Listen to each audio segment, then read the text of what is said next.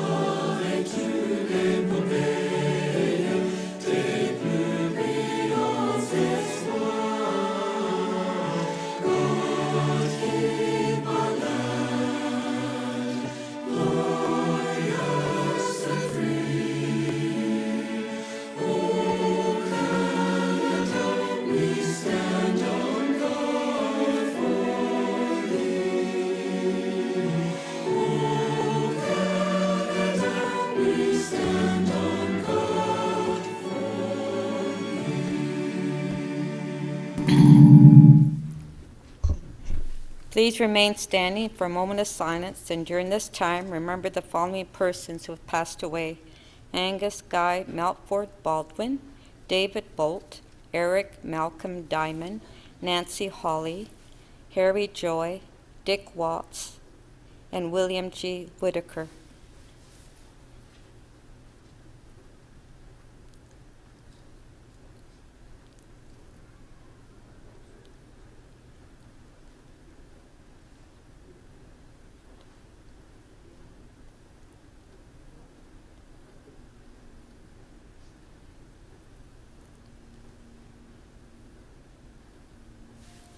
Thank you.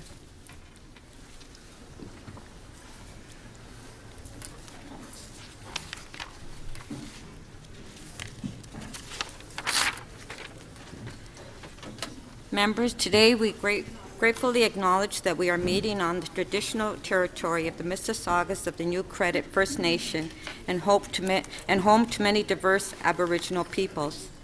For the benefit of those who are connected to the internet, the City Clerk has posted all of the agenda materials for today's meeting at toronto.ca/council.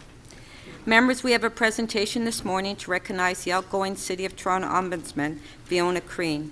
I would like to call upon Mayor Tory to come forward for the presentation.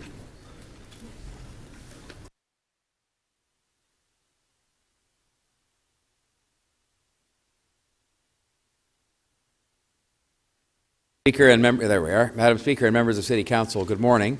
And it is my pleasure to be here today on behalf of all the members of the City Council to thank Ombudsman Fiona Crean for her dedication and service and hard work on behalf of the City of Toronto.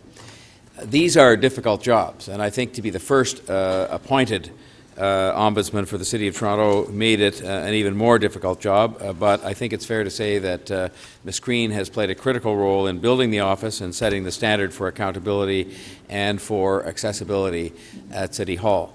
I think we can all agree it's not an easy job. It's not a job that necessarily makes you popular, especially in this room. But I can well remember, and I've shared this conversation with Fiona, I can well remember when I was at Queen's Park as the Leader of the Opposition, and Andre Morin, who of course was somewhat of a crusading ombudsman, I would have him in my office where he'd be coming to tell me about his reports that were about to be released, and I would say to him, you know, I would say, right now I'm the opposition leader and you're sort of my best friend and a person that I think is terrific and I just love your reports. But I said, if I ever have the chance to become Premier, which I was trying to do, I have a feeling we wouldn't get along quite as well. And he just sort of shrugged his shoulders, and I think in the case of Fiona Crean, the same thing applies. It's a difficult job. I don't think anybody would blame her if she left here to take a long vacation. but instead she's going to deal with Hydro One, and I will not comment on whether that's kind of out of the fat and into the fire or not. That's up to her, but she certainly would seem to be a glutton for punishment. But in all seriousness, I believe, and I think we all do, that this is a very, very important role in our system of government, especially if we're to maintain the trust of the public. And when I say we, if the government, the overall government of the city, public servants and politicians, is to maintain the trust of the public. And there is no question but that Fiona Crean dedicated herself to ensuring that services were provided fairly and equitably to the people of Toronto.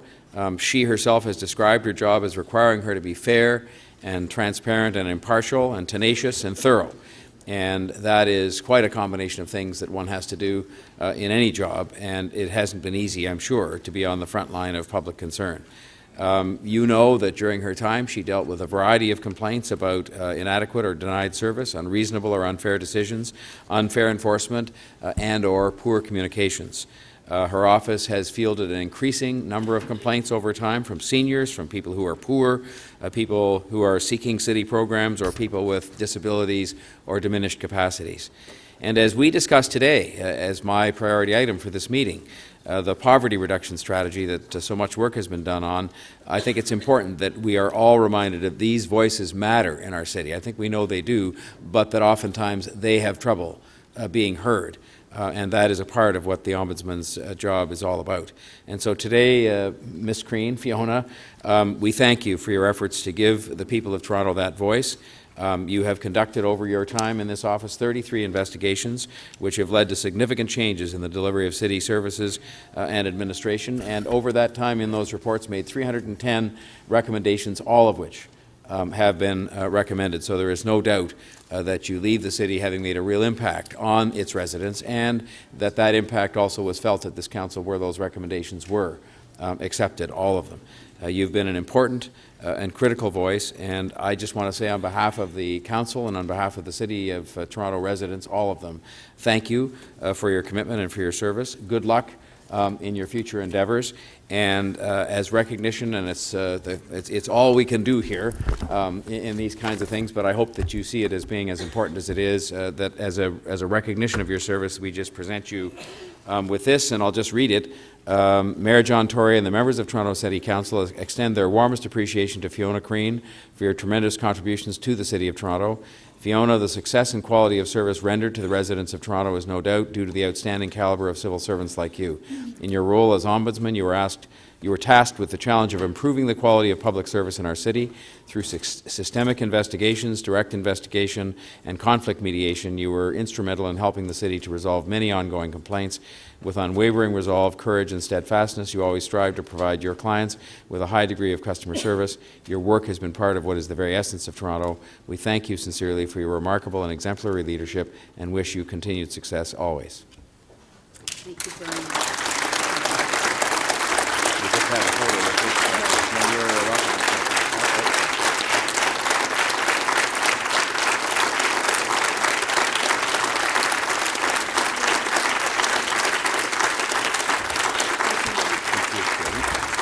Thanks very much.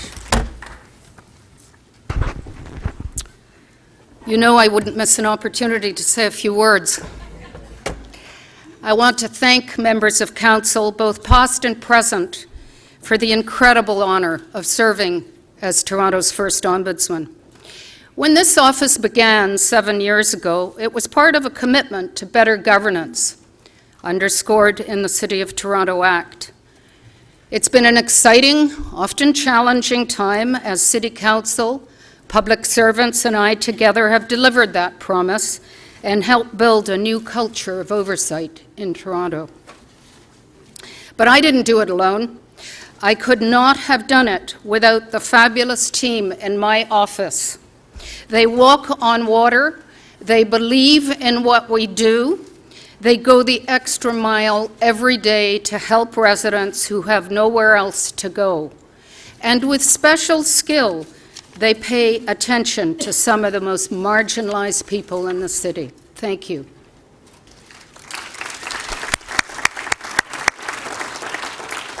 I also want to express my deepest gratitude to those councillors who championed oversight and good governance, and supported the growth and continuing existence of this office. I would be remiss today if I also didn't salute the public service.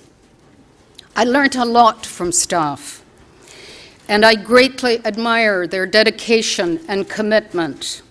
They stepped up to make significant improvements in the services provided to residents. They made important systemic changes across the public service. The faces of some of the residents we have served will always remain etched in my memory. The poor senior evicted from TCH in an arbitrary way. The residents frustrated that their claims for damages were arbitrarily dismissed. Those vulnerable homeowners shocked by skyrocketing water bills. The senior with diminished capacity at the mercy of rules she could not possibly understand. Together, staff, council, and the team have accomplished a lot. Council, as the mayor said, has accepted all my recommendations. May I say that one more time? Every single recommendation we have made in 6+ years has been accepted by this council. Now there are new rules in place to stop arbitrary evictions of seniors. There is a corporate framework for serving residents with diminished capacity. There are system-wide improvements for the handling of parking disputes. There are legislative provisions to forgive water bills on compassionate grounds. There is a new level of coordination for responding to emergencies. There is a new public service communication protocol and a new corporate record-keeping standards. And last, but by no means least, there is a public service bylaw. In a survey sponsored by the International Ombudsman Institute, senior city staff told us that the office had advanced fairness in municipal services, that they had improved equity in the city, and made improvement to citywide policies. In the 6+ years the office has been open, we've dealt with 10,864 residents, nearly 11,000 people who had nowhere else to go, who hadn't been able to find any other solution to their problem.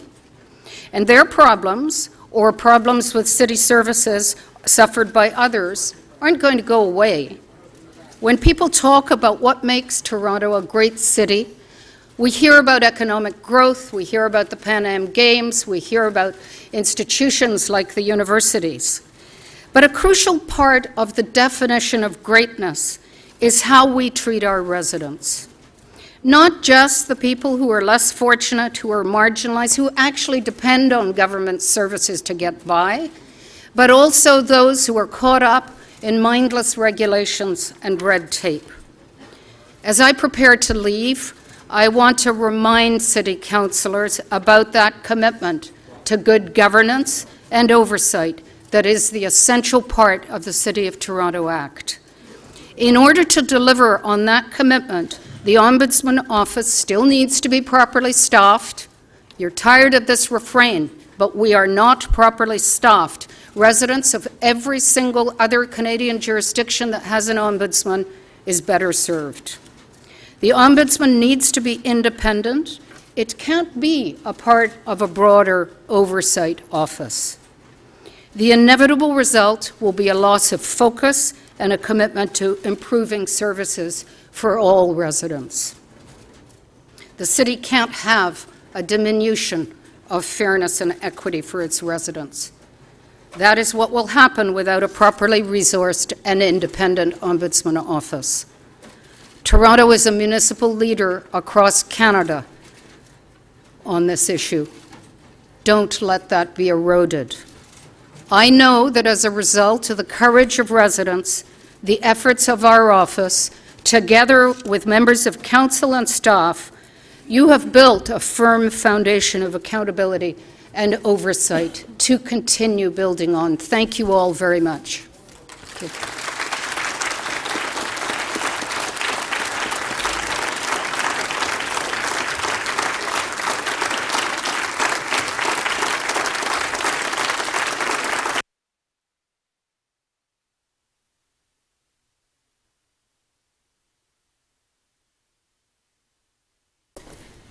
Thank you.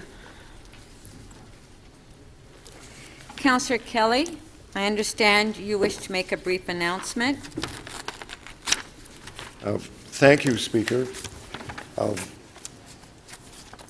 This November, or in 21 countries, has been renamed Movember. And it has so for a number of important reasons involving the male population. Ladies and gentlemen, here are the alarming statistics that involve cancer with the male gender. 1 in 8 Canadian men will be diagnosed with prostate cancer in their lifetime.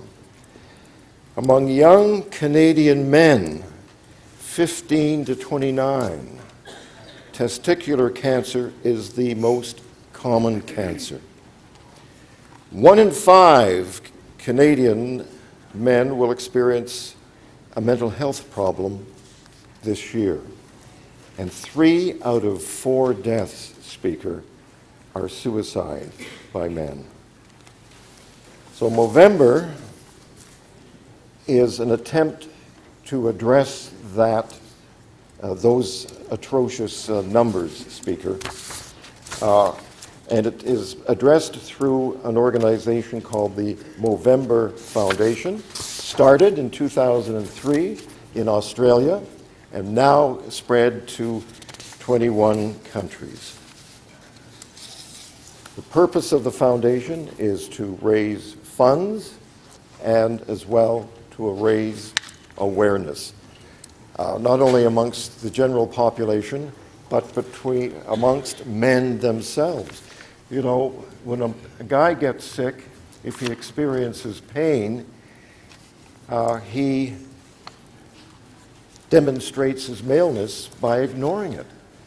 Well, I think that is a situation that has to be addressed because anything to do with health, Speaker, is very, very important. And this morning, Councillor Layton, as he has traditionally done in the past, rose the Foundation's flag on our green roof. And I want to, Speaker, thank Councillor Layton for the years that he's put in to promoting Movember, and to thank him for that. This month, you can grow a mustache. You can become a Mo-bro. Those are men who grow mustaches. You can become a Mo-sister, women that love the Mo and actively support Movember. You can become a Mo-mentor, men who will show long-term commitment to Mo style and inspire others in their hairy challenge. And I'm hopeful, Speaker, that the flag raising by Councillor Layton and this brief address by myself this morning will give Movember the necessary momentum that it needs to be successful. Okay, now all councillors, Thank you. raise your hands. Councillor McConnell, I understand you'd like to make a brief announcement. Yes, thank you, Madam Speaker, and I'll have the clerk circulate this after I've introduced it. It is an evening at the market. It's an event that will be on November the 12th. It's in, all proceeds will go to Food Share Toronto. And the evening will not only have oysters, kangaroo meat, flaming zaganti, but also it will have celebrity chefs, Lynn Crawford and Laura Kirk, as well as Zero Gravity Circus and jazz from Young Kings. It's $75. People can get the tickets online. But I would say that this is a real opportunity, Madam Speaker, to honor and to celebrate our great market that has been described as one of the 10 best, sometimes the best in the world. but certainly from Toronto's perspective, has also been a place in which not only is food shared, but actually the event is for food share. And so I want to thank the merchants for bringing forward this initiative, for Nick and his team at the market, and encourage any members of council that are free on November the 12th, or anyone else, to go down to the market, donate your $75, and have a great evening. Thank you. Thank you. I will now call for a motion to confirm the minutes. Councillor Crescenti, you have a motion on the minutes from the meeting on September 30th and October 1st and 2nd. Yes, I do, Madam Speaker, and good morning. That City Council confirmed the minutes of Council from the regular meeting held on September 30th, October 1st and 2nd, 2015, in the form supplied to the members. Okay, thank you. All those in favor? Opposed, if any, carried. Members of Council, we have the following administrative inquiry from Councillor Davis before us today. Administrative Inquiry 10.1 regarding bylaw enforcement for Uber and UberX. The answer from the Executive Director, Municipal Licensing and Standards, was distributed yesterday. Under Council's procedures, an administrative inquiry and answer is not debatable. Members, the Licensing and Standards Committee has submitted item LS 7.7 to Council, which also seeks information on this matter. The Executive Director, Municipal Licensing and Standards, has submitted a supplementary report on that item.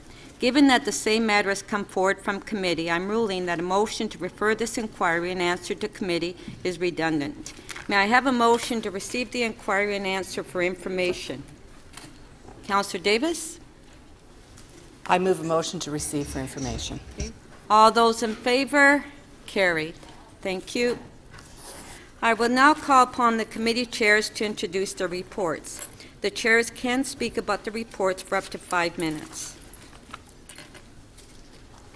Mayor Tory, you have a motion to introduce the Executive Committee report.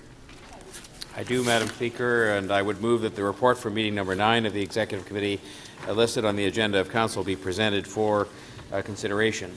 As always, Madam Speaker, we dealt with a variety of matters, and I want to thank the members of the committee and visiting members of Council and many deputants who appeared in particular to speak about the poverty reduction strategy.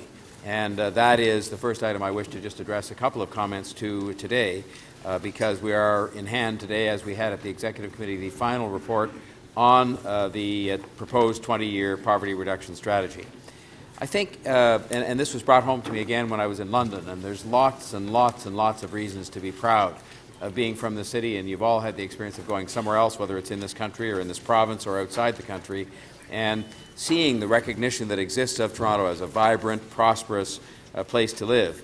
But we all know as well at the same time, and I speak about it without hesitation in those other places in the appropriate way, that there are many people in the city who are unable to access the benefits that the city has to offer to people, and instead find themselves on the outside looking in and living in circumstances that are likely to see that status perpetuated if we don't do anything. And that is despite a range of strategies and programs that we have. We find that there is a difficult life for people, many people in Toronto, and for some, a life that is getting worse and not better. And this is a threat to the long-term success. In fact, I think it's the biggest threat that the city faces to our long-term success. And so the report outlines a vision, as members of Council know, for a 20-year strategy through which the city and its local partners and its other governmental partners, and I will underline that part, its other governmental partners, because we will not be able to do this without real partnership from them and with them, can find ways to alleviate poverty in the city and make a big difference for the well-being of the people of Toronto. The commitment to act, provided that it is done both with reasonable expectations and with an understanding that we'll carefully and continuously assess the effectiveness of what we're doing, I think is representative of what could be the single most important statement of priority that this mayor and this council will make in the term of office that we're presently serving. Because we have to continue to set an example and to show the leadership that will make sure that we can actually get some things done. But I think it will combine those partnerships with a lot of people, the private sector, other governments, nonprofit organizations, and average citizens, as well as reasonable expectations, as well as a commitment to continuously assess the effectiveness of what we're doing. Secondly, Madam Speaker, and by the way, the poverty item, the Speaker will mention this later, will be done as the Mayor's priority item, and it'll be dealt with tomorrow for a variety of reasons related to the timing for some of those involved. The second thing we did was to consider, and the Executive Committee recommends to Council that it endorses the project scope for the George Street Revitalization Project and Seton House Transition Plan and forward them to the City Manager for consideration with other city priorities as part of the 2016 budget process. This builds on a 2013 decision to approve in principle the revitalization of George Street through the co-location of long-term care, shelter services, and a community service hub in a new facility to replace the aging Seton House. And I've had an opportunity, as many of you will have, to see that aging with my own eyes. It's a complex and, frankly, largely unfunded undertaking as we embark upon it, but that doesn't and shouldn't stop us from doing these things that are recommended in this report to make sure we can maintain and improve the vital services provided at Seton House and maintain the viability of our overall shelter system. I think it's important that we get on with finalizing what we would do with this project going forward, and I don't think we should be diverted by those who will claim that an investment of hundreds of millions of dollars to expand and to modify and diversify the services offered on that site represents some kind of a cutback, because it isn't. We also, Madam Speaker, considered the update of the long-term care homes and services capital renewal plan and recommend approval to proceed with a staged approach to address what are mandatory redevelopment of 5 long-term care homes. As you know, we've had a start on this, but there's much more that has to be done. It's not an optional thing, it has to be done. And then thirdly, Madam Speaker, we City Council direct city staff working with the TTC and Waterfront Toronto, and where this was considered by us and we've recommended it to you for approval, to undertake a review of Waterfront Transit initiatives and options and provide a status update to the Executive Committee in the first quarter of 2016. This is an area of vital needed attention for us when it comes to transportation, given some of the incredible and wonderful development that has taken place on the waterfront, but it has taken place, as it has happened in a number of other areas, without concurring transit development, and this is an approach to propose to advance that. Finally, I'll just say a word, if you'll indulge me, Madam Speaker, about the proposal that the Executive Committee considered and brought forward here. And in fact, our recommendation was different than what the staff recommended, but we enthusiastically recommended to you and will again here today that the City Council confirm its support of the Aga Khan Foundation Canada in its efforts to obtain provincial legislation that would enable Toronto City Council to exempt the Ishmaeli Centre Toronto, the Aga Khan Museum, and the Aga Khan Park from property taxes. I think we all know of this remarkable community and the many things that it does. I think many of us will have had the opportunity to visit an equally remarkable facility where, just to talk about the park alone, it is a park that has been developed by that community at its own expense, but where they desperately want the rest of the community to use it. They will maintain it. They want our citizens to use it. And I think that we'll have a chance to discuss that as we go forward in the next day or so. So I look forward to our discussions over the next 2 days, and I will commend the Executive Committee report to you as we consider those items. Thank you, Madam Speaker. Thank you.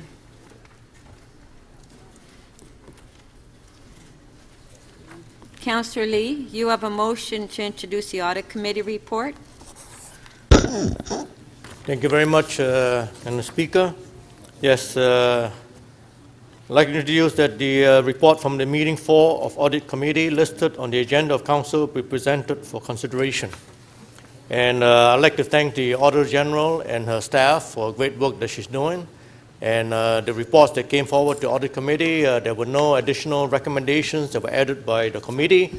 And but I'm not sure what Councillor Ainsley is holding 2 items of the report, but I'm quite sure I'll find out soon enough. And I hope that if you have any questions, you will contact the Auditor General and inquire about it. Thank you very much. Thank you. Councillor Mihevik, you have a motion to introduce the Board of Health reports. Thank you very much, Madam Speaker. It is my pleasure to introduce reports from meeting 4 and 7 of the Board of Health listed in the agenda of council to be presented for consideration. I think the primary item, there is one dealing with the cold weather protocol that is interesting. I see that it is held. But the more important one perhaps is the hookah lounge and what we do there. And the only thing I would say, just by way of introducing it, is the medical officer of health and the science-based research that has occurred not just in Toronto but frankly across the country and around the world. It's very simple that hookah use, and I'll just quote from a briefing, exposes both the users and the bystanders, including employees, to unacceptably high and in some cases hazardous levels of carbon monoxide, PM 2.5, and cancer-causing chemicals. That, at the end of the day, has to inform our judgment as a City Council. And I do hope that we do the right thing there. But I'll save my other comments for when the debate happens. Thank you, Madam Speaker. Thank you.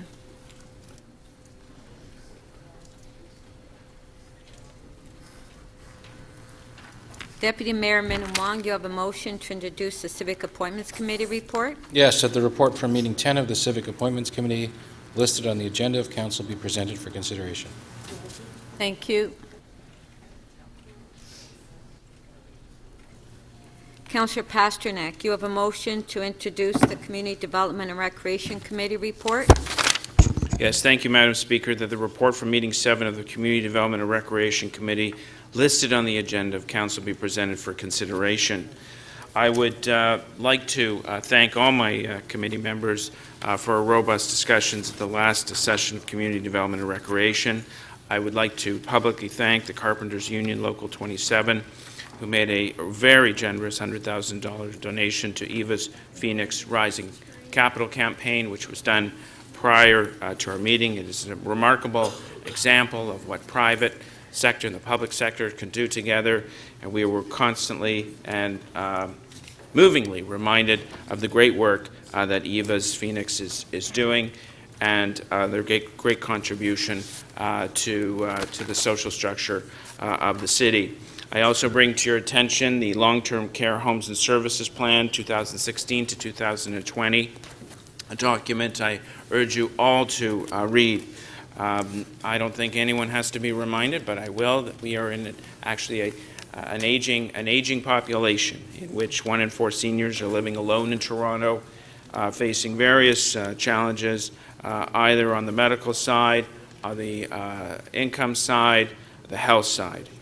And this department, which might seem small in scope, has a growing role to play as we drive towards an age-friendly society, and we make sure that we implement as many provisions as possible on the Toronto Senior Strategy. Whether it's homemakers and nurse services, adult day programs, Meals on Wheels, or the long-term care facilities themselves, we understand that our aging population must be treated at safety, with dignity, and be rewarded for the great contribution they have made to this country, or if they are a newcomer, to the country of their origin. It is essential that we pay greater attention to this division as they lead the need for more robust interventions in home care, early medical detection, and making sure that the supports that we often will look to in our old age that are given to the populations around us. There will be a time when our lawn signs will long be recycled, where the calls from the mayor's office will go silent, and we will be moving on from this chamber.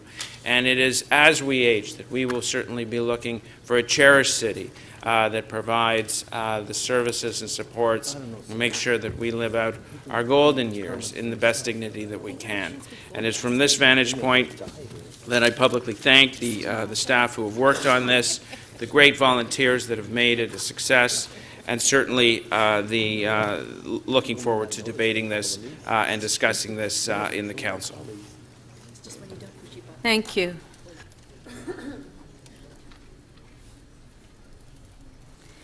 Councillor Kelly, you have a motion to introduce the Economic Development Committee report.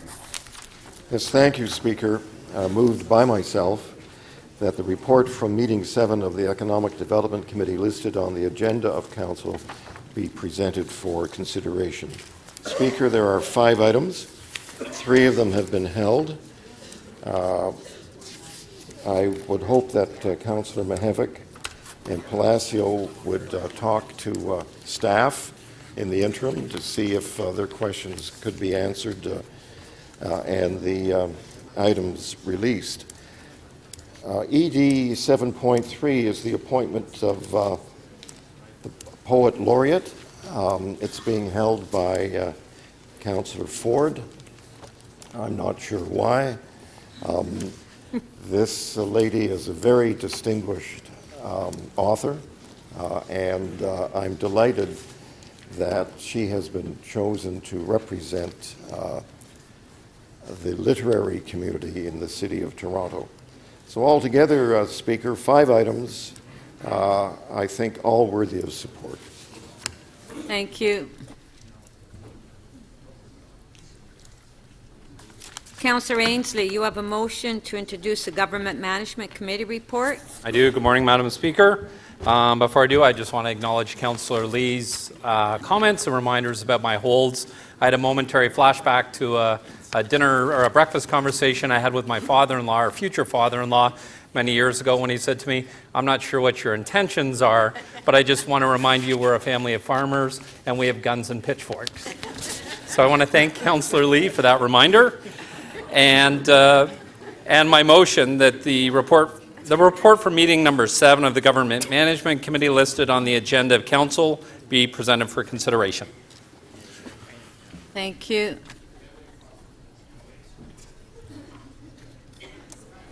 Councillor Palacio, you have a motion to introduce the Licensing and Standards Committee report. Yes, I do. Good morning, Madam Speaker and members of the public. I would like to move that the report from meeting number 7 of the Licensing and Standards Committee listed on the agenda of Council be presented for consideration. Thank you. Councillor Bardinetti, you have a motion to introduce the Parks and Environment Committee report. Thank you, Madam Speaker, and good morning. That the report from Meeting 7 of Parks and Environment Committee listed on the agenda of Council be presented for consideration. Thank you. Councillor Shiner, you have a motion to introduce the Planning and Growth Management Committee report.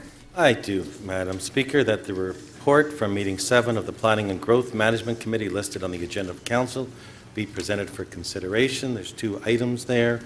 The first item, mid-rise building performance standards monitoring, has been held by myself. So, Councillor Lee, I can't ask myself to release it yet. But I have held it because I'm hoping that members of Council will, during the course of today and possibly tomorrow, address any of the concerns they may have with it to see if we can address them at Council or not. At the committee, we did move an amendment, and I moved it on behalf of my colleague, Councillor Doucette, in particular in regards to Bloor West Village, to try and reduce the height of the building so it wouldn't be a 1-to-1, it would be a 0.8-to-1 ratio. And there's been some comments and some other colleagues that have said they would like to consider that for their own area, and yet there's been some concerns from staff about changing it across the city. So if you have an opportunity over the course of today to let me know what your thoughts are, I'd appreciate it so I can then decide why I'm holding it, and Councillor Lee won't get mad at me for holding it for that regards. But thank you very much. I look forward to hearing from all of you. Thank you.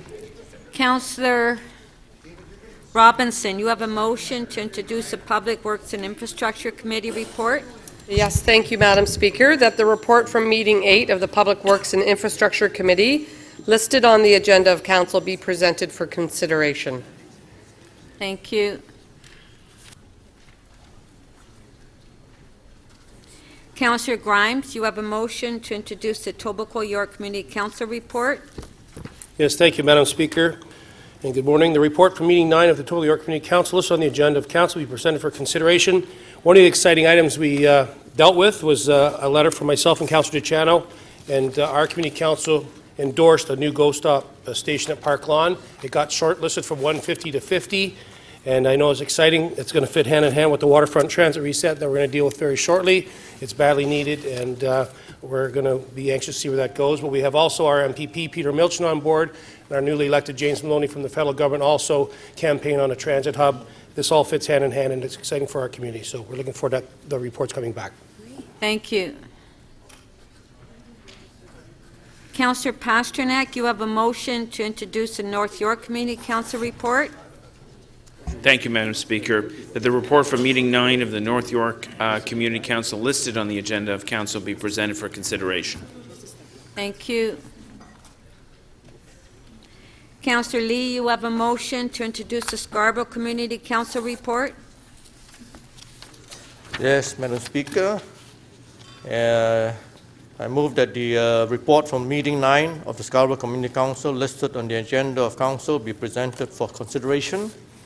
And I hope that nobody else holds any more items. Thank you very much.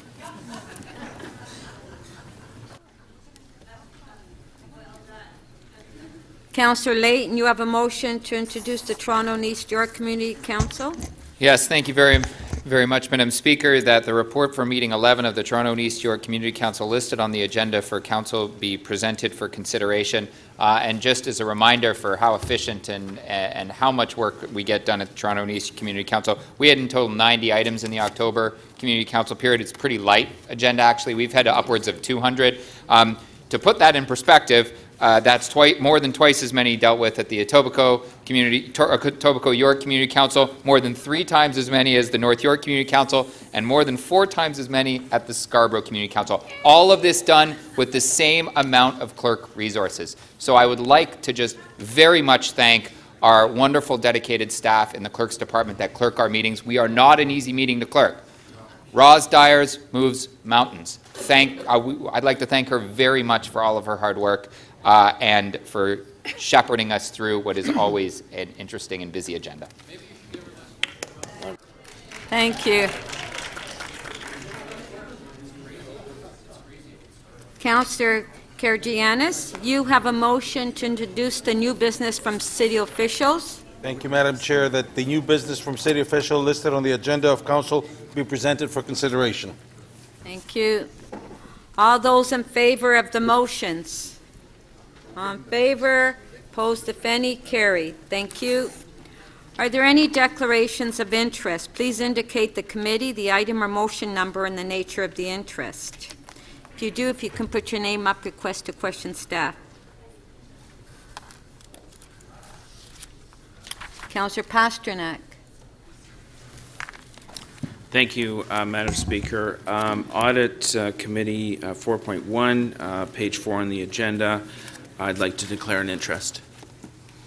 And what's the reason? The reason is that my spouse, who technically works for Toronto Public Library, is on long-term disability. Okay. Thank you. Is on long-term disability. So you should Thank declare you. an interest in the Auditor General's report.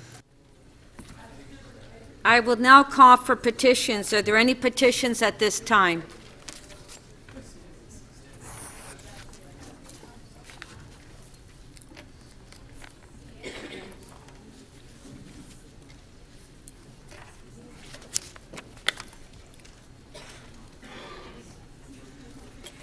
Members, I will now review the order paper.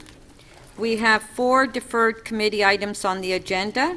EX 8.29 on the Toronto Police Service 2015 operating budget, and EX 8.30 on the Toronto Police Service Parking Enforcement Unit operating budget, ED 6.14 on establishing an advisory group, and PW 7.20 on a loan program for replacement of residential private side lead water service pipes. The Mayor has designated Executive Committee item EX 9.5 on Toronto Prosperity Reduction Strategy as this key matter for this meeting. That item will be considered as the first item of business after member motions on Wednesday, November 4th. Members, there are a number of related matters on this agenda that I propose to be considered together. Deferred Executive Committee EX 8.29 on the Toronto Police Services operating budget. and as well the Toronto Police Service 2015 budget adjustments and operating budget variance report. Those two items, 29 and EX 9.13, that we deal with those two items together. Board of Health, item 4.1, use in licensing establishments with Licensing and Standards Committee, item LS 7.2 on the same issue. And Board of Health, item 7.3 on Toronto's cold weather protocol with Community Development and Recreation Committee, item 7.3, be dealt with together.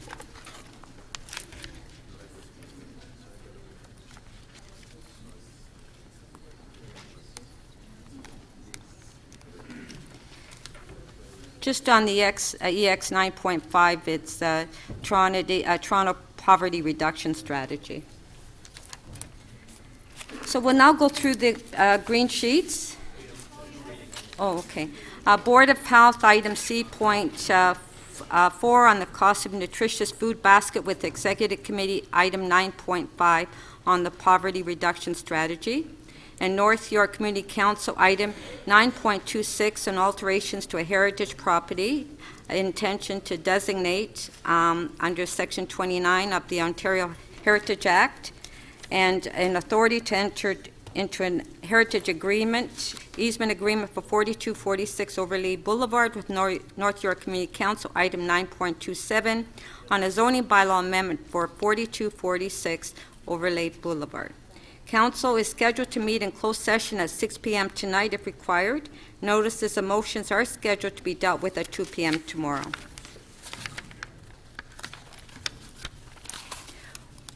We'll now go through the green sheets. Starting with page 3. On page 3, every item is held down. Page 4. Councillor Mihevc? Page 5, on page 5. Okay. On page 4, Councillor Crisanti? No, I have page 3, Madam Speaker. Oh.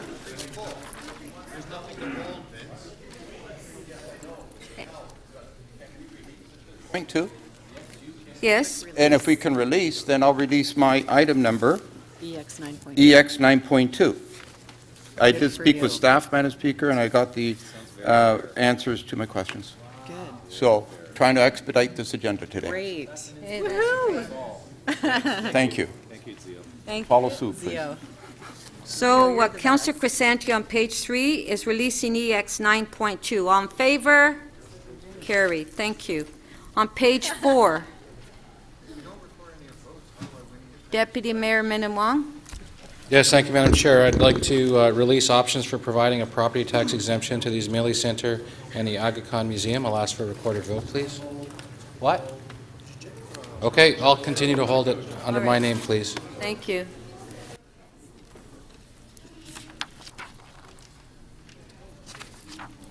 Any more on page 4?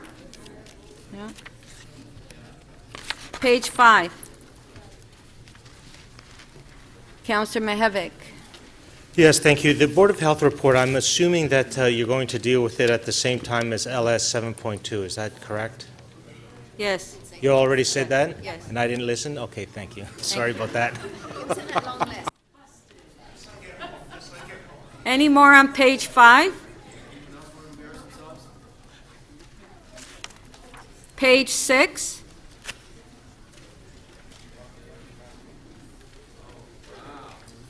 Page 6, Councillor Crisanti. And once again, Madam Speaker, I did speak with staff on item number GM 7.3. I'll release that as well. God, you're really into releasing things. My. Thank you. Okay, Councillor Crisanti is releasing item on page 6, GM 7.3. Okay, all in favor? Carried. Thank you. Page 7. Councillor Wong Tam, page 7. Yes, good morning, Madam Speaker. I'd like to hold LS 7.3, Infection Control Training and Certification of Personal Service Setting Workers. Thank you. Okay, page 8. Councillor Fragadakis. Yes, Madam Speaker, I'd like to hold PW 8.7. PW 8.7? Yes. Okay, thank you. 8.7? Councillor Doucette. Thank you very much, Madam Speaker. I am going to release Etobicoke Community Council 9.11. I just wanted to be recorded in the negative for this one, please. Okay. That was the negative I'd like to be recorded in. Yes. Okay, so page 8, EY 9.11. Oh, sorry. Count. Okay, continue to hold it then. Thank you. Councillor Mamalidi. Madam Speaker, I've been asked to just hold 9.26 by staff temporarily, and I think they've got a motion coming forward sometime today. Okay, so that's on page 8, EY 9.26, right? Okay, thank you. EY.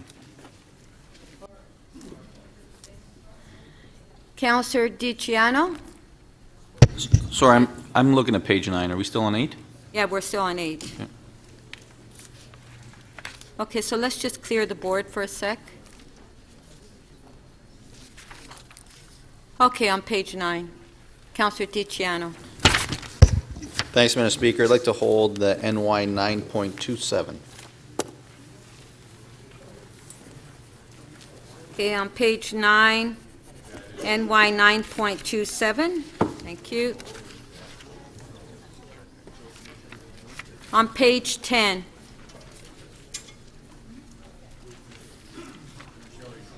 Councillor DiCiano on page 10. Just a favor. Councillor DiCiano, page 10. What are we looking at? No, sorry, Madam Speaker. Okay. I don't know why, man. Okay. Page 11. Mayor Tory? Yes, I'd like to hold, Madam Speaker, TE 11.41. Okay, thank you. That's T 11.41. Councillor Davis. Thank you, Speaker. I'd like to hold CC 10.1. City's contract with IBM Canada relating to the FPARS project. Okay, that's on page 11, CC 10.1. Thank you.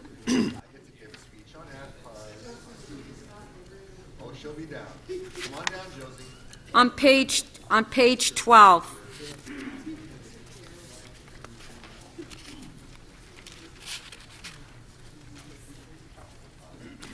Councillor Fletcher on page 12. Yes, I'd like to hold CC 10.8, appointment of members to the Build Toronto Board, Madam Speaker. Okay, that's on page 12, CC 10.8. Thank you.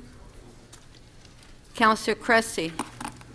Thank you, Madam Chair. On page 12, CC 10.7, 283 Adelaide Street West, I'd like to hold that. Thank you. Thank you. So everything's been held down. Councillor Matlow, because the only thing left is members' motions. That would be tomorrow. I'm aware of that. Oh, okay. Good morning, Madam Speaker. I'd like to release and move deferral on behalf of our community in agreement with city staff and the applicant. CC 10.6, deferral for one cycle. Okay, so that's on page 12, CC 10.6. You're deferring? Yeah. To the next council meeting? Indeed. Okay.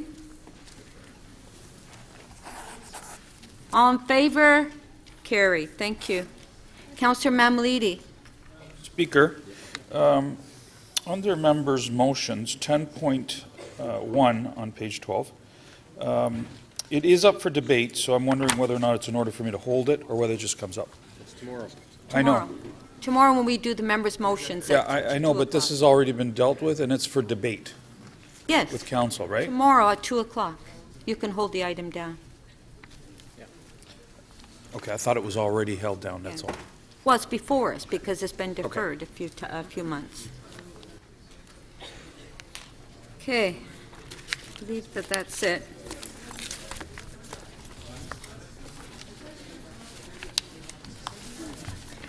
The city clerk has noted the items that members wish to hold down. We've gone through that. And, Councillor Pasternak. My apologies. I missed one on page 5. Board of Health, 7.4. Okay, so on page 5, Board of Health, HL 7.4. Councillor Pasternak, you're holding? Okay.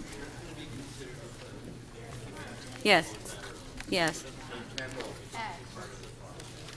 Yeah, that will be held down with the mayor's key item, Councillor Pasternak, so it's held down. She was already held down?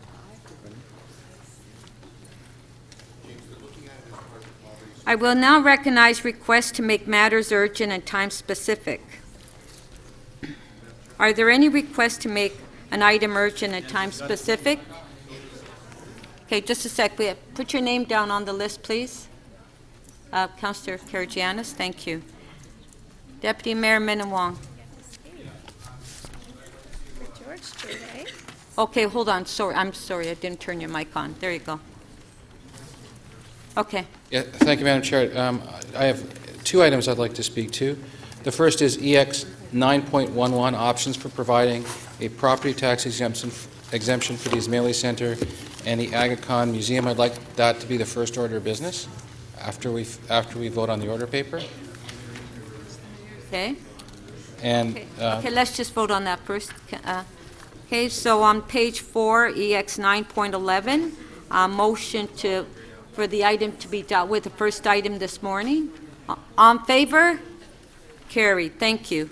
You have another one? yeah, I do. This is under new business CC 10.8, appointment of members to the Build Toronto Board. Yeah, and I'm suggesting that we could do it the first item after notices of motion tomorrow. Oh, that's already have that? Mayor's Okay. key item after notices of Okay, motion. pardon me. How about let's try after lunch today? First item after lunch today? Okay, so a motion to deal with the item on page 12, CC 10.8, first item after lunch. If Yes. Okay. Okay. Oh, just one moment. Councillor Fletcher? Speaker, there's a member's motion in front of us by our Mayor Tory and Deputy Mayor to look at changing Build Toronto and who could be the chair of the board. And I'd think maybe if that is going to be in front of us, that we should have that discussion together because it's about the board. So that would preclude it from being today, of course. It would have to be after members' motions. So. Okay. Yeah. Motion. So maybe if the poverty reduction strategy is after notices of motion tomorrow, we can deal with it immediately after the poverty reduction strategy? Okay. Is that fine? That's yes? fine. Thank you. All in favor? Carried. Thank you. Councillor Robinson. Thank you, Madam Speaker. PW 7.20, loan program for replacement of residential private side lead water service pipes. What page, please? It's page 3 on the green sheets, and I'd like to propose that we time that because that's a deferred item. It's also here without recommendations from PWIC, so I'd like to time that for this afternoon after lunch, if that's possible. So after lunch. Okay, so Councillor Robinson is recommending on page 3, PW 7.20 be dealt with after lunch. All in favor? Carried. Thank you. Councillor Mamalidi? Madam Speaker, page 7, LS 7.7. I would request that we deal with this tomorrow morning. And the purpose of that is there are individuals that may want to be here from the industry to find out what form we're taking. So, okay, just a sec. Councillor Mamalidi is moving that on page 7, LS 7.7 be dealt with first thing tomorrow morning, correct? Yes. That's your motion? Thank you. Recorded vote.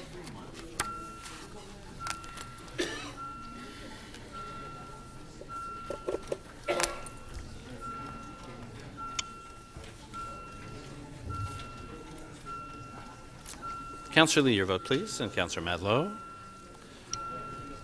Councillor Fragedakis? Councillor Lee, please.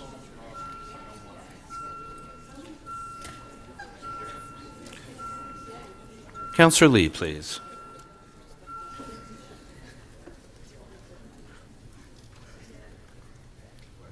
The motion to time the item does not carry. The vote is 20 to 21. Okay. Councillor Karygiannis?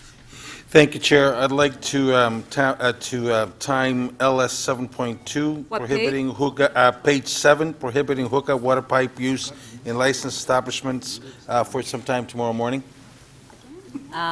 For some time. So we've already moved, what's being dealt with? Nothing in the morning, okay. So there's a motion to deal with page 7, LS 7.2, first thing tomorrow morning. Recorded vote. Recorded?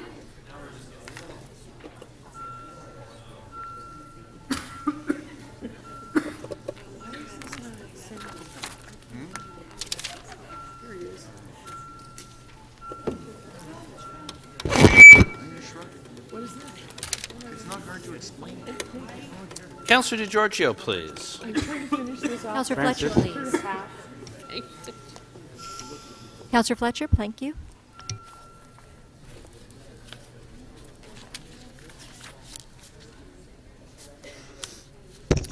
The motion does not carry. The vote is 16 to 25.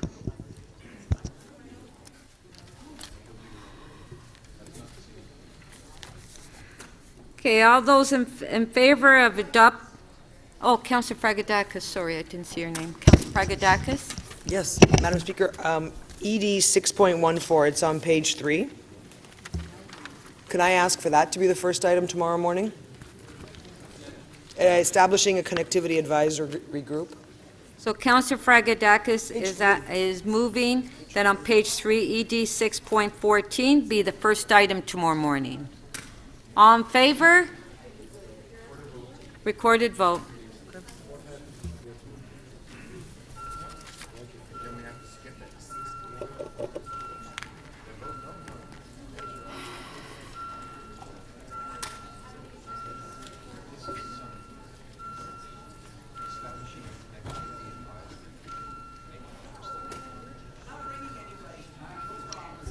Councillor Robinson?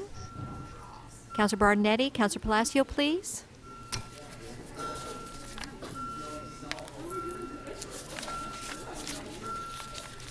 Councillor Lee, please, and Councillor Davis.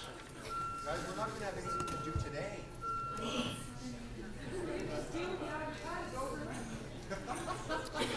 The motion to time the item carries 31 to 10. Okay. Before I move a motion, ask for a motion to adopt the order paper, there is an item that was not held and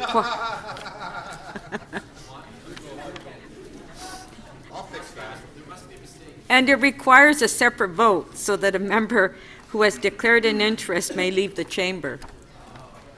That's Audit Committee 4.1.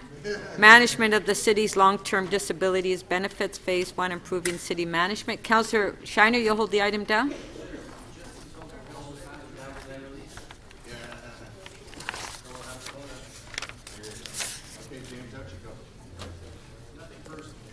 Mayor Tory? This is not a moment of, no, I do want to hold it down. I thought, actually, I was looking at Councillor Crawford held the loan item down. I would like to hold down the LTD item for a brief discussion, Madam Speaker. Okay. That's Audit Committee. You realize now you can't Okay, all those in favor of adopting the order paper? Pardon? And all items not held. All in favor? Recorded? Who asked for that? Oh, okay. Recorded vote.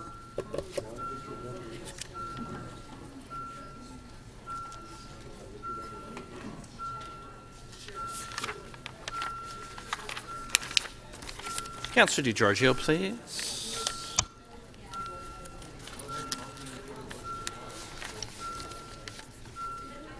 Councillor Robinson, please. Councillor McConnell.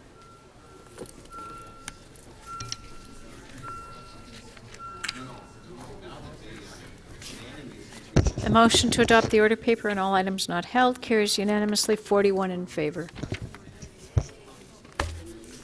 Thank you. Members of council, I want to stress the importance of preparing your motions in advance. The clerk staff are here to help you prepare your motions. In particular, if you intend to move a motion during the release of holds, I will insist that your motion be prepared in advance and given to the clerk. If you do not have your motion ready, I will not recognize you. And I'm also reminding members that you must state your motion first before you speak to it. Members, City Council follows a routine for the processing and adding of any motions without notice during the meeting. Please remember that a motion without notice must include a reason for urgency. If you have an urgent motion without notice you wish to bring forward at this meeting, please give your motion to the City Clerk's staff. They will prepare the necessary procedure motion for my review along with your motion. The chair must agree the motion is urgent before you can seek leave to introduce it at this meeting. It will require 30 votes to add a motion without notice to the agenda during this meeting. Motions added to the agenda in this way are not subject to a vote to waive referral to a committee or agency. I will be reviewing all motions carefully and will advise council after each recess which motions need a motion to add to the agenda. Thank you.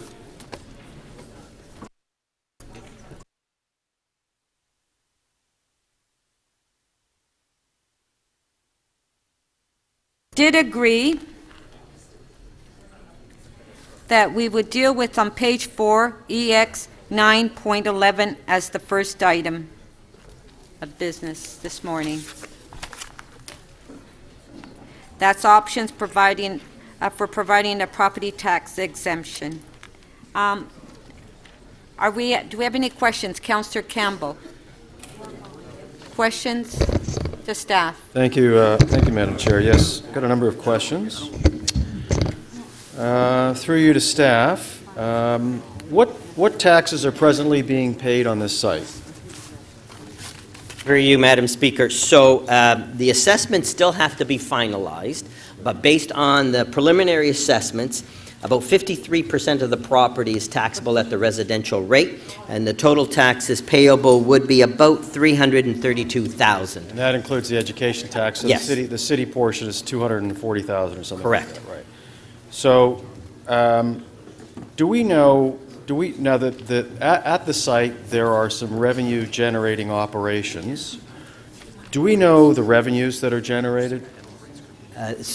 We don't, but impact in the determining of the assessments, that's what they still need to take into consideration in terms of the split between what's taxable and what is not taxable. So the staff report mentions that there are roughly 4,000 charitable organizations in Toronto and that the majority do not receive exempt status. What percentage of charitable organizations are exempt? That is a very... Well, it says a small percentage, yes. So somebody must know the number. I'm just looking up for Mike. Do we have that number? I don't have that number right in front of me, but we will get that. But the report is correct in that the majority pay the residential tax rate of charitable and nonprofit organizations. So, can you explain why? I mean, it's fairly clear on page 8 of the report that staff does not support tax-exempt status. Can you explain why that is the case? Yes. So, through you, Madam Chair. So, in the past, when these requests have been brought to us, I hate to sound like a broken record, staff has opposed all of them on this basis that if we make certain nonprofit organizations, give them a special treatment, it does potentially open the door for the rest of the charities and nonprofits that do pay property taxes, albeit at the residential rate, to come forward and ask for the same treatment. And that has basically been the reason why that we have taken the stand that we have in opposing. So has City Council approved any tax-exempt status for any organization since amalgamation? Yes, through you, Madam Chair, we have, and those are listed on page 7 of the report. So those were situations where they had private legislation at the request at the city, and then we've enacted a bylaw, the last of which is the TIF facility, which was done just in April of 2014. And in attachment 2, it outlines the other organizations that have received tax-exempt status, and most of those were done prior to amalgamation. Yes. So there are many museums in Toronto, most of which, would you agree that most of those do not receive tax-exempt status? That would be correct. There are also the other program that we have, exemptions for ethnocultural facilities, so some would get benefit through that. Okay, and this was this museum was built by the Aga Khan Foundation. And do you know the approximate value of the assets of the Aga Khan Foundation in Canada?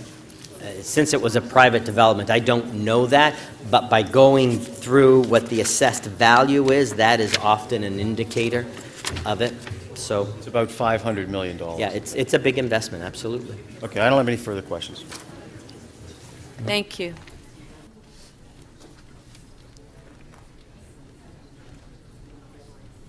Councillor Burnside, questions to staff? Yeah, for the CFO, please. The TIF, the foregone, would you agree that the foregone tax revenues for that are $870,000? Okay. For you, yes, sorry. If there were a church built, and I know we're not building a lot of churches, would that have tax-exempt status? Yes, so churches are exempt through the Assessment Act. Right. So council would not need to take a proactive step. But would you agree there are not a lot of ethnocultural and establishments or churches being built? Councillor Campbell made reference to the fact that everything was pre-amalgamation. Would you agree it's not like we're building restaurants or anything else at the same rate that was done pre-amalgamation? Yes, I would agree with that. Thank you. And would you agree that there is a rebate, the city has a rebate program? So if they don't get the tax exempt status, we then have a rebate program for ethnocultural centers? That's correct, and there's also a charities rebate that's in legislation. So you can skin the cat a few different ways, would you agree? Yes, and as the report suggests, half of the property is already tax exempt. More than half. Yeah. Sorry, just slightly less than that. My last question, for places such as TIF, do they have any revenue generating opportunities in that building? Yes, they do. Okay, thank you. Thank you.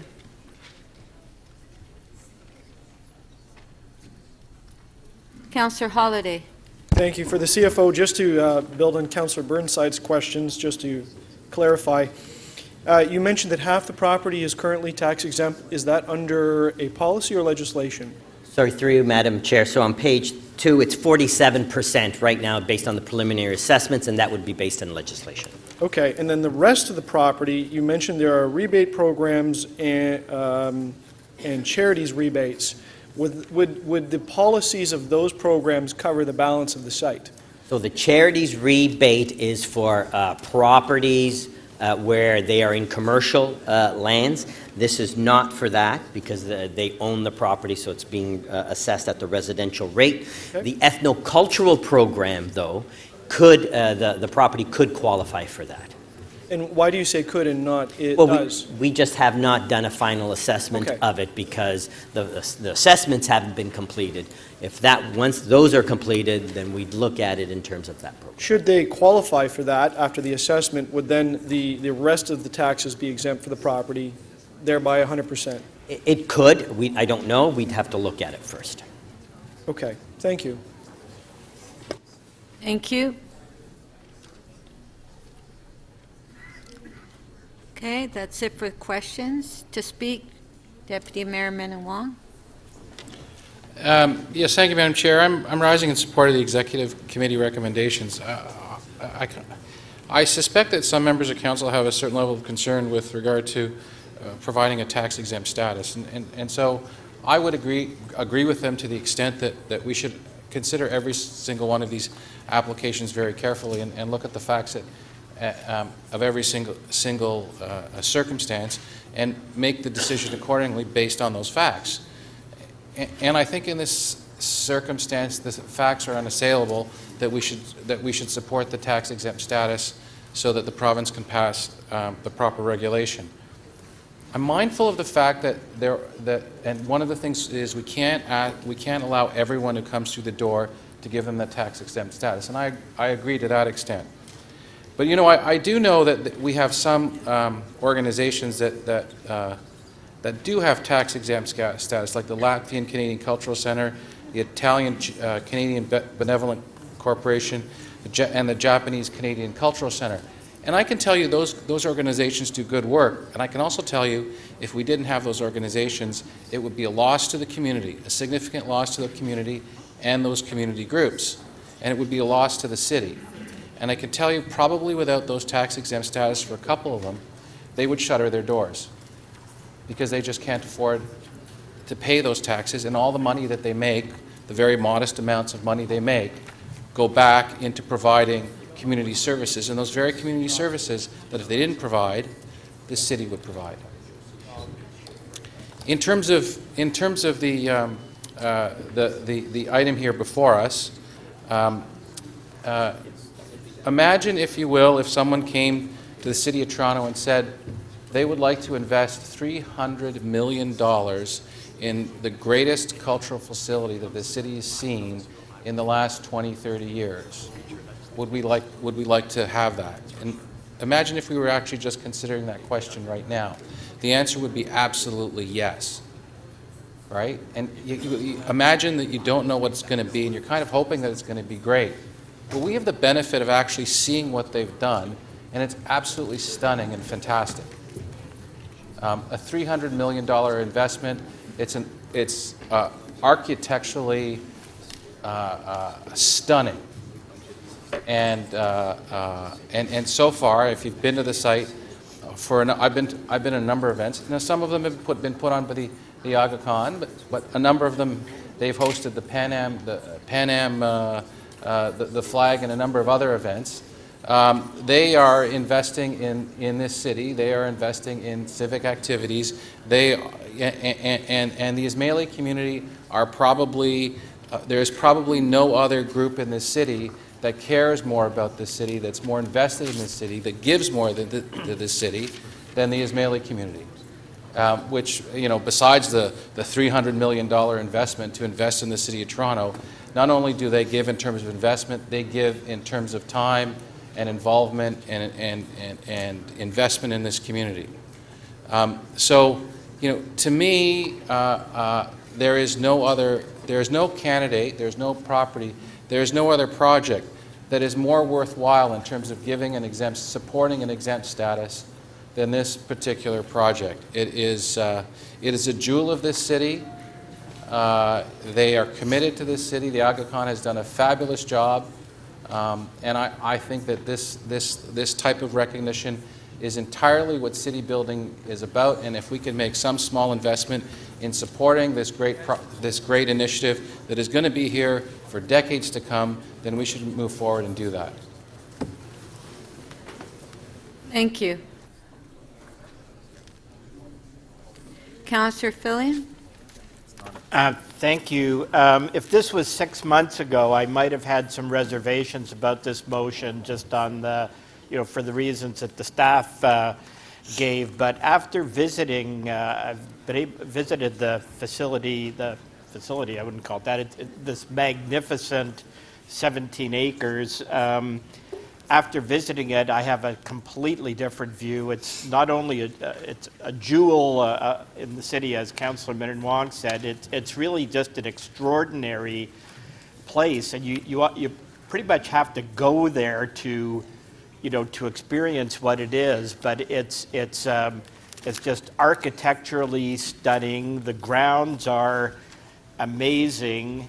There is nothing else like it in the city. This does not set a precedent for anything else because there is nothing else like this. And there's just so much that goes on there that gives back to the life of the city. And I know that they're interested in doing a lot more. They're being very proactive in trying to bring in the surrounding neighborhoods of Thorncliffe Park and Flemington Park. They're very interested in using their facility to promote the arts and culture and bring people in. They just have magnificent programs. They run social programs that benefit those who are in need in society. It's just a completely extraordinary place, and there is nothing else like it in the city, and it deserves some kind of special recognition and status from the city. Thank you.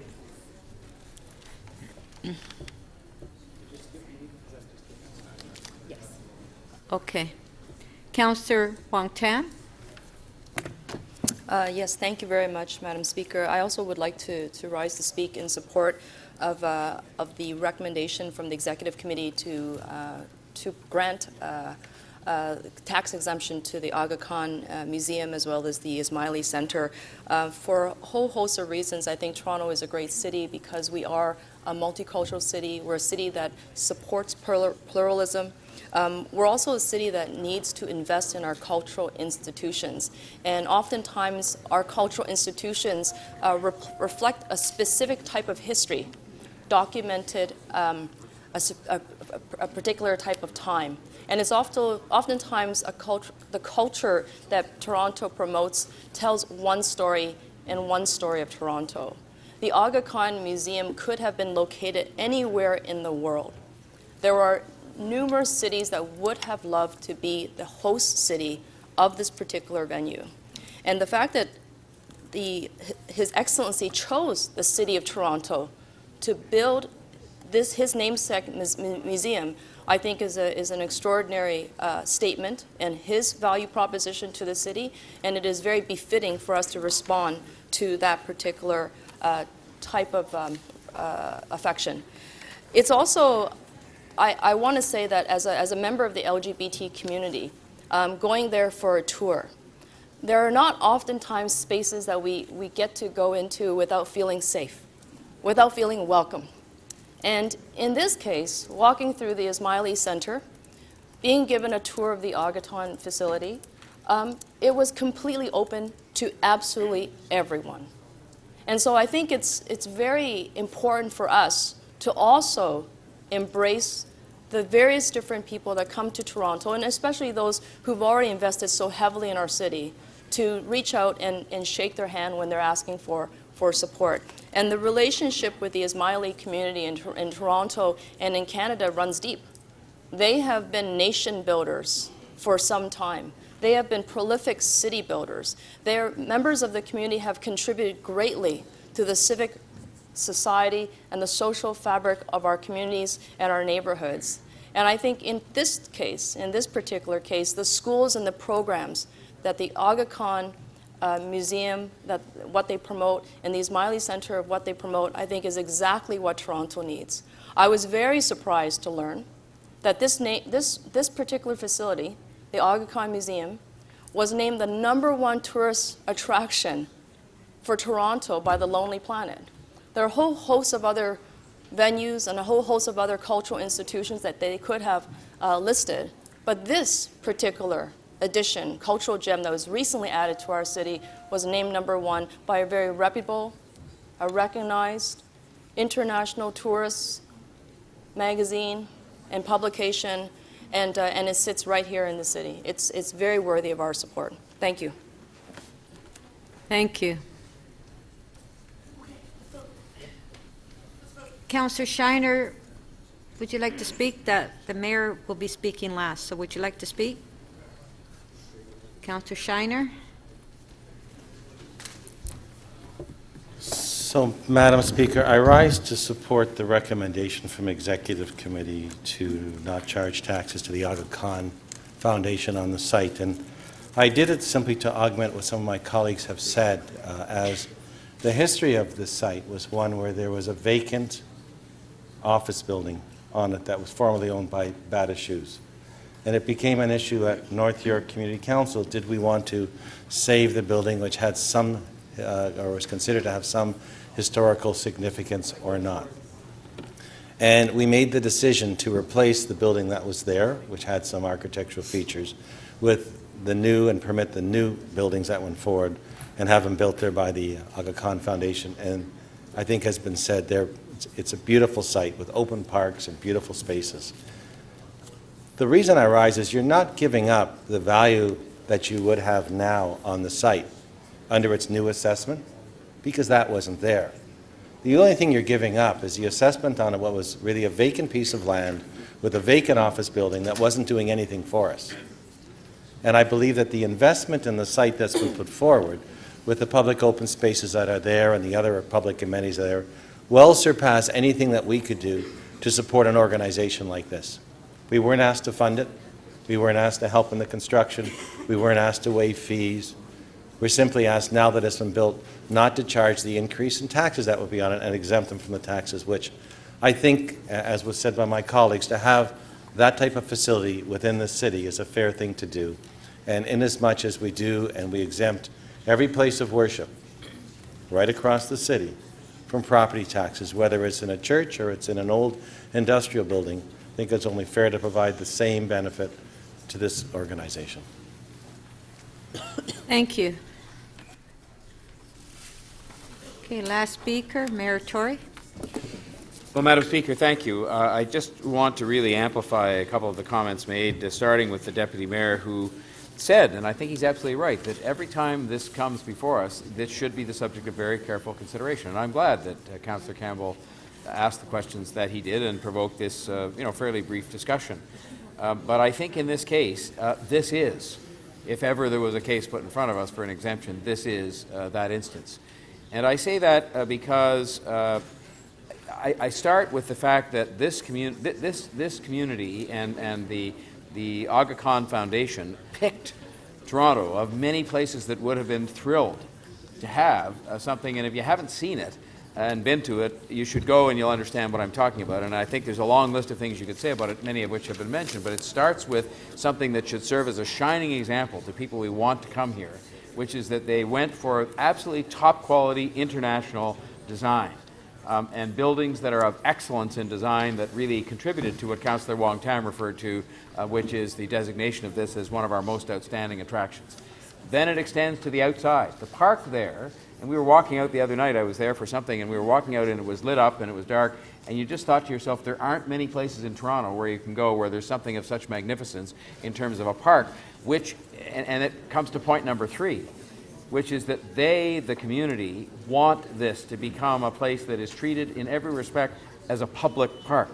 They want the community around it, as Deputy Mayor Menon Wong and others, Councillor John Fillion mentioned. They want this to be a place that becomes a center of public activity for those neighborhoods at no expense to us. There's no suggestion that people should come and use it and there'll be some other kind of arrangement. And you know what? I mean, it may well be this is the expense where we're giving up some revenue, but we're not doing it for that reason. We're doing it because this is what I'd noted here, fair, equitable, transparent, appropriate treatment for this facility upon that careful consideration. And I just think while we shouldn't necessarily look when we give careful consideration at these kinds of things, the fact is they have invested $300 million in this to produce something that is of extraordinary excellence, that is in large part a museum which has in it, I don't know if people know this again, I didn't until I went there, incredible artifacts about the Islamic faith and the Islamic culture. And back to something that Councillor Wong Tam said, this is a place where when people go there, and they've told me there are already school groups going there to learn. This is the essence of Toronto, where people can go to a place like that and learn about each other. And it's the essence of Toronto in another respect, which maybe while we can't take it as a formal factor in consideration, we should take what I would call as a lawyer judicial notice of, which is not just the magnitude of the investment, but also the history of this community. And again, it can't be one of the deciding factors. I would acknowledge that. But it should be something we think about in the context of these kinds of decisions, because this is a community, let's remember, that came here as refugees. It's part of the proud record we have in Canada, and they didn't all come admittedly as dispossessed people, but they came as people who were refugees fleeing persecution. They were welcomed here in this country and have more than returned 1,000 times over in terms of every contribution they make to this community, including, but not limited to, this museum and this park. Economically, philanthropically. I mean, the partnership walk that they have each and every year raises a huge amount of money to combat poverty globally. It's one of the biggest events that goes on in the downtown of the city every year. Many of us have been. And so I just think that for all of those reasons, some of which are factors that would be the subject of taking judicial notice as opposed to things you'd put on a checklist, this is one of the most appropriate candidates I've ever seen for this exemption, which we shouldn't be handing out, on a random basis. But I think this one is one where we, the Executive Committee, and I think hopefully now members of Council, as evidenced by the talks we've heard this morning, have considered this and have decided that the answer is to say yes. And so I would ask you to adopt the Executive Committee's recommendation that this exemption be recommended to the province for whatever legislative measure they have to take to make it happen. Thank you, Madam Speaker. Thank you. On EX 9.11, on the item, all in favor? Recorded vote. Okay.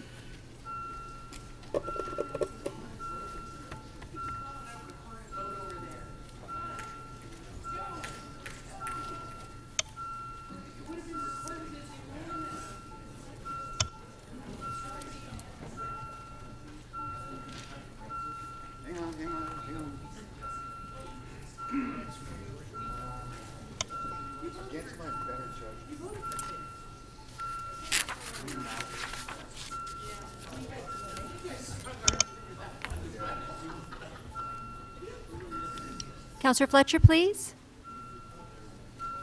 Every time we cut taxes, we cut a service. What service are we cutting here? Name the service.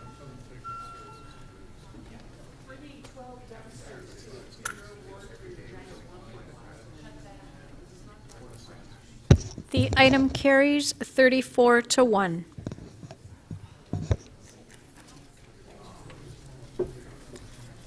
Okay, thank you. So we'll now go back to page 3 on the deferred item. EX 8.29. Councillor Matlow.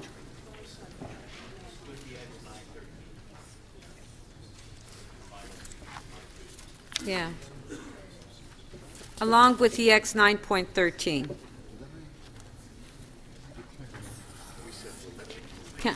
Councillor Matlow? Madam Speaker, I just wish to speak briefly to it. I'm sorry? I just wish to speak briefly to it. Oh, okay. Kelly needs to declare it. Councillor Kelly, you have an interest? Speaker, I'd like to declare an interest in EX 8.29.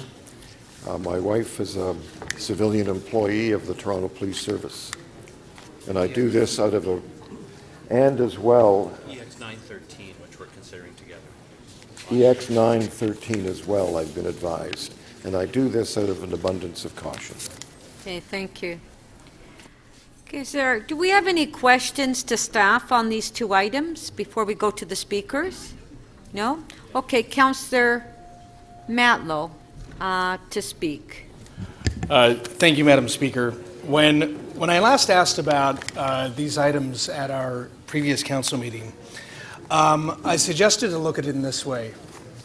If an employee came to their employer and requested a raise or any advancement in salary,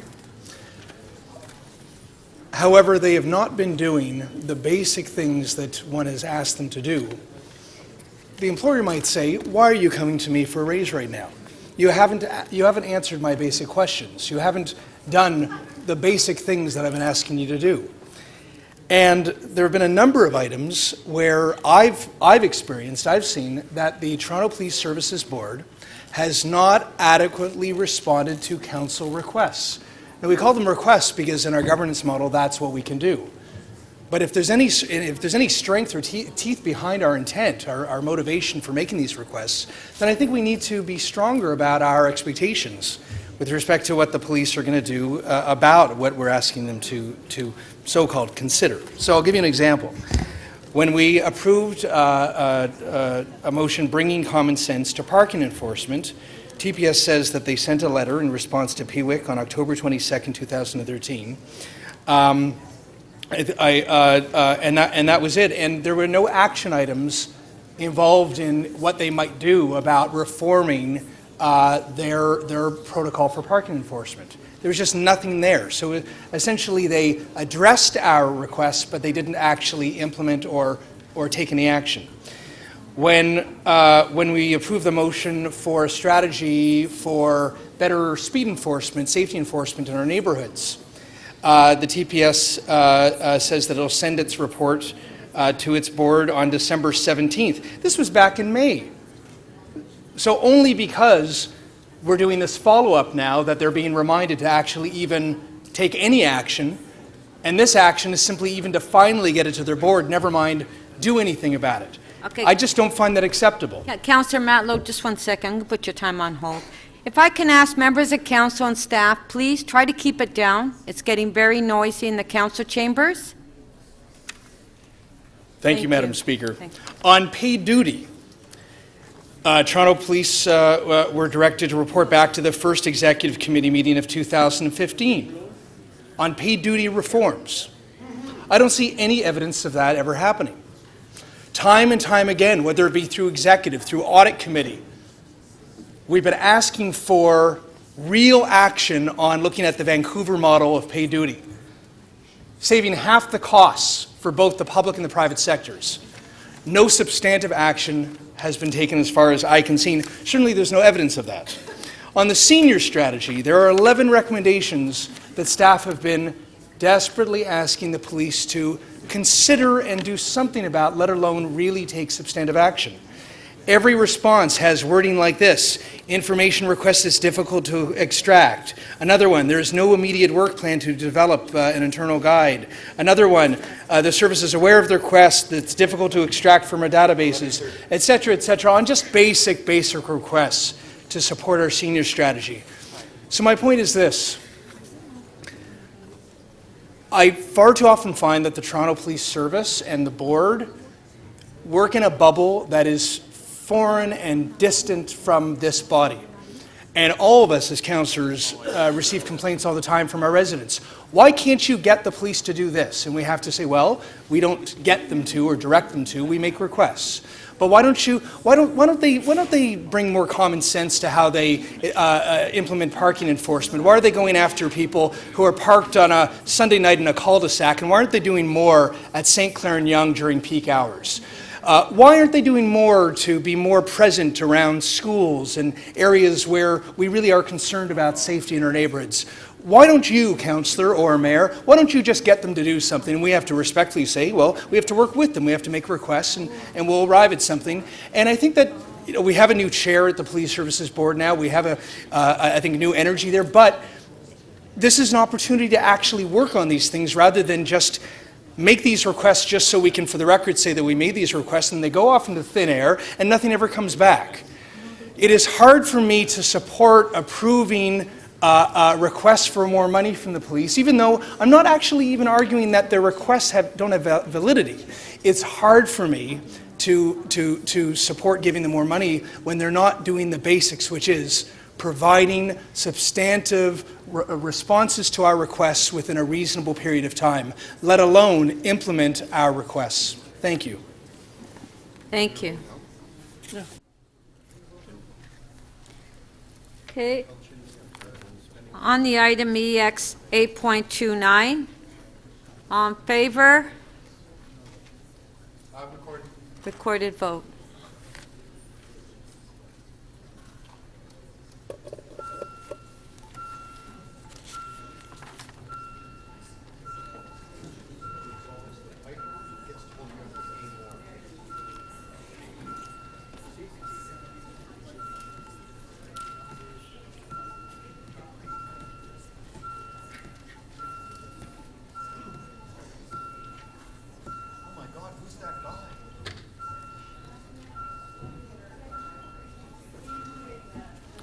Councillor Carroll, Councillor Layton, Councillor...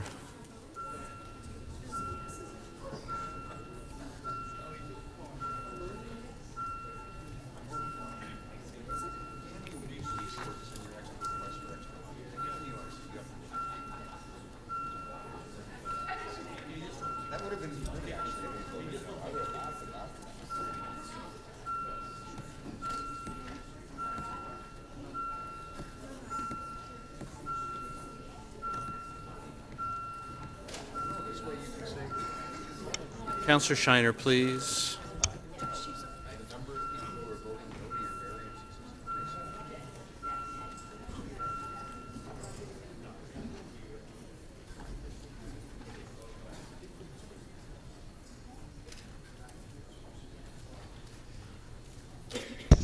The item carries 25 to 4.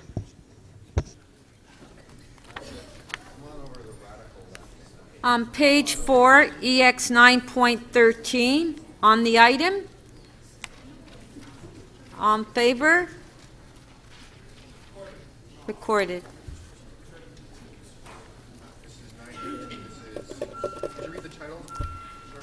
It's page 4, EX 9.13, the Toronto Police Services 2015 operating budget adjustments. We dealt with both items together. Now we have to vote on them separately. Thank you. Yeah, you're welcome. On page 4, EX 9.13. Councillor Perruzza, please. Councillor Layton. Councillor Robinson, please. Councillor Lee, your vote, please. Councillor Carroll, if you're on the floor, please.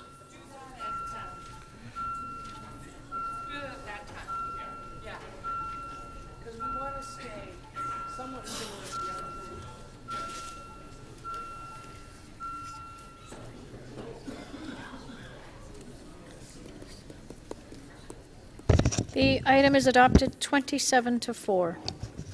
Okay, thank you.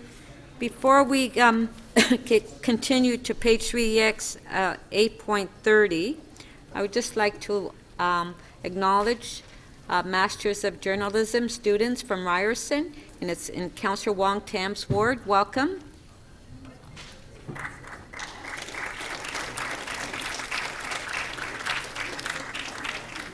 Thank you. EX 8.30, Councillor Matlow.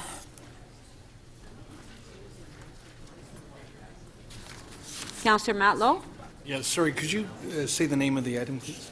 It's page 3, EX 8.30, Toronto Police Services, Parking Enforcement, Operating Budget Variance? Oh, I said it. Oh, okay, for both items, okay.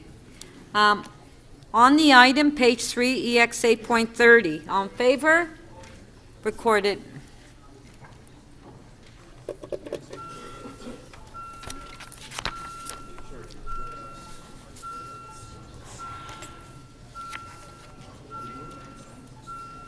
It's the two items that was held down from the other previous council. Councillor Carroll, please, and thank you.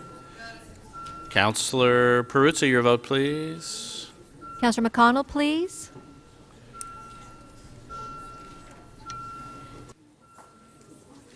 Councillor Cole, please. Councillor Bardinetti. Councillor Lee, please. Councillor Lee.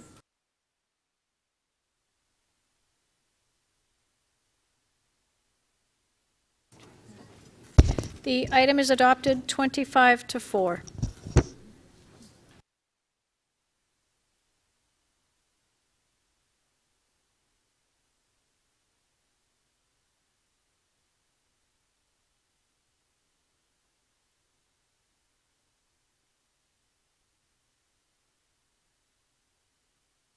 So our next item is on page 3, EX 9.6, George Street Revitalization.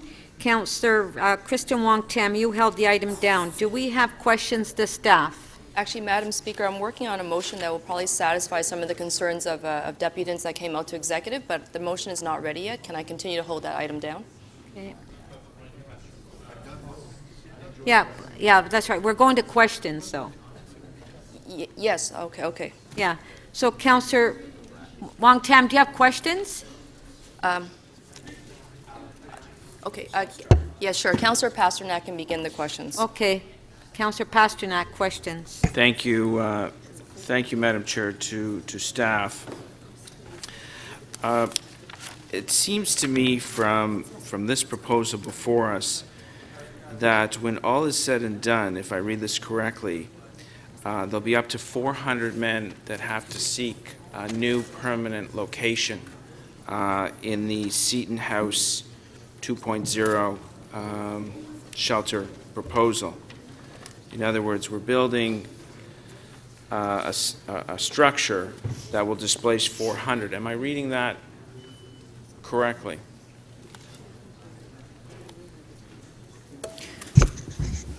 Councillor, there are currently just over 600 men, 634 men who are staying in Seton House, 295 plus 60, so 355 are in shelter accommodation in Seton House, and 280 are in supportive living arrangements. That's what's there now. When Seton House, when the redevelopment is completed, there will be 100 emergency beds on site, shelter beds on site.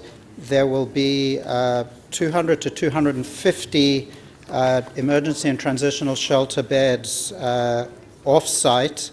There'll be approximately 130 assisted living on site, and then about 60 to 80 of the current residents will find their way into long-term care. We will have a contract for 150 supportive housing units.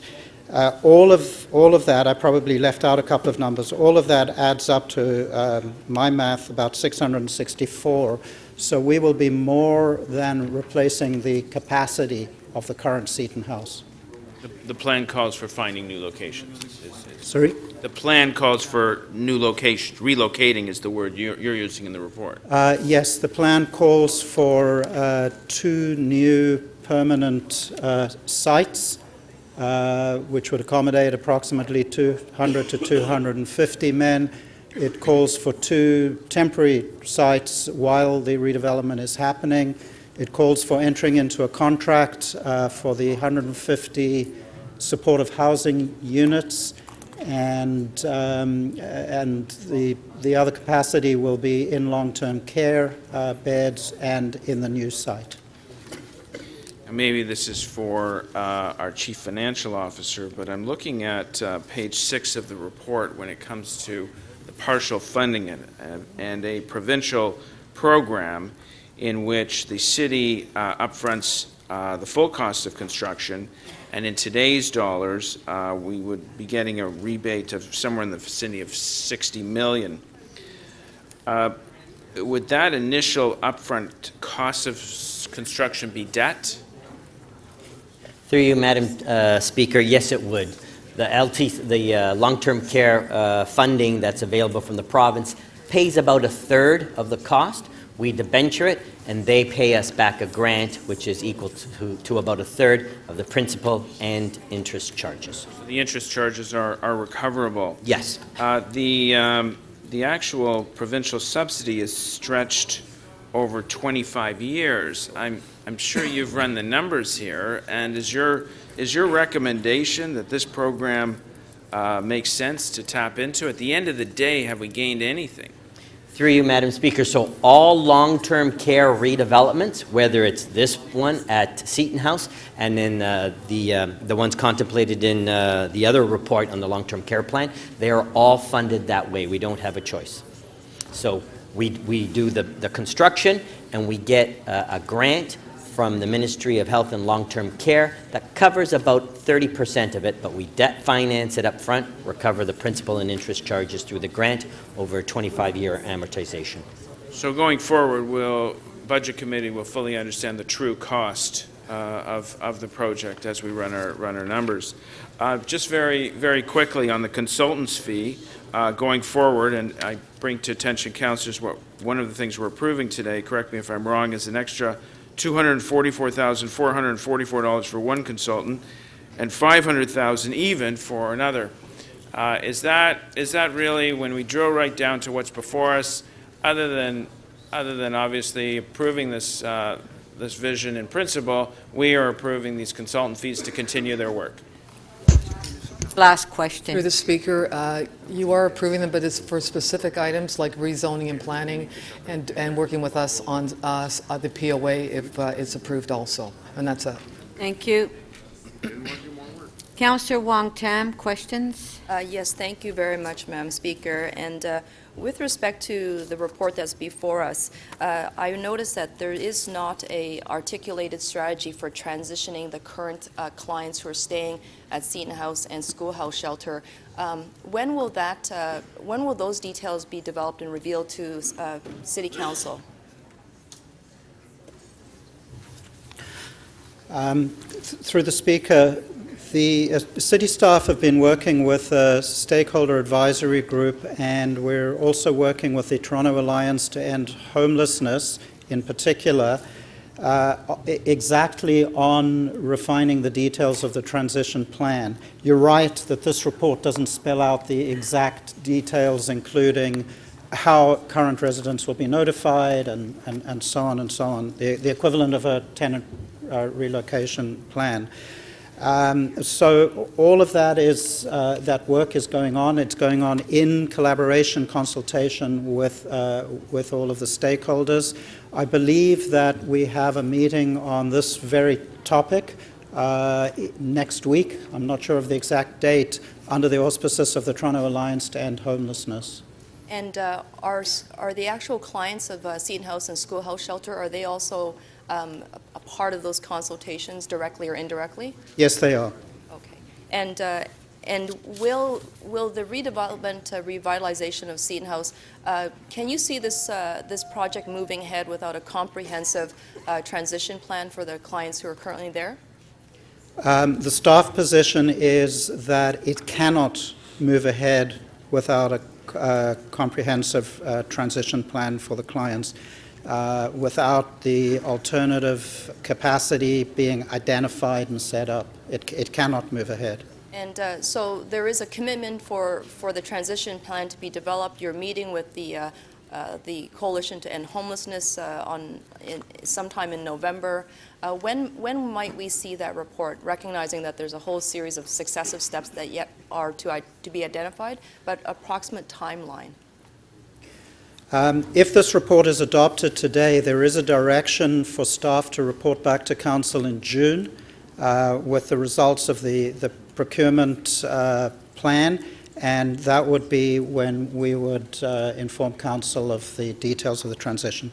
And would it be correct to also assume that perhaps at that time in June, we'll see that transition plan that will address specifically the number of bed capacities, more detail on when that plan will be fleshed out, and will we have some very clear articulated language in the report about what an appropriate transition plan would be? We can do that, yes. And I think you're probably aware that there are members in the community, specific stakeholders. Some of them are probably within the Coalition to End Homelessness that perhaps may not have been involved with the day-to-day discussions, that they have some very legitimate concerns about the transition plan. And that's why we continue to work with them. And so when Council adopted the report in 2013, identifying that Seton House was in the need of revitalization, can you outline for us the core principles of why this was, the core principles and objectives of how to move forward with the revitalization? What were the core values informing this process? From staff's perspective, the core values are dignity and humanity for the people who stay in the facilities. The current facility at Seton House is being used in inappropriate ways. I mentioned that There's about 350 shelter beds. There's another 280 or so people who live in Seton House in a shelter environment, but they're not really in a shelter situation. They're more in an assisted living or a supportive housing situation that is totally inappropriate in that setting, that staffing model. The facility has far too large a concentration of shelter users in one place. The physical plant is aging. It's not very effective. So the principles going forward are consistent with our plans for transforming the whole shelter system so that emergency shelter is truly emergency.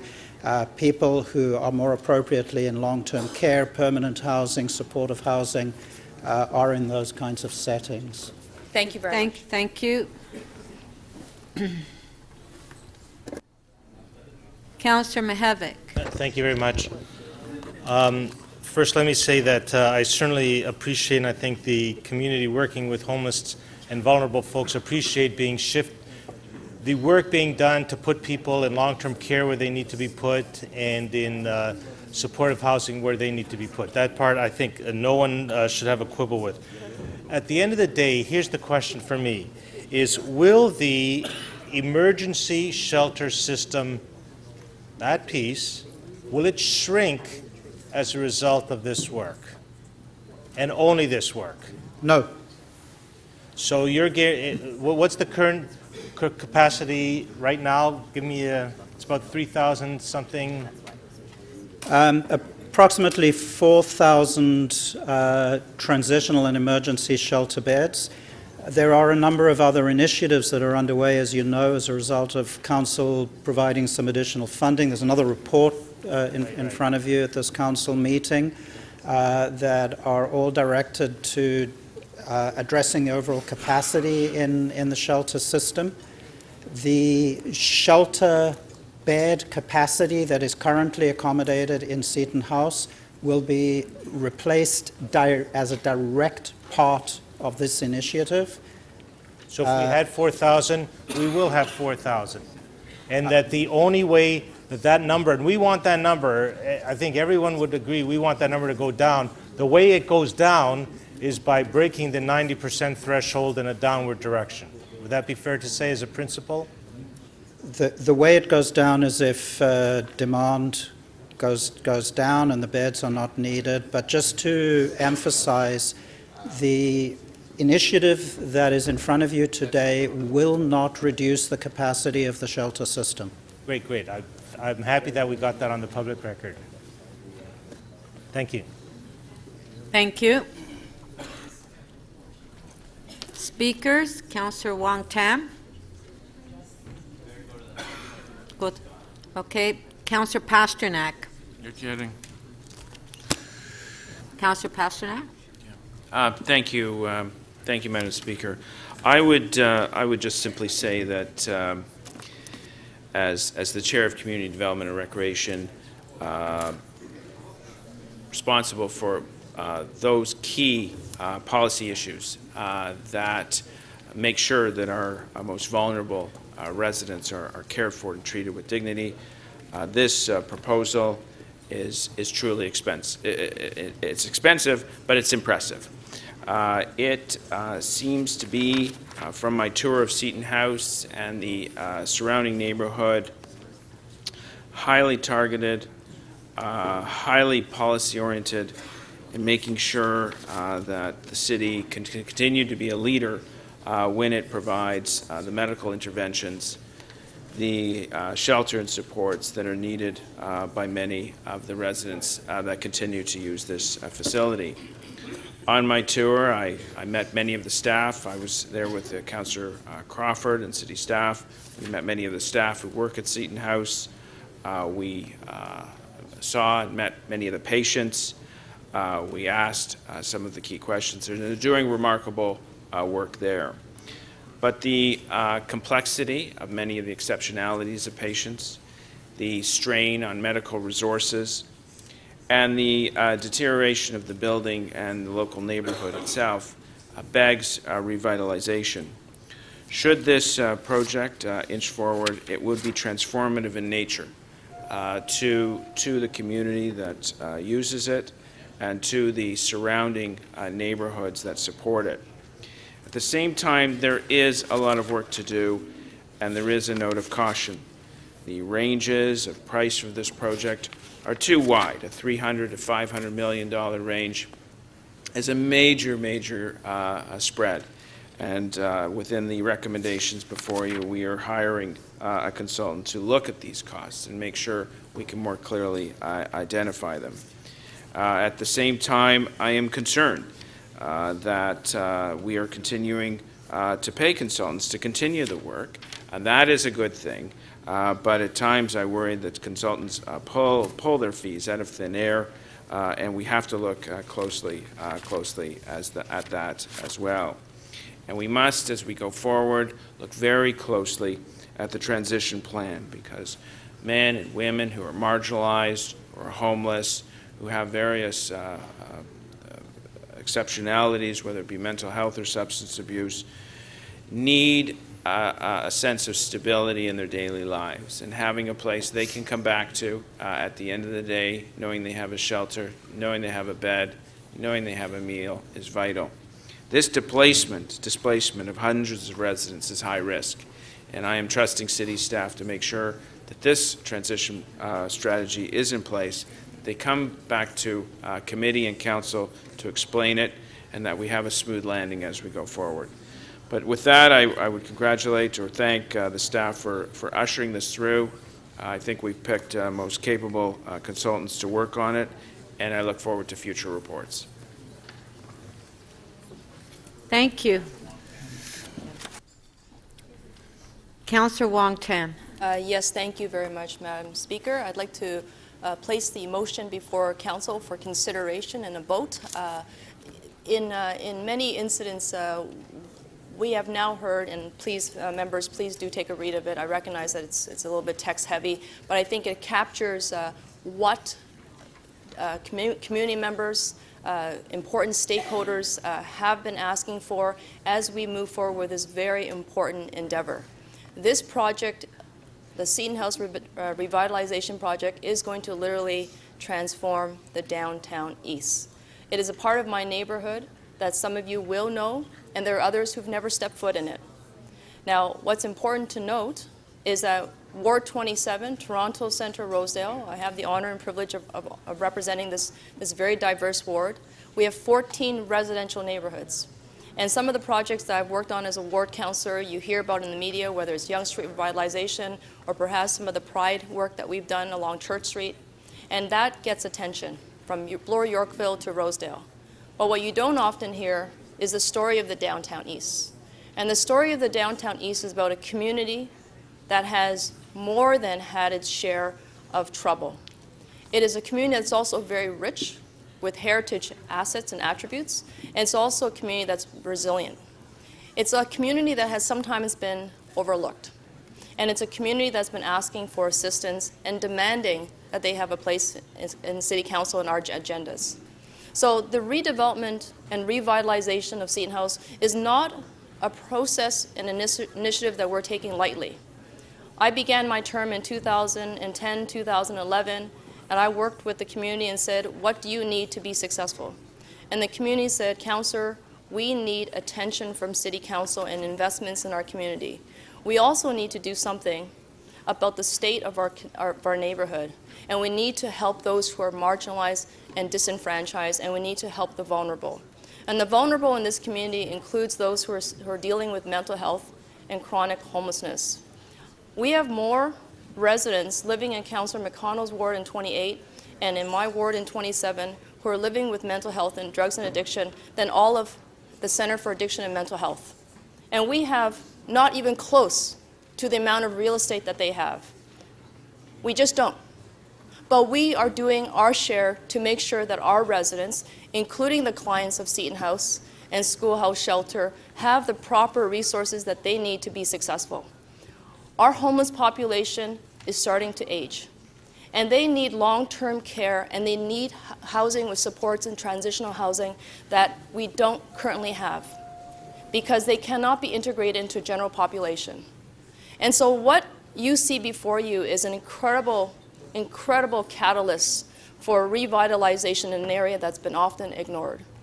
And there is going to be controversy that may come from it. But after 2.5 years of consultation, including internal stakeholder meetings with the clients themselves who are currently residing in Seton House, who are currently residing at Schoolhouse Shelter, I can tell you that they are aware of what is happening and that their fingerprints are all over this report as well.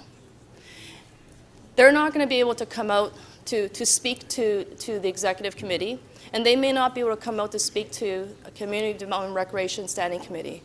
But I can assure you that we have held internal discussions with the men at Seton House, asking them the very specific questions: what do you need in order for you to survive and thrive?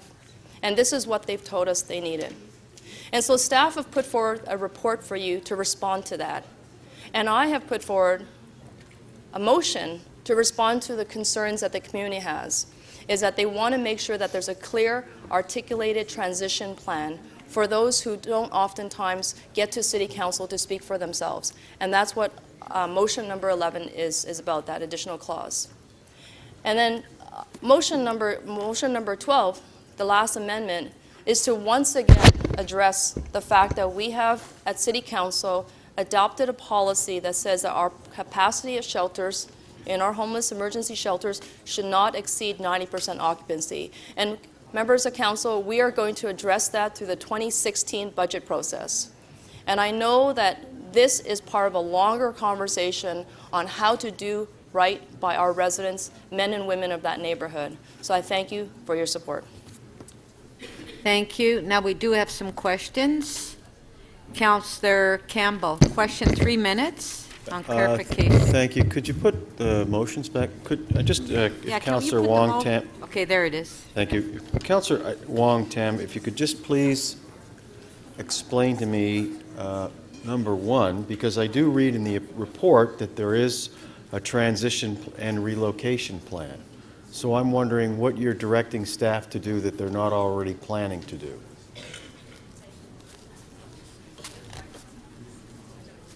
Happy to answer the question, Councillor. I think we heard very clearly that the intention of staff as they move ahead through the process is to make sure that there is a transition plan. Although what their intentions are not necessarily clearly articulated in this report, we know as council members is that a project as large as this, with the magnitude as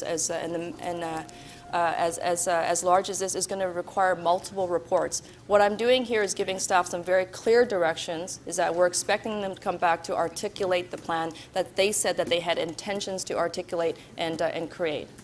And hopefully that's clear. Okay, I guess that's fine. I mean, I have full confidence that staff has a plan. They just didn't, the purpose of this report was not necessarily to articulate the relocation plan. Yes, and that is correct, but they have intentions to create that very detailed transition plan, and there are concerns amongst service providers who actually support Seton House and the work that we do with the homeless population that perhaps it needs to be further fleshed out. So that's what this is doing, hopefully giving them some confidence is that their voices will be heard, and I think staff are probably not going to be in disagreement because they plan to do the work anyways. Okay, all right. I don't have any further questions, Madam Speaker.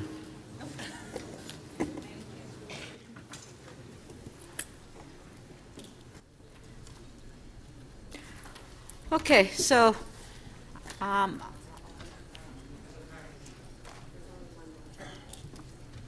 but then on the item, right? Isn't that an amendment? Wasn't that?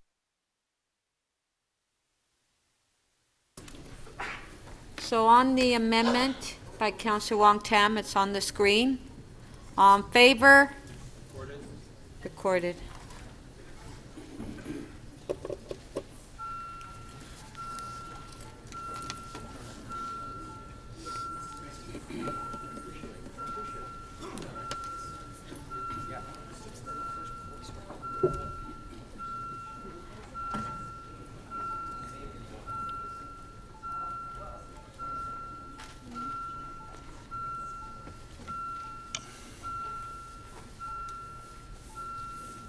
Councillor Peruzzi, your vote, please.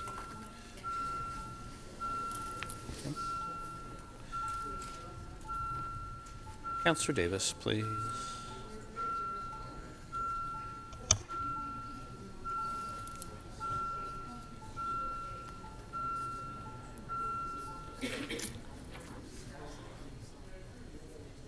The amendment carries unanimously, 32 in favor.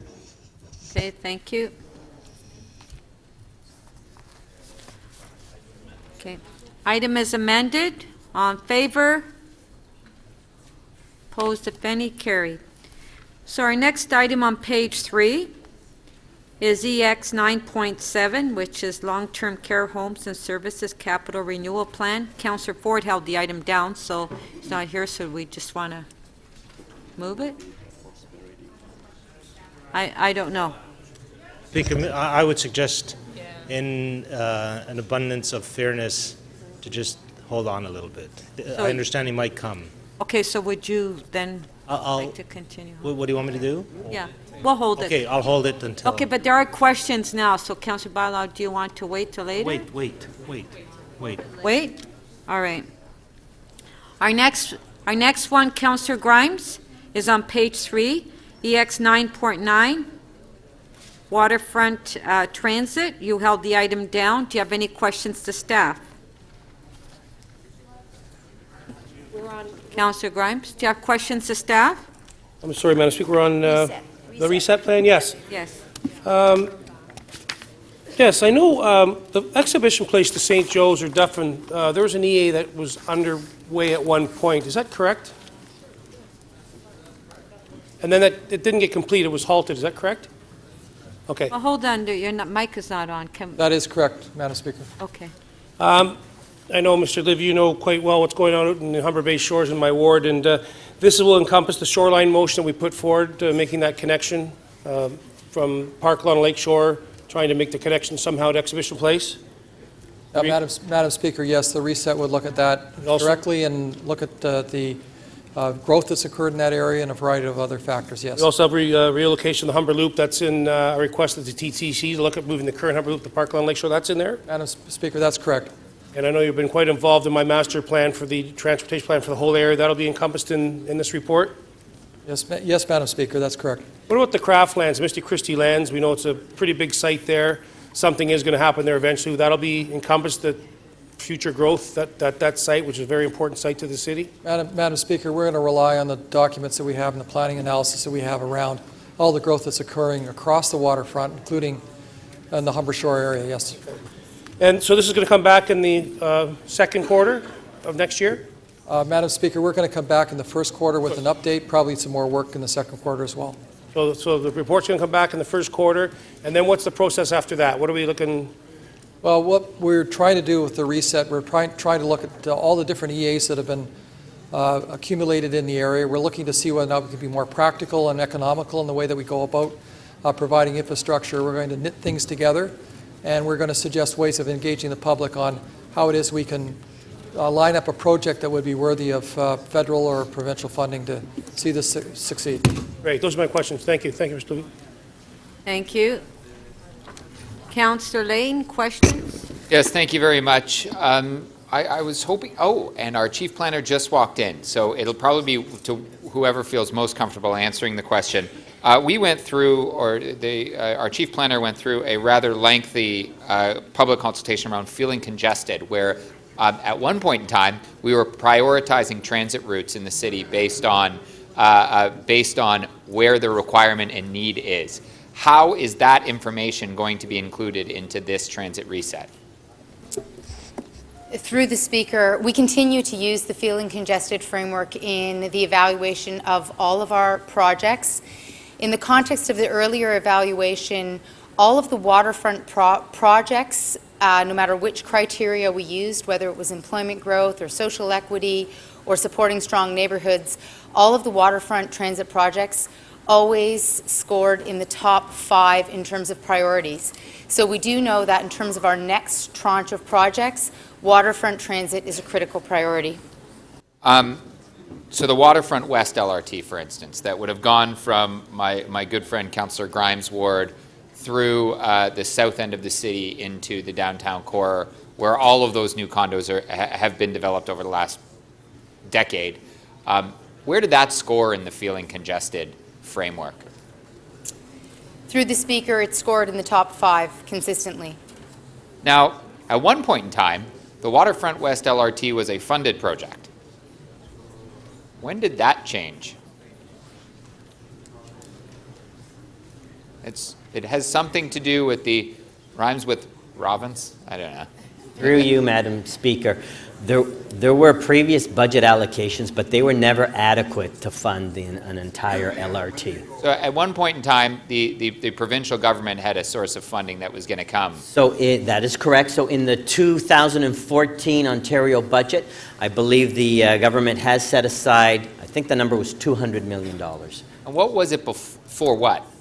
For the East Bayfront LRT. So, no, Waterfront West LRT is where we're at. No, but the announcement that you referred to, a provincial announcement, oh, no. the announcement I'm in the talking 14 about budget was for the East Bayfront. Talking about a previous provincial announcement. Back before you were CFO, back before the deputy city manager was a deputy city manager.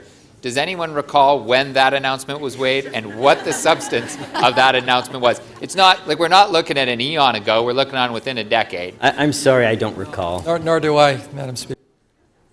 Perhaps our new city manager knows. He was at the province and had a role, and maybe not a role in this exactly, but had a role at the province. 2008 isn't ringing a bell? 2008 doesn't ring a bell? Okay. Madam Speaker, if I could just observe that there is not funding, obviously, for these projects. They're meritorious. They've ranked in the top 5 in feeling congested. The growth that we've seen south of the Gardner Lakeshore corridor is immense.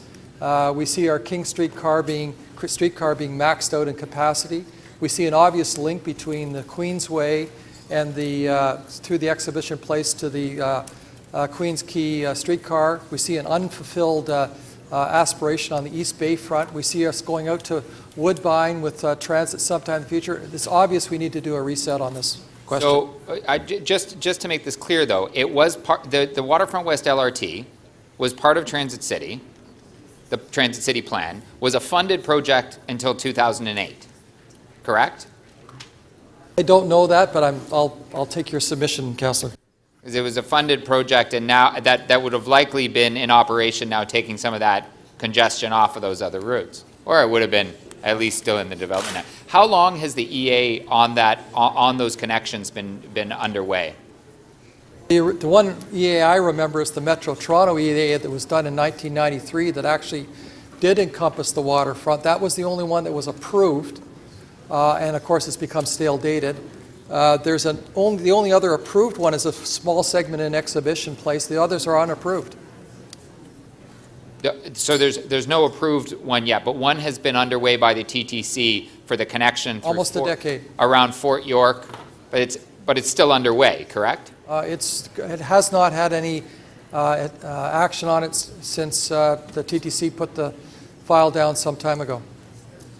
When was the file put down? I don't see of any action in the last few years.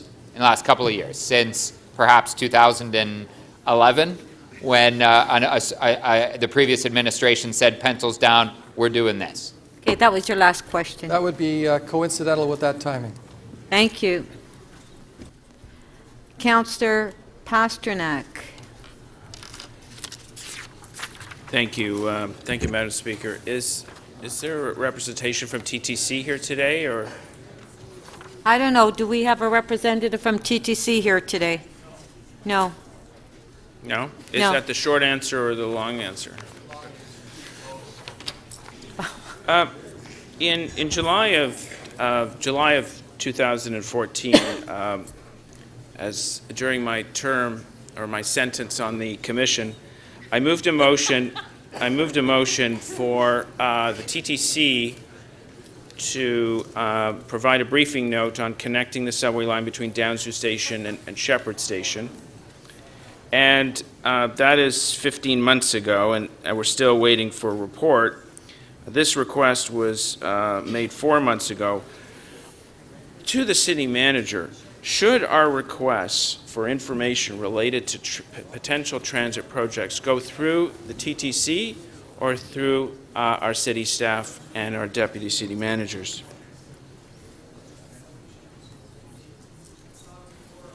Yeah. So, Madam Speaker, the way the Really, this is the question, and the questions are not before us. We're Councillor Pasternak, please ask questions on what's before us. Madam Speaker, with all due respect, Well, they opened the well, transit yes, debate, it shouldn't have been open. It shouldn't have been open. No. And as a matter of fact, the motion passed by council in June of 2015. This report doesn't really even address what council was. So, Councillor Pasternak, do you have any questions on what's before us? I think it's a fair question. Should councillor requests for briefing notes or reports on potential transit projects go through City Council and to the Deputy City Manager's office, or should it go through the TTC? I reiterate, I've been waiting 15 months on a simple briefing note regarding a transit project. Okay, Councillor report, Pasternak, still, and only this is not before four months, us. and this is back here. Is there one? Yeah. Councillor Pasternak, please. Point of order, Councillor Perks.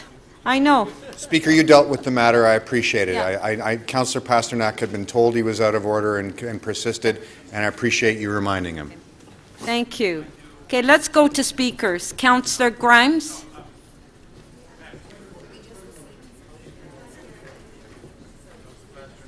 Councillor Pasternak. Was my 5 minutes up? You had 2.5 minutes. You have another 2.5 minutes if you want to ask questions on what's before us. Thank you very much. Okay.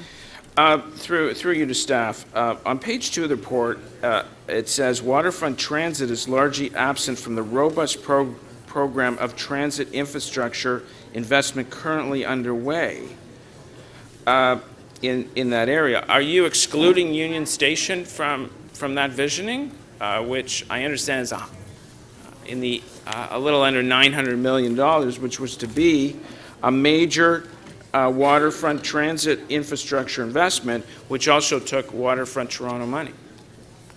Madam Speaker, what we were trying to indicate in that sentence in the report was that Waterfront Transit is largely unallocated in terms of funding priorities from this council, that other priorities from this council have been articulated well through various funding requests to the provincial and federal governments, and yet the Waterfront Transit project does rank highly in our feeling congested and other analysis of unmet transit needs.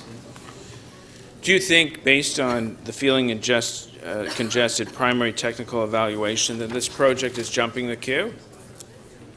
Madam Speaker, feeling congested was an overall attempt to look at priorities for transit in the city based on the public consultations and the technical analysis that we did, and these projects both rank strongly in that analysis. But they are leaping over other prioritized projects. Madam Speaker, that would presume that you had another order, and I think it's been some time since council has put their minds to the actual order and priorities of transit in this city, and it was an attempt to try and establish that order in the first place. So jumping over that metaphor might not be the one that I would apply. Now, just finally, one last question. The Finch Station was opened up 41 years ago. We've been waiting for it to go from Finch to Steeles. Okay. Do you think we should finish lines that we Councillor are partially... Pasternak, Finch is not before us, please. Oh, I'm sorry, ma'am. That was your last question. Thank you. Councillor Shiner, on the item, please.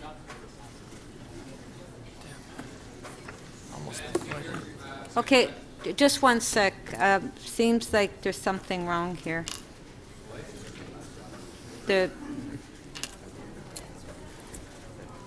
John, the screen has frozen. Oh.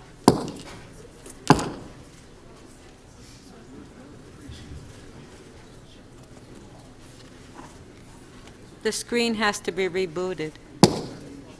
That's what I just said. Hey. That's okay. Great minds think alike. Great minds think alike. Just rebooting. Madam Speaker, I believe that Councillor Grimes has opted to go. Yeah, I know, but hold on. Nothing's working up here, so we'll have to give it a minute.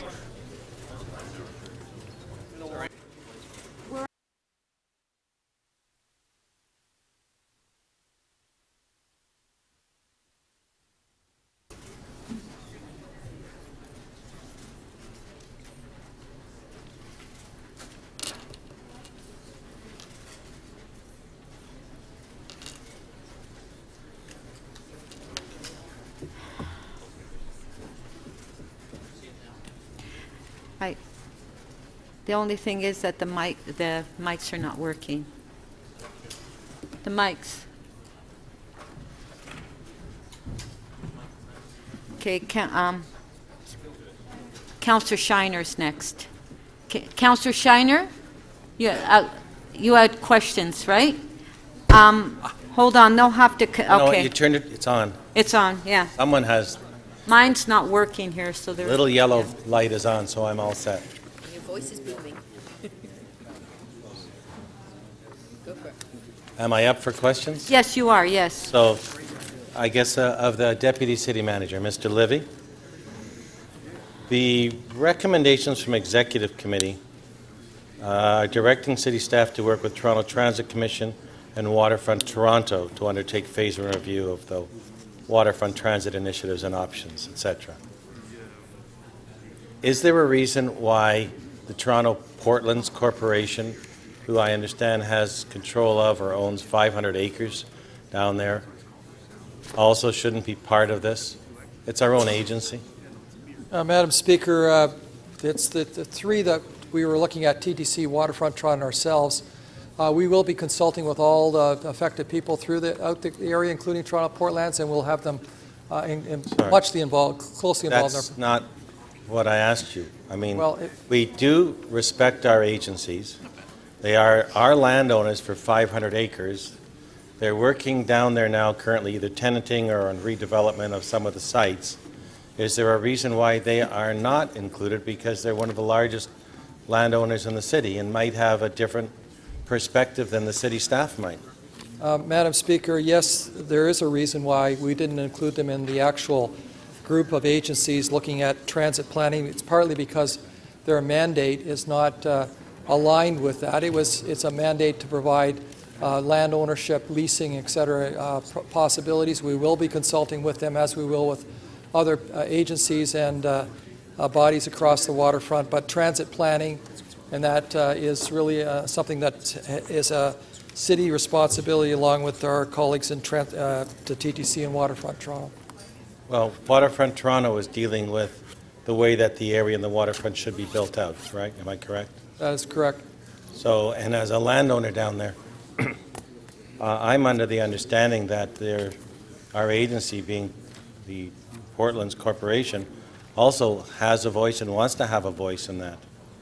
And they're us. They report to the same board of directors, being city council in the end, because we own them. So I'm trying to understand why they couldn't be involved. Madam Speaker, again, it comes just to the mandate of the Toronto Portlands Company, and if you look at their mandate, their terms of reference, you will not find transit planning amongst those things. We will be consulting with, as I've said now 3 times, we will be consulting with them, but I don't think it's wise to put them on the execution of this transit exercise specifically.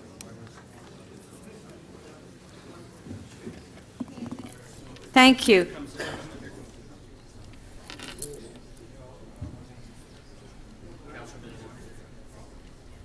Okay, Deputy Mayor Minnan-Wong, you had questions? I do. So, is it true that in 2005 the TTC was given instructions, or they were authorized to conduct an environmental assessment? Through you, Madam Speaker, about which one? Which East Bayfront. East Bayfront. Yes, they were. They were. So, and they reported back in 2009 or 10 or something like this? Madam Speaker, we've had various reports. I think the last report was in 2014 summarizing the inquiry into whether or not a P3 for East Bayfront would be advisable. But I'm not, again, you're not answering my question. So they did a study, and an environmental assessment was done for actually pretty much the identical area that the motion that triggered this report already did. Is that a fair statement? Madam Speaker, there were several motions that we responded to, the latest being that one that you just referred to, and it does coincide with basically the same geography as the Gardner East EA and the East Bayfront EA would cover. It's largely the same. It's largely the same. So what did that I mean, is that sort of that environmental assessment made certain recommendations, yes? Yes, Madam Speaker, that environmental assessment had a specific route for the East Bayfront Transit that terminated just south of Union Station on Bay Street and went over to Parliament on Queens Quay. Okay, and how much does, so this was a study to see what we would do in that area with regard to transit, yes? Is that correct? Madam Speaker, that's correct. Okay, so we did this way back in 2005 to 2009. How much does an environmental assessment like that cost? I don't have that information right off the top, but it's a considerable amount of money. It'd be in the millions of dollars. So we spent millions of dollars in environmental assessment back in between 2005 and 2009, and now we're not going to use any of that information. And now you're asking us to do another study and spend more money. Is that correct? No, Madam Speaker, that's not correct. We will be using the work that was done on the East Bayfront EA as part of our look. You'll discover that the last mile, the last 400 meters of going up Bay Street is very expensive in the East Bayfront EA, and we're going to re-look at that to see whether that money could be used more practically in other parts of the waterfront. So and now you've decided to extend that study way beyond what was contemplated in the motion that was moved at a previous council meeting that triggered this report, to spend money to study more transit, that we're going to get this report. It's going to sit on a shelf for at least 5, 6, 10 years, and we'll be back at that time spending more money trying to do a new report. Would you disagree with that analysis? Madam Speaker, I would. And I explain it this way. We've got some of those studies sitting on the shelf. That East Bayfront LRT is currently sitting on the shelf looking for funding, which we were not able to do through a P3, which had that budget go from $525 million to $1.2 billion. I think it's time for us to take a look at that in conjunction with all the other requests we've had for reports out at the Humber and out at crossing over from St. Joe's Hospital to the exhibition place. We felt it was appropriate at this time to recommend to Council to take a look at that and reset that to see whether or not it could be practically implemented at far less cost to the taxpayer I have one more question. than the aggregation of all those EAs that simply have not realized any funding potential. Don't you think it makes more sense to do a focused study on transit priorities that are actually more close to being ready, and then taking the other proposals and pushing them out and actually doing them when there's actually potential funding available, when the reports that we would do would be actually far more current and relevant? Madam Speaker, we'll be looking at those questions in our update that we'll be reporting to you in the first quarter of next year. I think those are legitimate questions, and those are ones that we want to canvass during this exercise. Thank you. Thank you. Councillor Fletcher, questions? Yes, I just wanted to review something. You were talking about the mandate and who's involved where, and Councillor Shiner was interested in TPLC and shouldn't they have a foundation role in the planning here. And I just want you to review, when we split up TEDCO, we created Build Toronto, Invest Toronto, and TPLC. Is that correct? Madam Speaker, that's correct. And Build Toronto had its mandate outside of the waterfront, and Waterfront Toronto had its mandate, including city lands within the waterfront when they were needed. That's generally correct. Generally correct. We have a waterfront secretariat that works with Waterfront Toronto, works with other agencies like TPLC or the Port Authority, and that's generally our planning arm into waterfront planning issues from the city. Would I be right in thinking that? Well, the Waterfront Secretariat certainly coordinates the city efforts with the Waterfront Toronto and the Toronto Port Lands Company and Build. We do that coordination. That's the lead coordinator. is Waterfront Secretariat. And so the Toronto Portlands Company, to date, it is where they hold lands on behalf of the City of Toronto. Is that a fair characterization, or would I say that they own all those lands? Madam Speaker, they hold the interest that the city has in lands in the Portlands and some other properties throughout the city. The majority being in the Portlands. That's correct. So they hold the interest that the city has in those lands. It's not just really clear in your language that they're not their lands.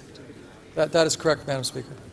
And their job to date, or when these agencies were split, was to basically lease lands and create revenue through leasing. Madam Speaker, among other things, yes, that's correct. They have a fashion incubator at the exhibition place. That's the other role. Yes, and they have some brownfield remediation. Right. Would you agree those are the three main roles? They also support Invest Toronto. And, oh yes, they support Invest Toronto in funding Invest Toronto. I think it's $2.5 million a year. They've been turning over to Invest Toronto from the money from the leased lands. Would I be right in saying that's where they get their revenue? Madam Speaker, that's correct.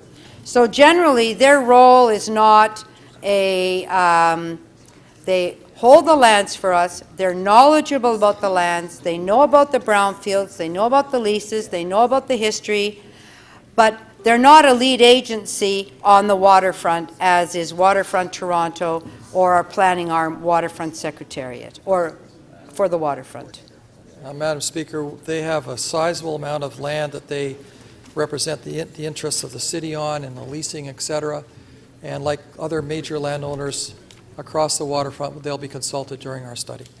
But when we are consulting the major landowner, we're consulting the major landowner who holds that land on our behalf. So there's a public interest in those lands. That is I correct. happen to believe. That is different than consulting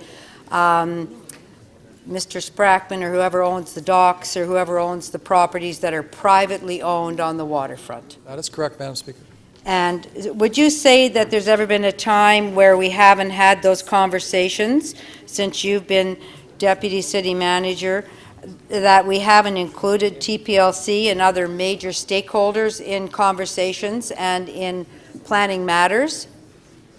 Madam Speaker, we've been diligent in trying to include them in all the work that we do down there, and as you know, several members of staff, including myself, sit on the TPLC Board of Directors, and so the line of communications very much open. Correct. I did miss out that they are the land, they're holding they hold the leases for the studios, the Pinewood Studios and the option lands, which is another significant economic development function. That is correct. And when the TEDCO was broken up, which had the economic development function of leasing land, holding land, stimulating economic development, that whether we like it or not, that was broken up in that way into those three agencies. Madam Speaker, yes, and actually the environmental risks of some of the lands down there warranted a separate agency at the time.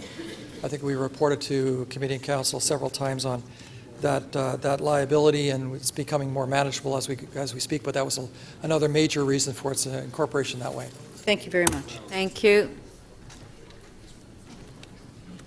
Councillor Campbell.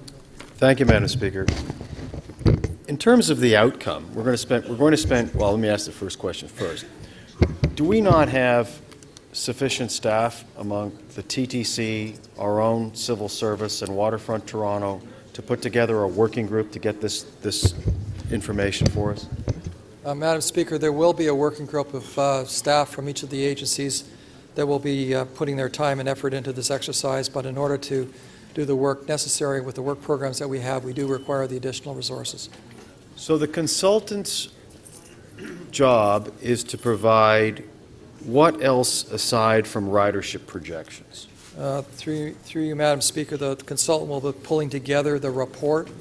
They will be gathering the information, liaising with us as a steering committee, taking our direction, doing investigations, research, and coming forward with the first interim report. We ultimately will have some public consultation if, in fact, Committee and Council deems that appropriate on the go forward. Okay, so it wasn't exactly the answer I was looking for. Aside from readership projections, or ridership projections, what other specific outcomes will we be asking of the consultant? When we put out an RFP and then we give the eventual winning consultant direction, what will we be specifically asking for?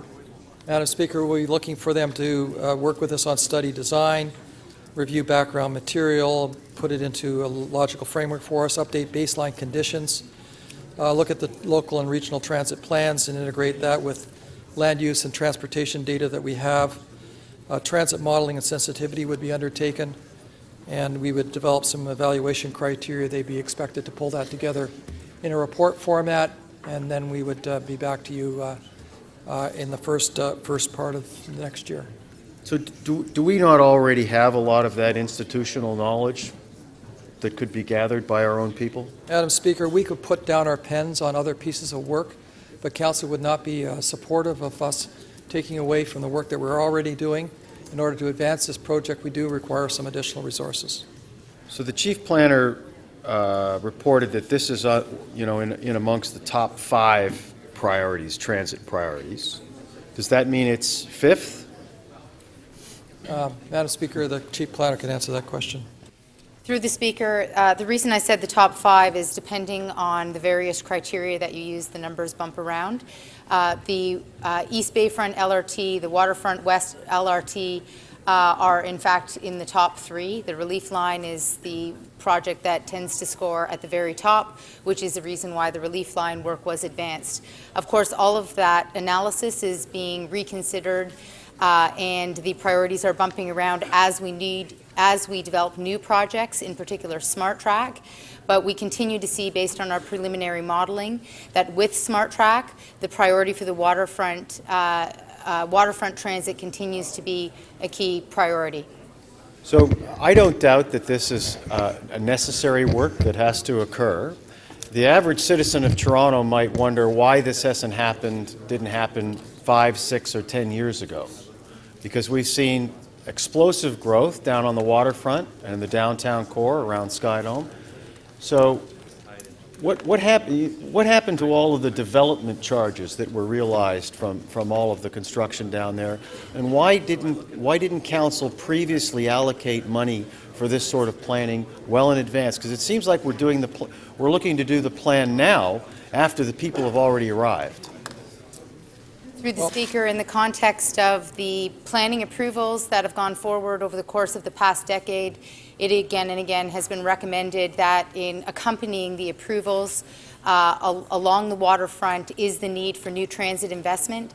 As has been alluded to earlier, Transit City in fact prioritized that waterfront transit. When that was in fact changed, we didn't see this advance. So it's been a story of starting and stops. And there has been some changes along this corridor, which now means we would like to take a comprehensive approach so that we can address the critical movement needs that exist along the corridor. That's all I have. Thank you. Thank you. Councillor Grimes, you held the item down to speak. Sorry, guys. Thank you, Madam Speaker. I have a motion to put on the screen. City Council directs city staff working with the Toronto Transit Commission and Waterfront Toronto to undertake a Phase 1 review of the waterfront transit initiatives and options and provide a status update to Executive Committee in the first quarter of 2016. Such review of the waterfront transit initiatives and options include the proposed shoreline closing the gap and dedicated streetcar right-of-way between the St. Joe's Hospital and Exhibition Place, the relocation of the Humber Loop, the Park Lawn Lakeshore Transportation Master Plan currently underway, the possibility of a new GO Transit stop at Park Lawn, the proposed Legion Road extension, the proposed AM peak turning restrictions on Park Lawn Road from the Gardner Expressway, the Mimco Lake Secondary Plan, the Mimco 2020, the Long Branch Avenue Study, and the 2150 Lakeshore Boulevard West, the formerly Christie Bakery site. I don't have to tell anybody here down in South Etobicoke, old motel strip, we're in a major boom. We have condos coming out of the ground at No Tomorrow. We have another 9 coming out. These are all north of 40, 50 stories. Park Lawn and Lakeshore going up to the QEW. We fought that along with Kraft. We lost at the board. There's a tremendous amount of density heading up there. We're at a tipping point at Park Lawn Lakeshore now. We're getting emails every day, probably 9, 10 a day. The congestion there in the morning, it's unbearable. You can't move. So we talk about the transportation plan that we're undertaking now. It's encompassing the whole area because it's not functioning. There's things on the horizon like the punch through of Legion Road extension. That's a $50 million, $60 million ticket to punch through to give some relief. That was all dedicated. It was all in the plan as we approved these developments that this would happen. That's done out till 2021, 22 in the capital budget. The Mimico 2020, we just approved the secondary plan, just a couple kilometers down the road, not even a couple kilometers down the road. That's coming forward. But this is low-hanging fruit. I've talked to Mr. Livy about this. I've talked to the TTC about it. I've talked to our chair, Chair Cole. Park-Lawn and Lakeshore is the center of all that density. And I've talked to the TTC. The curbs that are in place for the streetcar track now, going down to the current Humber Loop, do not have to move. They just have to be curbed. As you come out the current Humber Loop, you come down into Councillor Doucette's ward, and it goes along through Councillor Doucette's ward by Grenadier Pond. It comes up the exhibition, up the hill to St. Joe's, and then the dedication stops. Exhibition Place, where I'm the chair, coming out the other end, you have a dedicated right going out the other way past the old Molson plant down, joins the Queen's Quay that's already done. So between St. Joe's and Exhibition Place, to me, that is low-hanging fruit. It's millions of dollars, yes it is, but it's low-hanging fruit. But we have to come up with a plan now, and it's at a tipping point. I can't tell you enough. I know the mayor was out there during the election. He heard loud and clear from the residents there. They've had it, and again, we've approved a lot of these developments. A lot we haven't, but it's the chicken before the egg. Well, the chicken's been laid, and it's time now. This is a very, very important piece of infrastructure that has to be joined, and I ask for your support. And I know staff have a lot of this because I got briefed on it, but I think it's important that they all know what is happening down in south Etobicoke. And I know Councillor DeChano, Councillor Doucette are in favor of a transit hub that would happen at the crab plant if something comes in. Our MVP, Peter Milton's on board, and our newly elected MP for the area, James Maloney's also campaigned on a transit hub, finding some relief down there, and we have to do that now. So I ask you to support my motion. Thank you. Are we voting on it now? In a minute. Thank you. We do have questions for you. 3 minutes. Councillor Pasternak, clarification of the motion. Thank you. Thank you, Madam Speaker. I'm a little confused by the request to have this in the first quarter of 2016. TTC is currently into its 15th month working on a briefing note for the connection between Downsview Station and Yonge and Sheppard. Do you think 2016 first quarter is realistic in the sense that I'm up to 15 months waiting on my report? And well, Councillor Pasternak, this I'm just adding to it. This report's coming back in the first quarter. That staff are saying. I want to make sure that when they're doing this review of my end of town, they have all these initiatives that are happening, that they're aware of what's going on in our area. And I just think it's important they have all the information. That's all I'm asking. I'm not asking for the first quarter. When I got briefed by staff, they do have a lot of these in there. But there's a few they don't, but I want to make sure they have all the right information when they make their decision, and they have that. I'm not asking, this is staff coming back in the first quarter. No, but based on the experience of this kind of wait, do you think, and you've actually added to the workload, do you think it's realistic to get it back? Well, like I said, they have a lot of this already in there. I got briefed by staff last week in my office. A lot of this is already in. I've talked to Mr. Livy at length about this. There's a lot of them, but there's a few other things that are not. That the Mimico 2020, the Mimico 20 just got approved. I want to make sure that's in there. We completed the Long Branch Avenue study back in 2004, and I want to make sure that's in there, that all the numbers are correct for making a decision. I don't think the numbers there, the city has all the information. It's just a matter of making sure that the right people have that information. I just want to make sure it's encompassing everything that's happening down there. Now, and Councillor Pasternak, I'm not looking to take away from any other project. Yeah, I think we have to prioritize what has to happen. I'm looking at the primary technical evaluation from feeling congested. Do you think we should be driving our transit projects in this fashion on the council floor? Is that good policy? Well, I'd like to bring you out for a little tour of my ward in the morning. I'd like to come out any day, and I'd introduce all the people. It's at a tipping point, right? And I said, you know, you build transit. Councillor Grimes, okay, that's okay. Councillor Pasternak, do you have another question? All right. So we'll recess to 2 o'clock.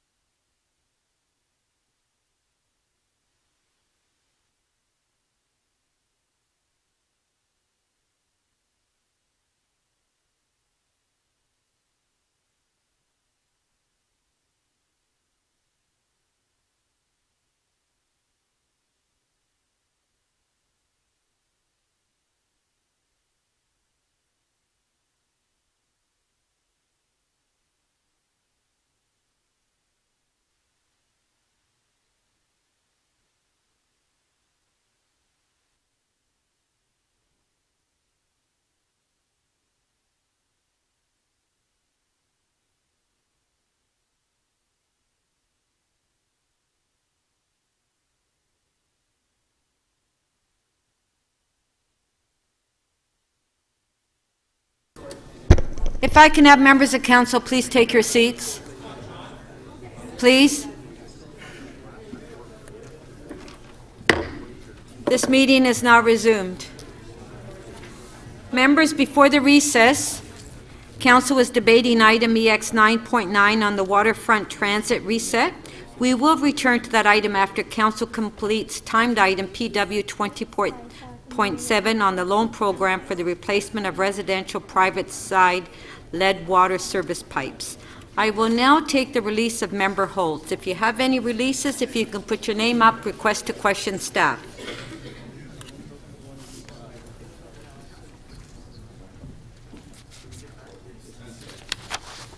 Are there any releases?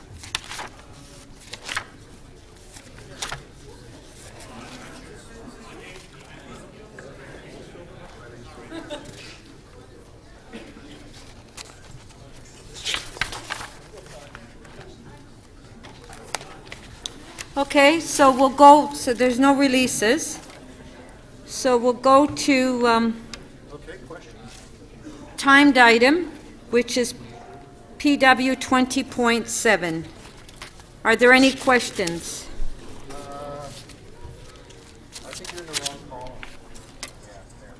Request to question staff. Councillor Davis, questions to staff. Thank you. To Mr. Rossini, you've put before us a report that establishes a loan program to assist residents in the replacement of their lead service. Do you stand behind the recommendations you've put before us? Through you, Madam Clerk, I just checked the last page. I signed it, so I must.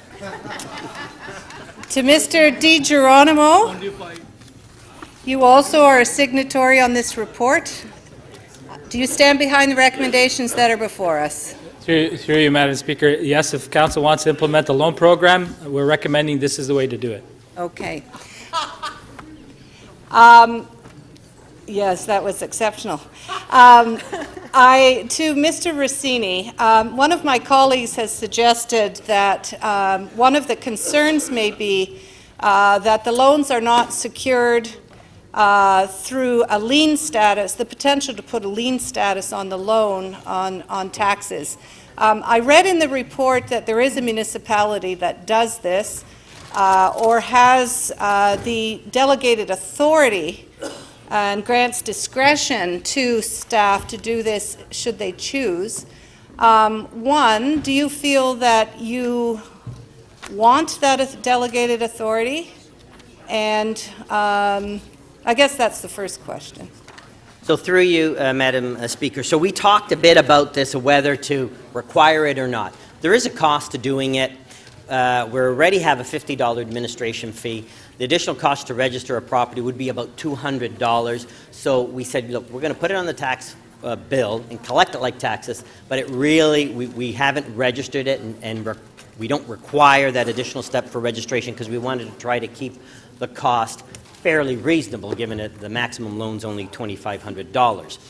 If, however, if council wants us to do that, should a particular loan get in trouble, then we could take those additional steps. Okay, so you wouldn't make it mandatory, but if we were to amend it to give you delegated authority to exercise discretion on whether to apply lien status, you could do that? Yes.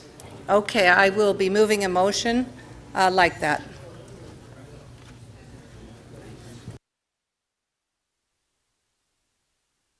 Councillor Pasternak, questions?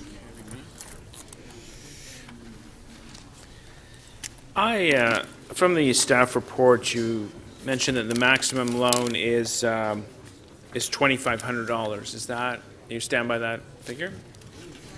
Yes, we do. And when using that as a benchmark, have you looked at some of the costs of retrofitting the average size home in the city of Toronto? And is this in the ballpark of what it would take? It's through you. It's about the average, but I'll let Lou answer that question because he knows more about the average costs.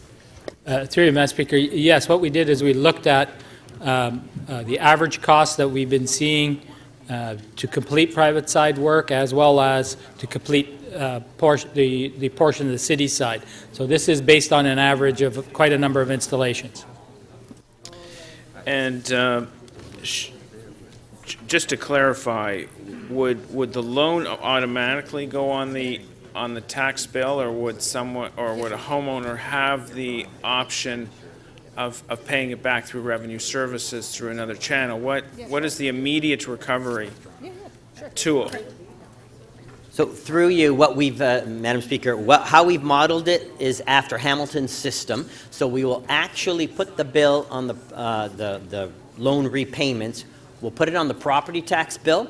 That normally gets people's attention quite effectively, and it is a low-cost way of doing collection because it's not like we're sending out additional bills or additional mailing. So it'll go out on the property tax bill like Hamilton does, and then get repaid that way. And then we also will require clients to go on electronic funds withdrawal, so we're not waiting for checks either.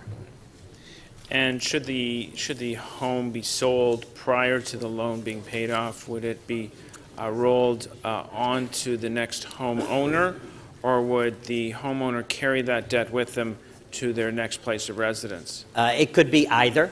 So because it's sitting there on the tax bill, it could roll over or it could be discharged. Thank you. Thank you. Councillor Robinson. Okay. Thank you, Madam Speaker. I just have some questions. So to the head of water, we are making significant investments in this mitigation strategy, are we not? Through you, Madam Speaker, that's correct. The entire lead mitigation strategy that Council approved includes corrosion control, which we've implemented at all 4 water treatment plants. Cost us about $10 million in capital, and we're spending about $3.2 million a year now with the addition of phosphoric acid to help deal with the issue of corrosion of lead in lead, not only lead services, but lead solder and lead-based fixtures that may exist in homes. So city is doing Sorry, that. Madam Speaker, between me and the head of water, there are 2 councillors between us. It's hard to have this conversation. Please, if I can have members of council, put your time on hold. Thank Please, you. members of council. Way to go, Joe. Please. Okay. Again, through you, Madam Speaker, that is specific to the corrosion control program. In addition to that, within Toronto Water's capital budget, We have monies for a priority lead replacement program where the city will change out the city-owned portion of the lead service if the homeowner is going to change out their private portion. We do around $1,500 a year of that, and that's about $5 to $6 million a year. We also then change out lead services or substandard services when we do water main work. And we are probably investing about $14 to $15 million a year on that program. Sorry, and what were you doing on faucet filters and the rebate program for low-income families? How much is... So on the faucet filters, we hand out probably about $40,000 to $45,000 a year on cartridge faucet filters as we change out services. With respect to the low income program, that's a program that's specific to income, not necessarily related to lead. But you can apply for that faucet program, and that's what we do. Okay, and so just again, you've reduced it from to 65, from 65 to about 34,000. Are those? When we started having to deal with the lead issue through regulation, we had estimated that there were about 63 to 65,000 lead services in place, and that's city-owned lead services in place in 2006, 2007. We estimate now we're between 30,000 and 35,000. Okay, and I guess maybe this is for the CFO, I'm not sure, but the homeowners have to require access to funds to complete the work before the city would advance the loan, is that correct? Through you, Madam Speaker, yes. So we would require receipts and proof of the work being done first, before advancing the loan. So where do these individuals secure the money to do this work then? They could use whatever sources, put it on their visa, send us the bills, and then get reimbursed. They can take it out of their bank account. It's a variety of But banks do give loans for home improvements, do they not? Banks? Yes. Financial institutions across Toronto provide this. So what you're saying, though, is you have to go out and find the money, maybe from a bank, and then do the work, get a receipt, and then take a loan from the city. I doubt that people would go get a bridge loan to. So where do they get the funding? I mean, that's up to whatever sources they have. If they have cash, if they have overdraft protection, family, as I said, put it on Visa. A variety of sources open to people. So what's the concept then of loaning? So we're providing a loan to people who already have the ability to access funds to do the work. They may. So I'm not clear on your objective. They may or may not have the ability to permanently finance an expenditure of this sort. The rationale that some municipalities have adopted for doing this is really as an incentive, because this is a good public health policy to do, is to remove those old lead leads, and this is an incentive to ensure that that happens. And the other thing is, Council directed us to come forward with a report on how we could implement this in a cost-effective manner, and the report that Lou and I have signed, I think, does that. But prior to that, there was 2 reports, negative reports, advising council not to proceed with the loan program. Prior to you, I think, being here, actually. I believe so, yes. Okay, thank you. Thank you. Councillor Fletcher?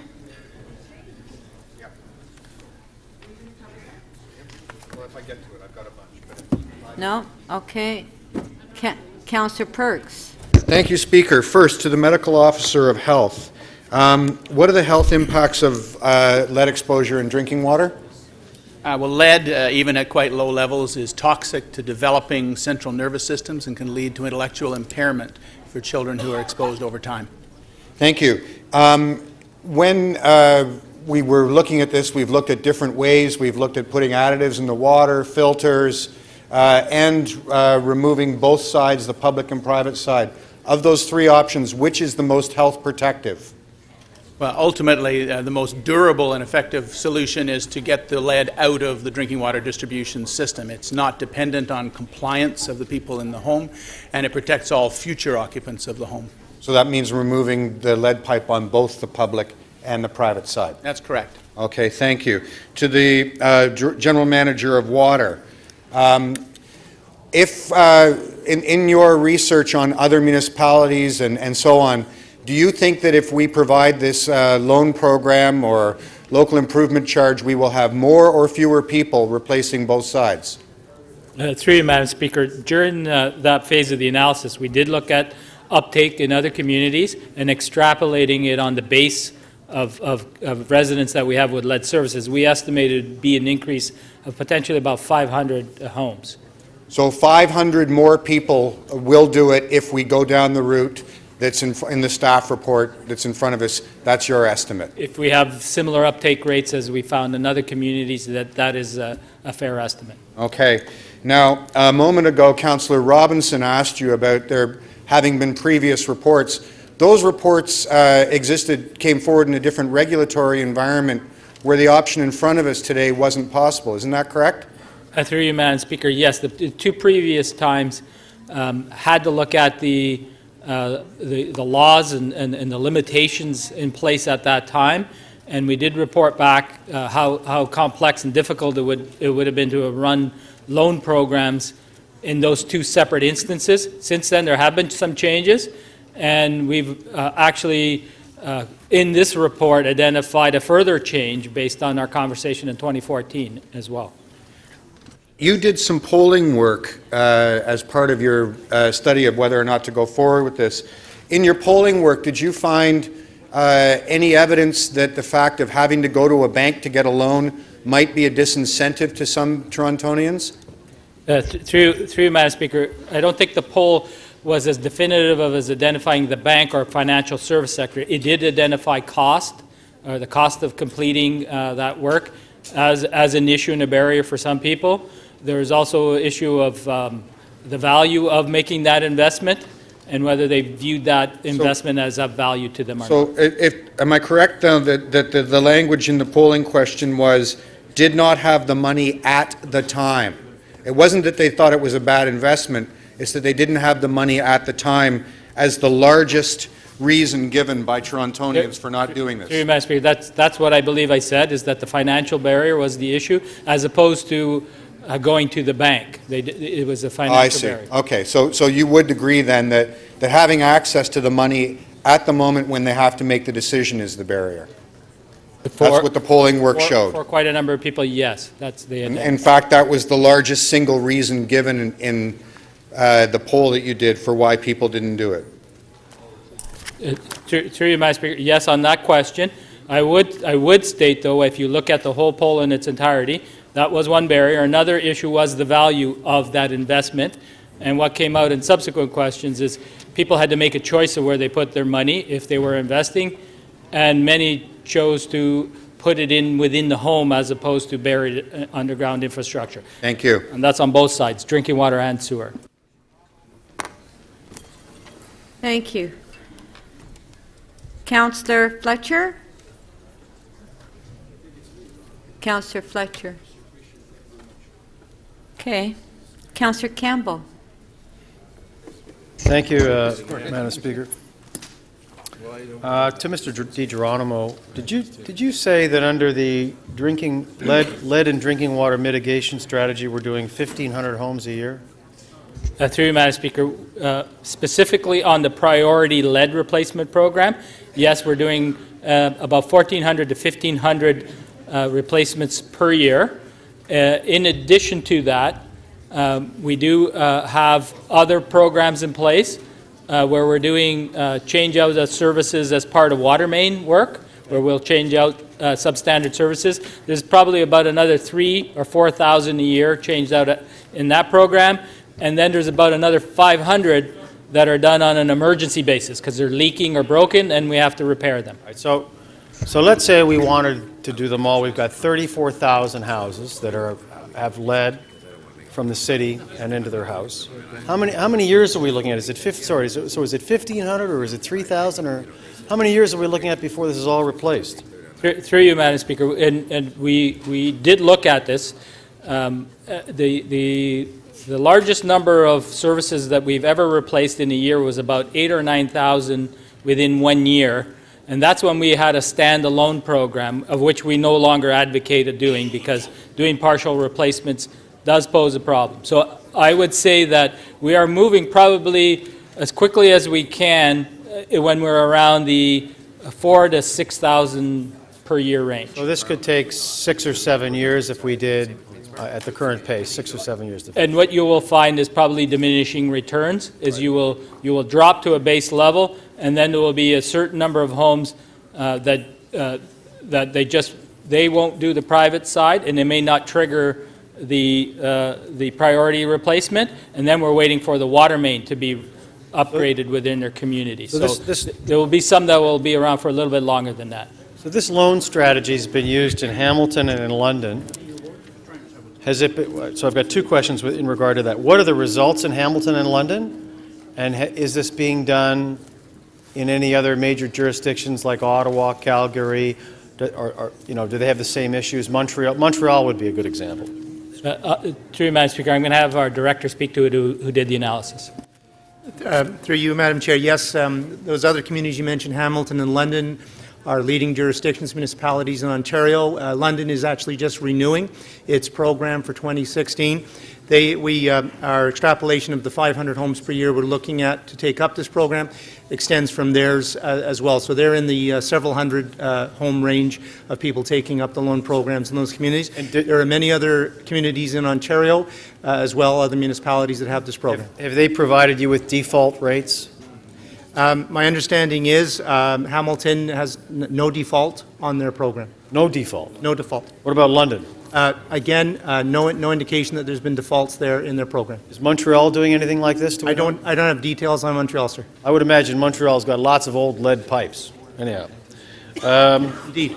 What do we know what the cost to administer this program would be if we're doing, let's say we're going to do 5,000 homes a year. There's going to be 4,000 loans. How much is this going to cost the city to administer this program? Through you, Madam Chair, Councillor, we've built into our current administrative process, linked to the priority-led program that Mr. DiGeronimo mentioned, and other programs like our basement flooding protection program. We're going to utilize those staffs in the programs and the communications vehicles. So we're looking at no additional costs for the city. We will have some staff time involved, so the recommendations before you include a $50 administrative fee to cover the city's costs. Councillor Perks referred to a survey. The survey indicated that a significant number of people didn't know either that I believe the survey indicated a significant number of people didn't know they had lead pipes or that it was a problem. Have we undertaken efforts to educate the people in these homes? Do we know where the homes are, and what is the city doing to let them know that there's a problem? Through you, Madam Speaker. Yes, we've been doing extensive communication since 2007. We started off by sending a card to over 250,000 households in that part of the city that may have lead services. So we don't know exactly where all of those homes are that may have private lead services still in the system, because we don't have a record on the private side. We know where we know where the city's lead pipes are. We have an indication of most of them. Some of our records are not 100% accurate, but we've got a good idea of where they are on the street. We get them confirmed when we're doing construction work. With respect to providing the continued notification, we do have work between Toronto Public Health and Water, where we're constantly getting the message out about lead issues and lead concerns. And in addition, if we are coming into your neighborhood to do water main work, there is specific communications that is sent to those homes 6 months prior to construction, letting people know that you may have lead services in your area, and this is something that the city will be addressing, and that's something you may want to address as a homeowner as well. Thank you. Thank you. Thank you. Councillor Fletcher. Thank you. I just wanted to ask the medical officer of health one question about the pipes. So we're hearing that the lead pipes, I'm going to assume that if there's lead pipes on the city side, there's more than likely a lead pipe that continues to the house. And if the city goes in and through work in a basement flooding program breaks that pipe, and then the rest of the pipe does not get changed, is that not a good situation, because now you've broken all that lead? Yes, if there's a lead service pipe and only part of it is replaced, for example, only the city portion, it's quite common for there to be an increase in lead levels in the drinking water in that home for a period of time. And in fact, when the city does partial replacement, we educate the homeowners about that and provide a free filter and so forth in order to mitigate that risk. It's much better from a public health point of view to do the whole service at the same time. So thank you very much for that. And I'll now ask Mr. DiGeronimo, for the basement flooding protection program, you'd mentioned that that's a time when we can change over the service from lead pipe, or that when you're doing your large sewers and the changeover, let's say basement flooding area number 32, that during that time you're going to be changing the sewers and the city section of the lead pipe. Is that correct? Through you, Madam Speaker. Only if, with that basement flooding work, we're also doing the water main work. So we would only change the water service if there is work being done on the water main. Yes, there are so- instances where we may okay. just do the sewer and All we right. won't touch So the if sewer. there's water main work, then the city is now undertaking water service lead replacement for the lead service from on the city portion of that lead service. Is that correct? Through you, Madam Speaker, that's correct. While we're there in that neighborhood, While you're we want there to in clean that up neighborhood. all substandard services. All substandard services, and you agree with the medical officer of health that breaking a lead pipe actually is a dangerous thing rather than replacing the entire thing. Would you agree with him and what he said?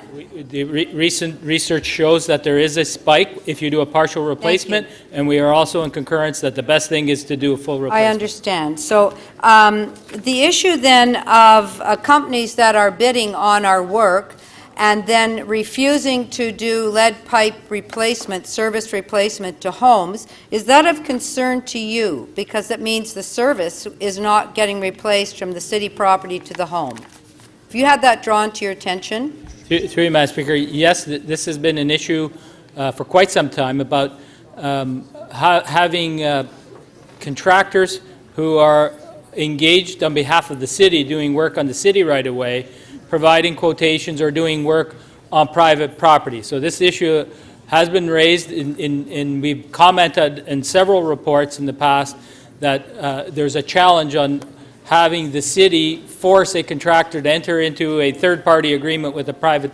homeowner. So we have seen issues on certain jobs where that's been problematic, and I'm aware of the issue. You're aware on Ivy Avenue that the contractor Clearway, who's doing a couple of $1 million worth of work, has simply said they're not going to do that. They can't guarantee, and they're not planning to do the lead pipe replacement to the homes, and that the people there are very concerned about that. Have you heard with the letter I sent to you on Friday? Through you, Madam Speaker, I'm familiar with that, and the advice we always give all homeowners, even on the priority lead replacement program, is it's wise to get several quotes and talk to different contractors, because there are different contractors that can do that work on the private So side. would you agree with me that people that are doing major work, big sewer and big water main work, aren't necessarily the same contractor that can do the fine filigree work in replacing that pipe?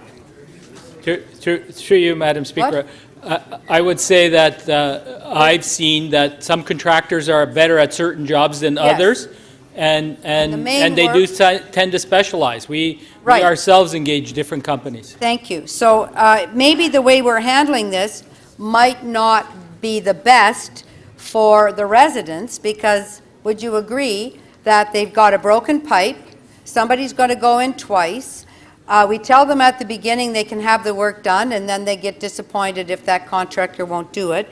Would you be prepared to look at a different way of contracting that work, where we know there's lead pipe, where from the sidewalk to the home would be a separate contract, and that for initial contractor would not have to do that piece of the lead work into the right-of-way? That was your last question. Through you, Madam Speaker, I would say that the piecing out of the work that way would still be problematic, as you would have two separate contractors that would work in the same right-of-way. So if I follow your example correctly, we would have one contractor doing the water main work, and then another contractor doing the city-owned portion, who may then provide a quote to the private homeowners. That would be problematic from a contractual point of view, because you still have to wait for one contractor to finish work make safe, and he vacate the site, and then the second contractor come. So we're in and out of the neighborhood twice with two different contractors. So logistically, there would be issues there because of Ministry of Labor regulations. In the best scenario, you have the same contractor there. He is in control of that construction site from a Ministry of Labor perspective, and then you have proper safety measures. Thank you. Thank you, Councillor Fletcher. Councillor Palacio. Thank you, Madam Speaker. My question will be to the Deputy City Manager. My question, Ms. Carbone, do we have any subsidy programs that assist senior citizens, the disabled, the working poor mainly, with items that are essential in terms of repairs to bring homes to acceptable standards? For example, heating, plumbing, structural, fire safety, electrical, accessibility, and so on.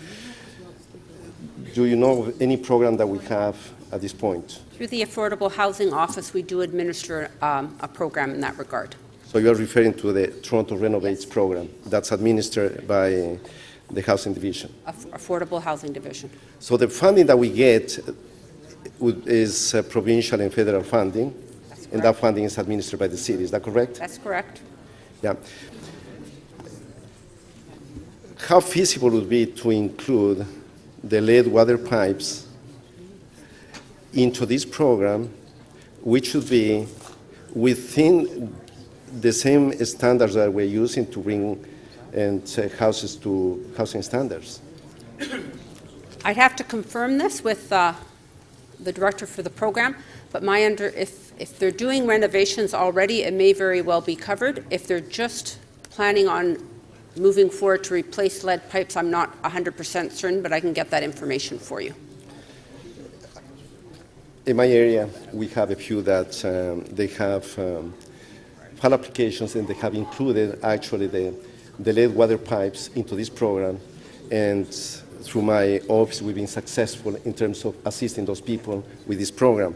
So my question to you is, would it be possible maybe just to bring back a report after doing some investigation to see how feasible this would be to include these lead pipe services into this program? No problem. We can bring forward a report on that. Thank you. Thank you.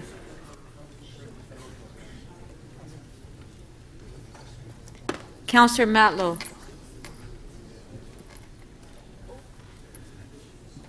Through you, Madam Chair. If it's estimated that 500 households will take the city up on its loan offer, to put it in context, how many households do we believe are affected that have private pipes that are lead today? Through you, Madam Speaker, our best estimate is about between 30,000 and 35,000 homes still remaining with lead services on the private side. Would you remind me of the wording of the specific recommendation that came from Council to ask you to make your recommendations today?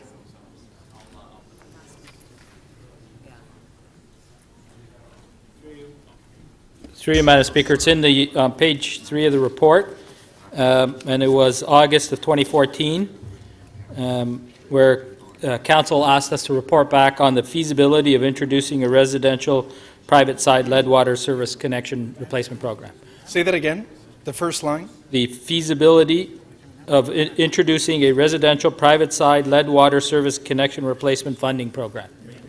So that's what we reported back on, and that was August of 2014 Council request.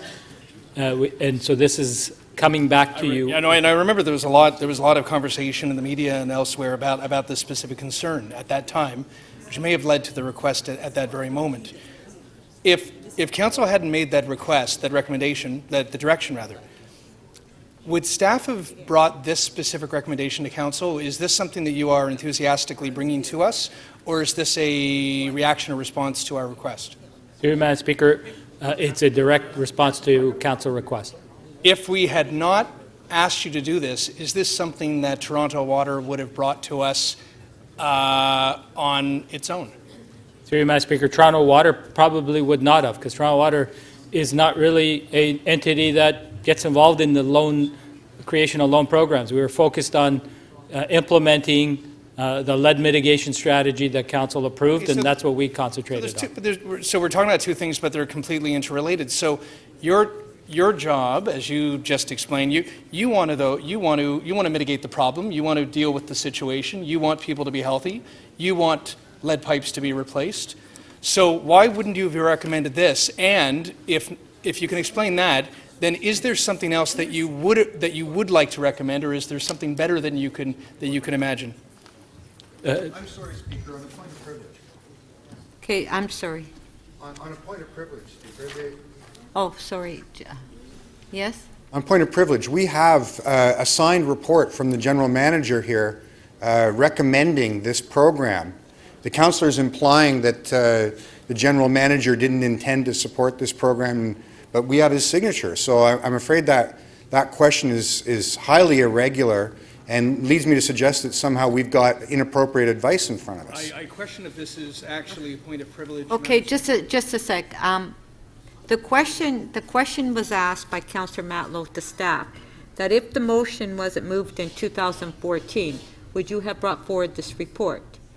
And the staff commented no. Is that your questioning? Well, that's not what he actually asked. Yeah. Okay, Councillor Matlow. If you hold my time, I'd be happy to explain the intent I did hold your time. So just to explain the intent, I'm not suggesting in any way that staff don't stand behind their recommendation, but their recommendation is a reaction, it's a response to our request. What I'm asking is, if they hadn't had that specific request from Council, is there something else that they would have preferred to bring forward as their own recommendation to better deal with the lead pipe situation in this city? Right, okay. I'll start your time again.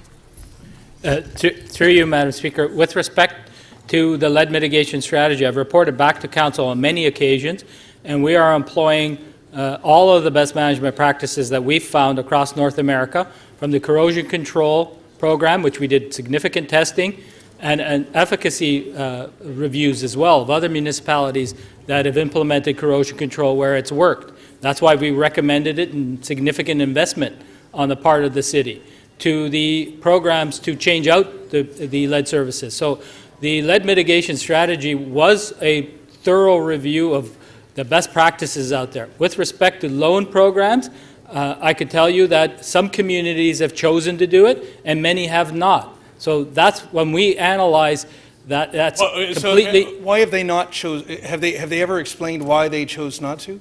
In many cases, they're silent on why they did or did not, and it's entirely up to that community to decide if it wants to assist homeowners on the on a private matter issue. I will simply, just because we're asking questions and I don't plan to speak, to use more time, but I simply will rhetorically ask you, why sometimes I hear recommendations or advice that seem to be very clear, focused, like this is what we absolutely believe in our professional judgment you should do, and then sometimes, I'm just hearing, and correct me if I'm wrong, but I'm hearing this is not one of those cases. I'm hearing this is more of a response to a council request, but not something that staff have sort of said, we've determined this is actually the best practice that we want to administer. Okay, let's have this. Through you, Madam Speaker, I believe I answered that when I looked at the best practices and the regulations. Our lead mitigation strategy has achieved all that. That's what Council's approved. The addition of a loan program is an enhancement when we compare to other jurisdictions. Not all jurisdictions that deal with lead issues or that have lead mitigation strategies in place have these types of supporting programs. This is in addition to. Okay, thank you. Councillor Doucette. Thank you, Madam Speaker. A good number of my questions have been answered, but I just want to go a few extra things. From reading your report, am I correct that only residents who are in good standing with their property taxes can participate in this program? Through you, Madam Speaker, yes. And if we, as the city, are down a street digging up and taking out our portion of the lead pipes, and then we were to fill it back in, and the resident then says, oh, I want to do my portion, would that cost them more than the $2,500 because you're having to start from scratch, or is it still the $2,500 whether we've got it dug up or not? Through you, Madam Chair, the Toronto Water manages the public side of the service connection, and the loan program would address assistance to the resident on the private side. I guess what I'm trying to get at is if we do it separately, it would cost the resident more than if a resident was allowed to use, do it when we are piggyback on what city is doing. Through you, Madam Chair. Theoretically, that would make sense. What we've seen in practice is that the quotations provided, depending from firm to firm, will vary. The main issue that you have about doing the work at the same time or having to fill in the hole and then redig a second time has to deal more with the issue of the Ministry of Labour and who has the constructor responsibilities at the time that work is taking place. So if it's one contractor doing both sections, they could actually do it all at the same time because it's the same firm that has that legal responsibility to make that work safe. If it's two different companies, then you have to fill it back in, and then someone else has to come in after the other company vacates, and then they take over. Okay. So cost-wise, I've seen it vary across the board depending on the quotes they receive. So one last question, following up on what Councillor Fletcher was saying, should we be hiring contractors to do our portion of the street of the lead pipe who have agreed that if the residents want to do theirs, they would agree to do it, rather than having a contractor who's refusing to help our residents? Should we not have a contractor who will do both? Will save time, money, and it will also prevent less upheaval for the actual street itself? Through you, Madam Speaker, perhaps I can get legal to respond to some of the legal issues on the language and the issues about having a private firm commit to doing work with a third party on a city contract. So that's been the challenge. And sorry, didn't hear the question. What I was asking was, we heard from Councillor Fletcher that there may be contractors coming in to do the city portion of the lead pipes, but then they are saying they will not do the residential's portion if a resident asks them to do so. So my question was, should we not be hiring a contractor who, if residents would like to, whether they're participating in a loan program or not, be able to use the same contractor to do both portions of the pipe? It's less upheaval for the street, less upheaval for the residents, and it would actually come in at less expensive for the residents as well. Can we hire that contractor? Or I guess my question is, can we say no to a contractor, not give them the work for us if they don't agree to do the rest? No, we would not recommend that. There is an issue of privity of contract between the city, the contractor, and the homeowner. There's also, there could be implied guarantees that the work is done to everybody's satisfaction. There may be liabilities to the city.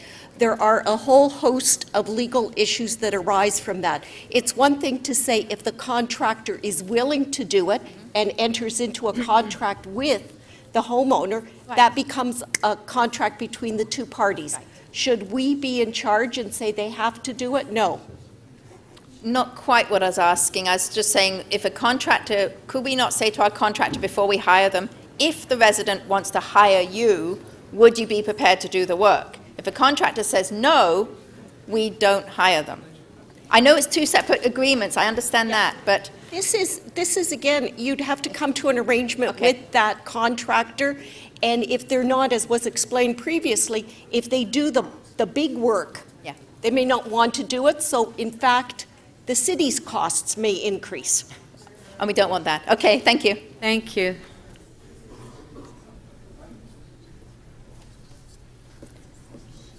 Councillor Carroll, questions? Yes, thank you, Madam Speaker. I heard Mr. DiGeronimo say one of the reasons that this is before us in a positive report versus the negative reports in long past are some legislative changes. I heard you say that. What I'm wondering, the other big change here is that you're now suggesting that this could really be done just out of the working capital reserve. Is that really a function of the number that are left? That now that we're down to 34,000 and on projectable averages, 5,000 will take us up on this in a year. So basically, this is a quantum piece of math. We're down to a number now where you can do it, and it's not going to deplete the reserve. There will be money coming in to replace at the right magnitude that we can do this administratively out of that reserve? Through you, Madam Speaker, that's correct. So it just became, it's partly the legislative change that makes this a positive report, and partly that we're at a magnitude now where it's just easier to do it. It's now the leanest, interest-free, easiest step process. That's correct, and we've developed this using, as I said before, Hamilton's model, which is easy to administer and also recovers our costs. Right, under the Hamilton model. So my only other question is this. I don't, if I flash forward to November 12th Works Committee meeting, I don't have the confidential attachments in front of me, but I'm wondering if we're out of sync here. We're going to sit in Works, if we're members of Works, and I suppose members of Council should take interest in this as well. We're finally going to be asked as members to take the Walkerton Clean Water Centre Standard of Care training course under the Safe Drinking Water Act. Through you, Madam Speaker, yes, that has been scheduled at Public Works, and all councillors are invited, so please attend if you would like.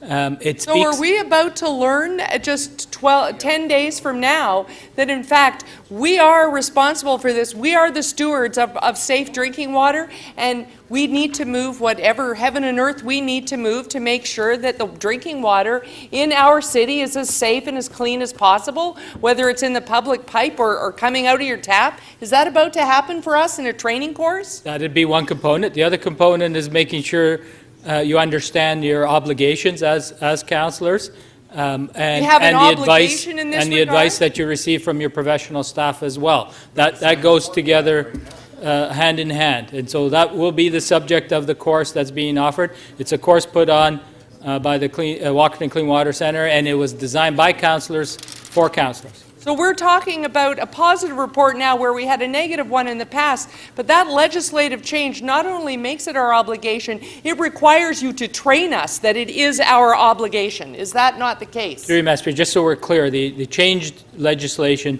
had more to do with how you develop a loan program and administer it. That was the reference to the changed legislation. The drinking water. The drinking water also is changed legislation as well. Councillor Carroll, please allow the staff to answer. Sorry. The Safe Drinking Water Act, it was also changed legislation and came into effect very recently. They just both happen to be at the same time. So one talks about the legal and role and responsibility of councillors under the Safe Drinking Water Act. The reference to the changes in legislation that makes this loan program different and why we recommended it differently has to do with different legislation. So I look forward to attending Councillor Robinson's committee to learn about my obligations. Thank you, Madam Speaker. Councillor Layton. Thank you very much. To the medical officer of health, in your opinion, would lead entering our water system, could it be categorized as a drinking water health hazard? Yes, if it's at levels which are harmful to health. Okay, thank you very much. To Mr. DiGeronimo, given that we've just been advised by the medical officer of health that increased levels of lead are could constitute a drinking water health hazard, how do we address Section 45(2) of the Safe Drinking Water Act, and that's their licensing conditions, that says quite clearly that it's our requirement as a municipal water system to prevent anything from entering drinking water system that will result in a drinking water health hazard? Through you, Madam Speaker, the short answer is by following the regulations as prescribed by the Ministry of the Environment and Climate Change, in which our lead mitigation strategy that Council approved is fully compliant with that regulation. So by being compliant with their own regulations, we just renewed our drinking water license just this past year, and we went through third-party accreditation and received a perfect score on that as well. So that says that when we know that there's something above 0.01 milligrams per liter, that we go in and change our portion of the pipe. Through in a you, roundabout way? Through you, Madam Speaker, if you take the roundabout way, it led to the implementation of corrosion control. Those exceedances over a certain period of time required the city to implement corrosion control, of which we did, and it's fully implemented. With respect to a program to do the priority lead replacement, which council has approved and we have in place, we've added that on. There's some municipalities that don't do that. We think it's a wise thing to do, particularly if the homeowner is willing to do their private side.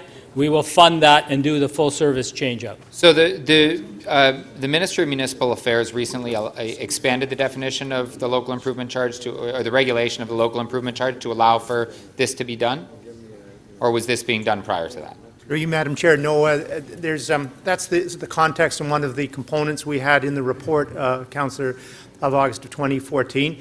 On examination of that and input from staff from the Environment and Energy Office who are managing that program, they recommended against it because of the low uptake rate relative to it. And that's when we're talking of tens of thousands of dollars involved. So it's the context for it, but we are in the city's capability to bring this forward, as other municipalities have done in Recommended Ontario. against the use of a local improvement charge for the purpose of the lead replacement. Yes, and we're not recommending that because of the steps that a homeowner would have to take with the bank in that case.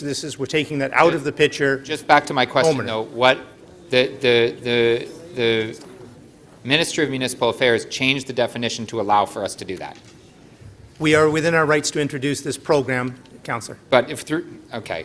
I asked a very specific question I about was trying the to local answer it, improvement sir, charge. is that we are not operating under that local improvement charge option. Okay, but they did change the regulation recently to allow for that. Yes or no?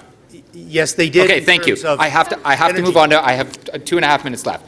The level of risk, essentially of default. It says in the report it's essentially zero. So the level of risk to the city is essentially non-existent. Yes or no? It's very low, sir, and we're taking a number of steps to ensure that we do maintain a low risk. Okay. I believe it may, in fact, emphasize that it's even lower than very low in your report. But this notion of debt, where would this money come from? Would it be classified as CFO will answer that. Would it be classified as refundable debt? Yes, it is. This does not impact our debt. It doesn't thank you. Doesn't count towards our debt ceiling. Staff increase. It says in the report, no new staff would be required to do this. That's correct, sir. Thank you. To Mr. DiGeronimo, you've reported full cost recovery programs for our sewer use bylaw, and yet this body of council has decided against that on repeated occasions, correct? Yes or no? Through you, Madam Speaker, yes, that's correct. They modified. Thank you very much. I wanted to get to one simple question. How does this impact tenants? If I'm not the building owner and my landlord doesn't have the money to pay for it, and I'm concerned about lead in my drinking water and do a test, and I go to my landlord and say, I want you to replace my lead pipes, and he says, I have no money. Because you're paying my mortgage right now, I have no money. Do we have any programs, I'm trying to make my question longer than your answer, do we have any programs that will allow that tenant or that landlord to access funds in order to ensure that lead level in drinking water does not, as according to the Safe Drinking Water Act, result in a drinking water hazard to the consumer, as has been suggested by the medical officer of health? That was your last question. Through you, Madam Speaker, no, we do not have specific programs for tenants. All our programs are designed with the property owner, as it involves the ownership of the property in their possession. Thank you. Mayor Tory. Thank you, Madam Speaker. I'd just like to ask a few questions that don't so much concern the existence of a challenge that's in front of us and how to remedy it, but rather the means that are recommended here to go about it. And I guess I would start with you, Mr. DiGeronimo. First of all, in an ideal circumstance, would we have first some notification or some knowledge in the mind of the homeowner as to the status of their pipes, i.e. do they have lead pipes into their home on the private side or not?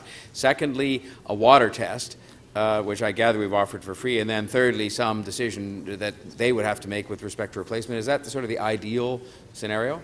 Through you, Madam Speaker, that would be the ideal situation. And in fact, we do provide that advice to homeowners that if they want to find out whether their private portion is lead, to contact the plumber, who can make that definitive determination for them by looking at the service line coming in their home.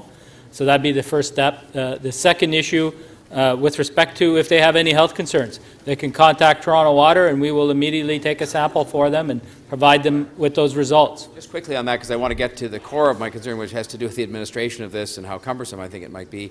On the testing side, we're still doing that testing, and do I understand, I even talked about this I think when I was a broadcaster, that the number of people who actually ask for what is a free test is quite small. How many has it been in recent years when we did it? Through you, Madam Speaker, we still do it, and it is for free. I would say we get several hundred a year unless we get a lot of media attention. And then we've seen that jump to several thousand within a year. So it fluctuates with the attention it receives in the media. I don't know if it's you or Mr. Oates that would deal with the administration, but I just look through this and I see on the one hand the statement that says we don't need any extra staff to do this and we're going to get a little bit of extra money from the $50, and I look at people having to apply in a prescribed application form and other documentation required by the city, and then they have to sign and return without alteration the loan agreement, so somebody has to receive those and inspect them to see it's not been altered. And then people have to enroll in the pre-authorized property tax payment plan, and then they have to meet all the conditions of the loan program, whatever those are. And in between, there's a whole bunch of checks that have to be done to see that people haven't had outstanding loans before, don't owe any other money to the city, haven't defaulted at any time on a city-sponsored loan program before, and haven't commenced the work on replacing their private pipes before the loan approval by the city. And we're going to get all that work done by, so these people must have a lot of spare time that are going to do this. Through you, Madam Speaker, I will speak to the first part of that, and then I'll ask the Director of Revenue Services, who will assist with the bulk of the other checks. Toronto Water already is doing a lot of work with respect to the priority lead replacement program, and we have staff in place that are taking applications under that program. What we're doing is augmenting that program by adding this component of whether or not they may want to take a loan or not, and we would do those additional clearance checks on the same form. So that's, from our perspective, it's not a lot of extra work for Toronto Water staff. Well, however, I'll get maybe Mr. Brendan. Maybe they could just answer with a fine point on it. If there are 6 or 7 things that I mentioned, right, I just listed them off right out of the report, that have to be done by somebody, even if it is dealing with the same form. There is impact on the other side. 6 or 7 different things they have to do. Could somebody help me with why that is not Mr. Brendan could speak to that. And there's going to be potentially thousands of these applications. Yes. Thank you. Through you, Madam Speaker. In fact, Revenue Services Division operates a number of application programs for pre-authorized payment, for low-income application programs. The staff are in place that routinely do this as part of their business. So we are checking whether accounts have outstanding balances. We are checking enrollment in the pre-authorized program is a simple matter. We felt with the volume of applications that we may receive under this program, we can handle it with existing staff resources. All right. I'd like to just move in. I don't know who's going to answer on this, but there's this reference on page 6 to payment remedy options and or collection measures will be pursued. And we have chosen not to put it against the property tax, and I actually get that. So it's not going to be on that bill, and it's not going to go on the water bill. It's just going to be there. And we say we're going to pursue payment remedy options and collection measures. Would I be correct that the only option left, if we've chosen not to, for understandable reasons, pursue these other means we sometimes use, the only remedy left is to go to court? And if so, is it possible the court costs might be more than the amount of the loan? So through you, Madam Speaker, so we do have collection processes in place already for unpaid property taxes. And the reason why we're not going to give a separate bill, we're going to put this on the property tax bill, so if there's a default, we will use those existing property collection methods to enforce payment. And then also, we did discuss whether we would, at some point in time, consider registering it, if there is a default, registering the balance on title of the property, which was, I believe, the line of questioning from Councillor Davis. Thank you. Councillor Crisanti, question. Yeah, thank you, Madam Speaker. Just in a follow-up to the Mayor's question, it was very well put. How did you arrive at the $50 recovery fee? What components did you include to suggest that that might be adequate to recover any costs? I'm not sure who that will go to. Does anybody have the answer? Someone came up with a Through number. you, Madam Chair, there is, of course, staff time involved in processing. We recognize that, though we're not adding any additional staff. The staff time that will be engaged, which on our estimate of 500 is some 2 per business day for the city on an annual basis, though it will help cover the costs and the processing of the forms. So we do recognize there is an overhead cost to the city, which we recognize would be covered by the $50 per application. All right, thank you. How many emergency calls do we get in a year, on an average year? Through you, Madam Speaker, with respect to specifically lead services, we see anywhere from 300 to 600 calls per year, depending on how bad the year is. In the winters, where we get a lot of frozen services, a lot of them are older lead-based ones, we will see the higher number.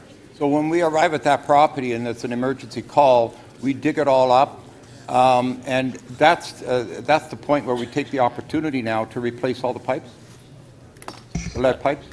Through you, Madam Speaker, yes. If it's a lead service and it is broken on the city side, we will change out and put a new, to our standard, 3/4 inch copper line from the water main to the property line. We will also then advise the homeowner that we've done that emergency repair, and once we excavate and we see that they have lead, we'll also tell them there's lead on the private side. You may want to look at changing out your portion. We also leave a faucet filter with them, because whenever we do a partial replacement, you do see a spike for a number of months of an increase in lead particulates. This filter will help remove that from your drinking water tap. So there's no cost to the homeowner? If it is on the city portion, there is no cost to the homeowner. Okay. And now you indicated that the maximum amount, the total amount to replace a lead pipe, I guess, from the property line to the home, is that correct? Through you, Madam Speaker. $2,500? Yes, that's from the property line to the home.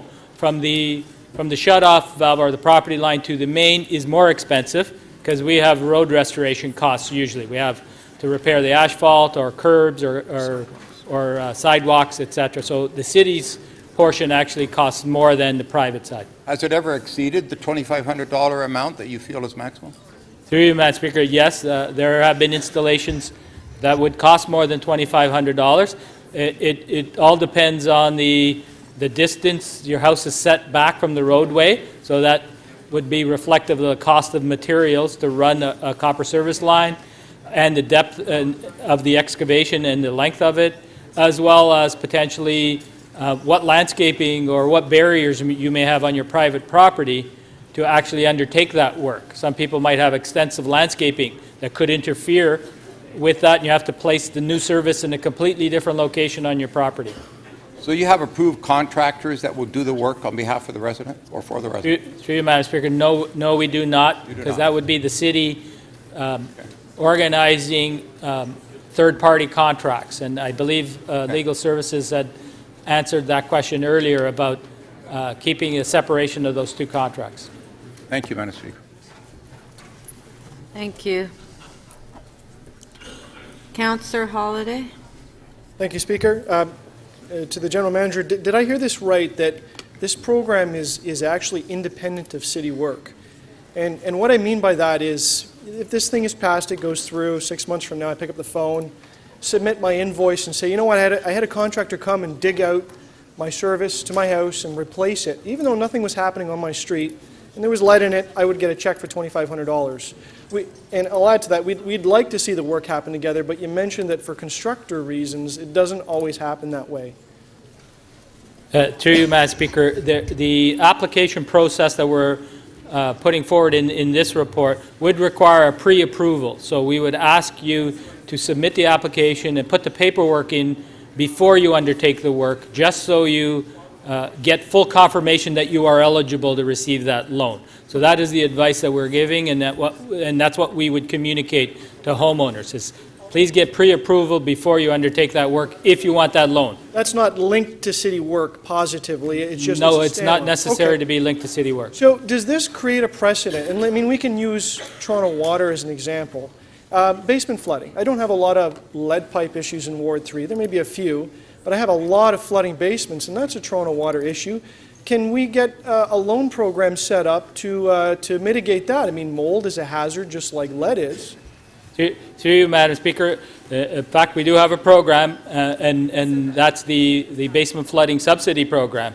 So homeowners, if they undertake certain works, can apply and receive a subsidy towards that improvement. And the reason that has been recommended and put in place is because there's broader, greater public good benefits.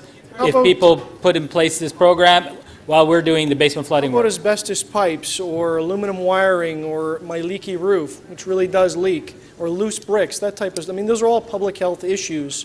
Where do we stop? If we start with lead in private property, private residences, where do we end? Through you, Madam Speaker, that is one of the challenges with this issue. The lead service loan program we're talking about is entirely on private property, and there are other issues, lead paint in homes. You mentioned some of the asbestos in homes. Sure. Those are all private matters that homeowners should be dealing with from a health perspective.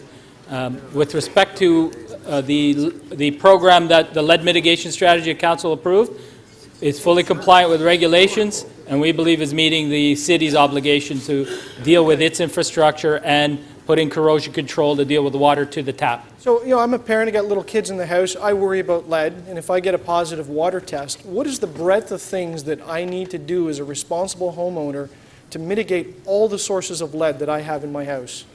Through you, Madam Speaker, the issue, if you had a much older home, right, the challenges you face then is, one, is it lead services coming into your home? Right, we got Two, is it, did they use lead solder? In the past, the content of solder had high amounts of lead. Right. That will leach. Some of your old fixtures, brass fixtures, will have a lead component in it as well, which may leach. So there's various sources of lead that could be within your home on your plumbing side. So is that thousands of dollars? If I start ripping pipes out of my walls and replacing them, I want to make sure that I get all the lead, not just a little piece that's under the street.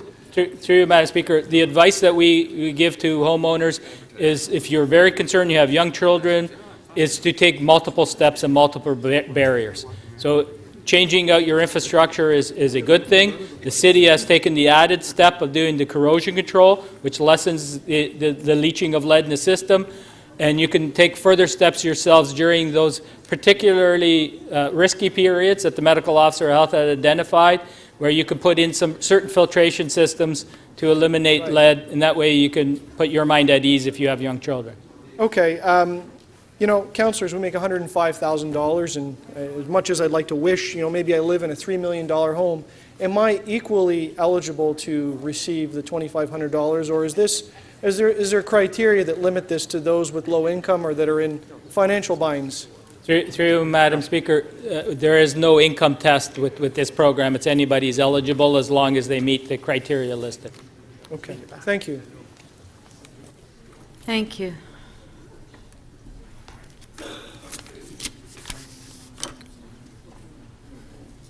Councillor Karygiannis, questions? Thank you, Madam Chair. Through you to staff, can you please tell me how many programs we're running where we're assisting or reaching out to residents in a similar fashion as the proposed new one? Through you, Madam Speaker, I can only speak to the Toronto Water ones. So I'm not familiar with all the other city programs, but in Toronto Water. Well, let me okay, fair enough. Through you, Madam Speaker, to the General Manager, do we run other programs similar to this that you're aware of? I'm not sure what you mean by similar, but we have hundreds of programs aimed at residents. Let me be a little bit more specific. Do we run similar programs, through you, Madam Speaker, that we give a homeowner the opportunity to get a loan or assist them in a rebate form or something similar that we actually work with residents in order for them to improve their health? Yes, we have the Home Energy Loan Improvement Program, which was introduced in 2014. We have that program, which is running. And how much money is the homeowner eligible to apply for? That one doesn't have a limit, I believe, so it can go, because that one's aimed at deep home retrofits, so it could be, $10,000, $20,000, $30,000. Besides that one, through you, Madam Speaker, do we have any other such programs? Those are the two that I'm aware of. how much money would you say it's tied up, and do we have anybody that's in default of those programs? So that one is still, the home energy improvement program is still in the 2-year pilot phase.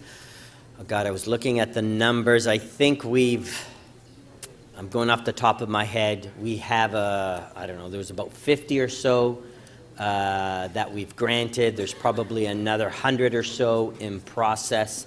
The total amount of money that's been set aside over the 2 or 3 year pilot was, I believe it was 10 million. Okay. Through you, Madam Speaker, how much staff time or money allocated for staff have we allocated to those programs? I'd have to go back and check to see what the staff resource Roughly? is for. Handful of resources, I believe. I know that we have a program manager, and I think we have 2 other support resources. Program, through you, Madam Speaker, program manager directly for that program? No, he handles a number of programs, Marco does. Through you, Madam Speaker, to Mr. DiGeronimo, is there any similar programs that are available either provincially or federally, to your knowledge, either in Ontario or throughout Canada? Through you, Madam Speaker, that directly relate to lead services. No, similar programs. Similar. There were in the past, I believe, energy programs that the federal government offered. I don't know if they're still in existence. And that's home improvement type loans. So there were some in the past. I'm not current to understand what is still available provincially or federally. Through you, Madam Speaker, to staff, would any of you be able to let us know the success of those programs? Through you, Madam Speaker, actually our energy improvement program was modeled after programs brought about by the federal, provincial governments, the electrical authorities, and the gas companies, because they were successful and really did incent people to make those energy retrofits in their house. If we were to support your recommendations for you, Madam Speaker, what benefit would a resident on my street have? Well, I think be it medical, be it financial, what benefits? How do you summarize those benefits? Well, as has been discussed for the most part of this afternoon, the benefits are getting those lead pipes, which are as a source of lead contamination, out of the system and making the drinking water safer. So that's the primary driver behind this. Through you, Madam Speaker, to the medical officer, has there been programs in the past that you're aware of that extensive lead removal was either done from the ground or on pipes in Toronto or any other parts of Canada that was initiated by any level of government in order to benefit the residents of that particular area? Yes, in the 1970s and 80s, there were a couple of areas of the city that had heavy soil contamination with lead as a result of secondary lead smelters operating in the area, and there were publicly funded programs which replaced soil and offered house cleaning in order to get rid of dust, which was exposing young children. Would I be correct, through you, Madam Speaker, was this something that was done in 1987 down at Eastern Avenue? I believe the year was earlier, but I'd have to check. But yes, one of the secondary lead smelters was on Eastern Avenue. There was another one on Niagara Street. Okay. Thank you, Madam Speaker. Thank you. Councillor Cressy. Thank you, Madam Speaker. It's a question for Lou from Toronto Water. Just actually one question. I've been listening to the whole rounds, and so something's troubling. So if the corrosion control program solves the problem, why are we replacing the public portions? Through you, Madam Speaker, as I indicated, the best approach to dealing with lead is multifaceted or multi-pronged. You should be doing a number of different things. Removing older infrastructure was what we were doing anyhow in the city. So I'm changing out substandard services, which includes lead, galvanized iron, small size copper. So we're doing that as part of our regular infrastructure renewal program. So it makes sense to remove all the lead out of the system, number one, from a health perspective and an infrastructure perspective. With respect to the other issues, then, as we know, that will take a lot of time. That's why we've implemented the corrosion control. You put this in place, it lowers the concentration levels that you will see at your drinking water tap, and that buys you the time for the city to complete all this work, because everybody knows it's going to take many, many years to get to all of those lead services. So if I understand that correctly, then the corrosion control is not the solution, but a stopgap. The solution remains replacing. Through you, Madam Speaker, in some communities, they've stopped just that corrosion control and are only dealing with lead service replacement as part of the infrastructure renewal. All of that is predicated on your drinking water source and the chemistry and the pH levels of your water. So there's a lot of chemistry involved in making those determinations. We did do a lot of pilot testing, and we did a lot of work on the efficacy of doing corrosion control in the city, and we're comfortable recommending this multi-pronged approach. Okay. Well, I completely recognize I do not understand chemistry. I should start with that. But it seems to me that if we are replacing the public portions, then the corrosion control is not the solution, but rather a stopgap, as I understood. Through you, Madam Speaker, to be quite explicit, it was a direction under regulation. Right. If you fail certain tests, we were obliged to do this. It was mandatory, so we did it. Thank you kindly. Okay, thank you. Okay, we'll now go to speakers. Councillor Robinson, you held the item down. Thank you, Madam Chair. And I do have a motion. If the clerk could put it up on the screen, and I've actually added a fourth part to this. I've had a chance to talk to some of you about this, but not everybody. I firstly want to just thank a number of councillors for helping me craft these motions. The last bit is probably the most helpful, and I want to thank Councillor Cesar Palacio for his assistance with that.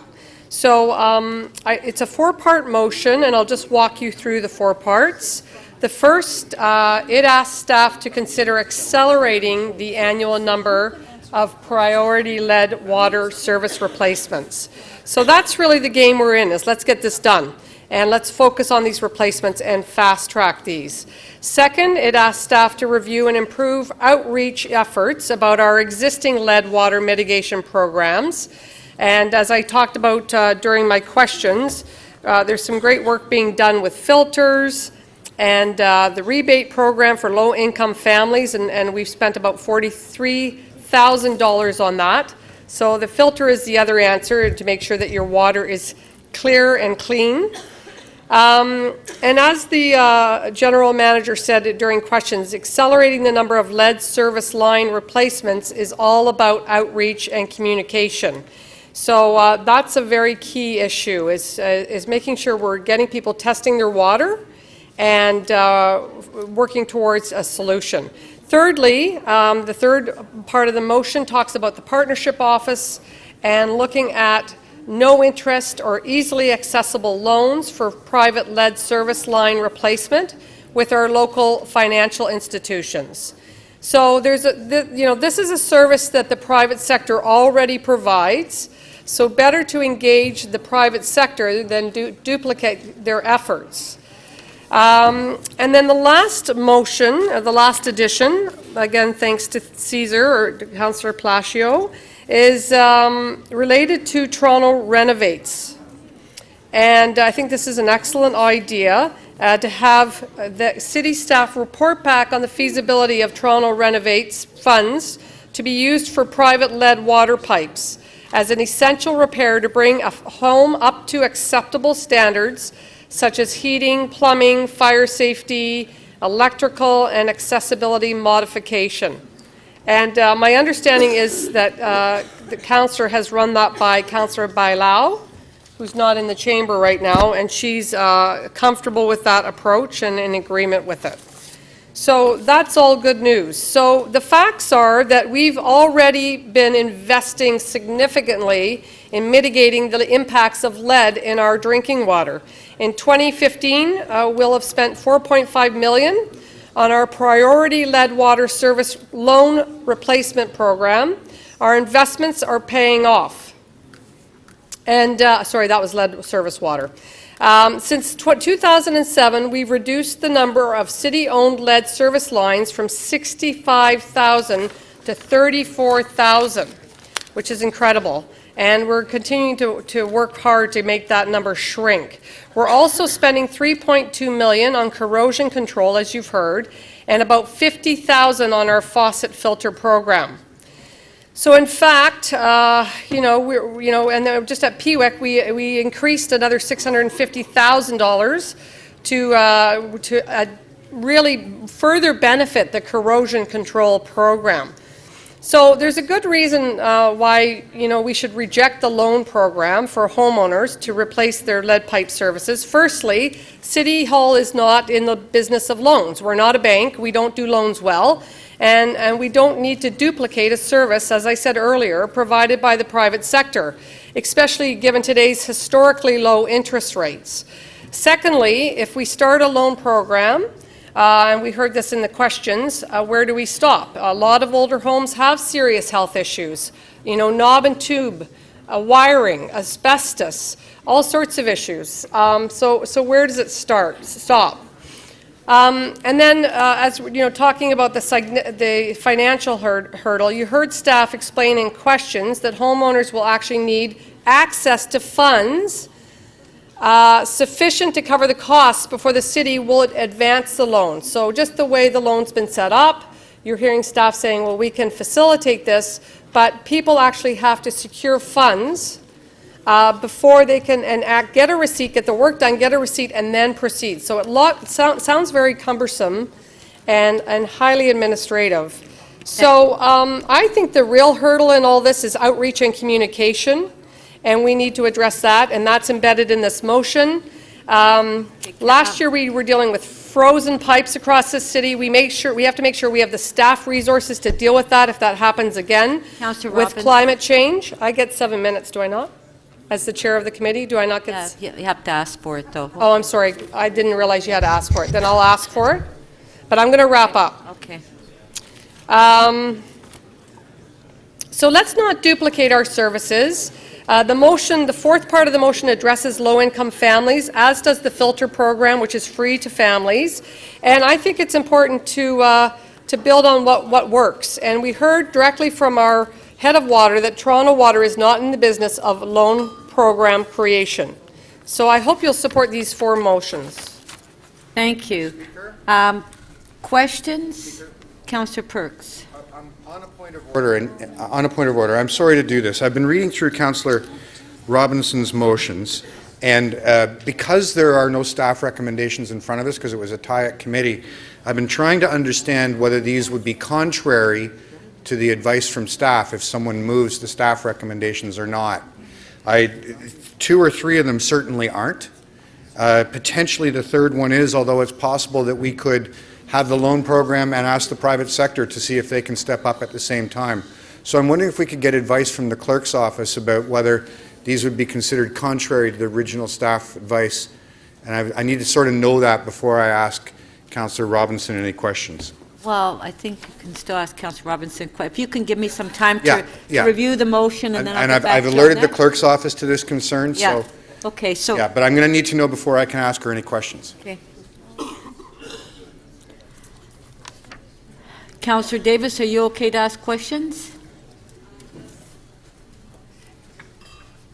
So I wanted to understand. 3 minutes. Thank you very much. Councillor Robinson, on your first motion, if we could have it on the screen maybe, it directs the general manager to consider accelerating the annual number of priority lead water service replacements.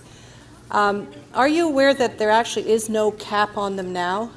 Yes, but what we want to do is try to fast track as much as possible. So I am aware of that, but we want to move this program, make it more of a priority, and get the job done. So that's the objective of that motion, and staff would come back, Councillor Davis, and report out on that. Where is that report? Well, it says, if you read the motion, it says, direct the general manager, Toronto Water, to consider accelerating the annual number of priority lead water service replacements. Right. And so that would come back to PWIC, and they would give us an update on what they could achieve, what type of goals and targets they could set. Okay. And that's the public portion, correct? Yeah, that's what the city does. Right. The city. Okay, thank you. City addresses the public portion. Okay, thank you.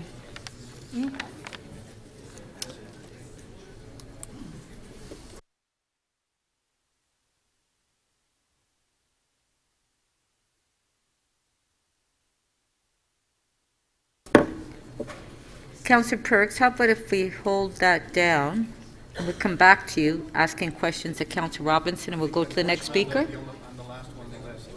Pardon? Unfortunately, I'm the last one. No, but we'll go to the speakers.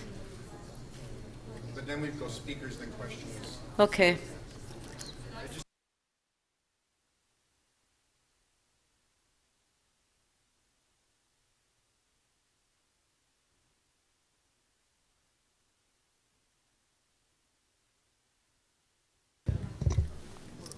Councillor Robinson, point of order. Yes, so as the members of PWIC who are here today know that this came to council without recommendation, and so I was very clear to ask staff about that, and they did consult with me on this in depth and advised that this motion, these motions that I put forward would act as the motions that would move the item forward, meaning what was before us at PWIC. Thank you, Councillor Robinson, but I'm still waiting for the staff to comment on the question that was asked by Councillor Perks.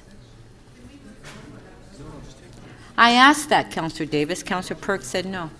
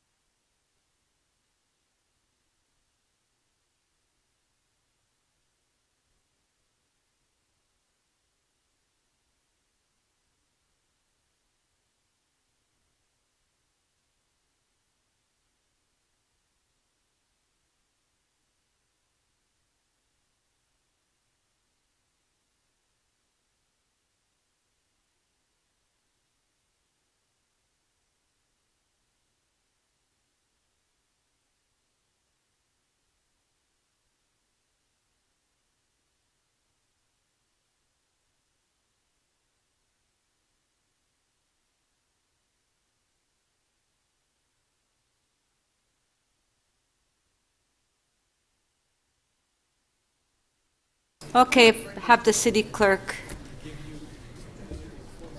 comment.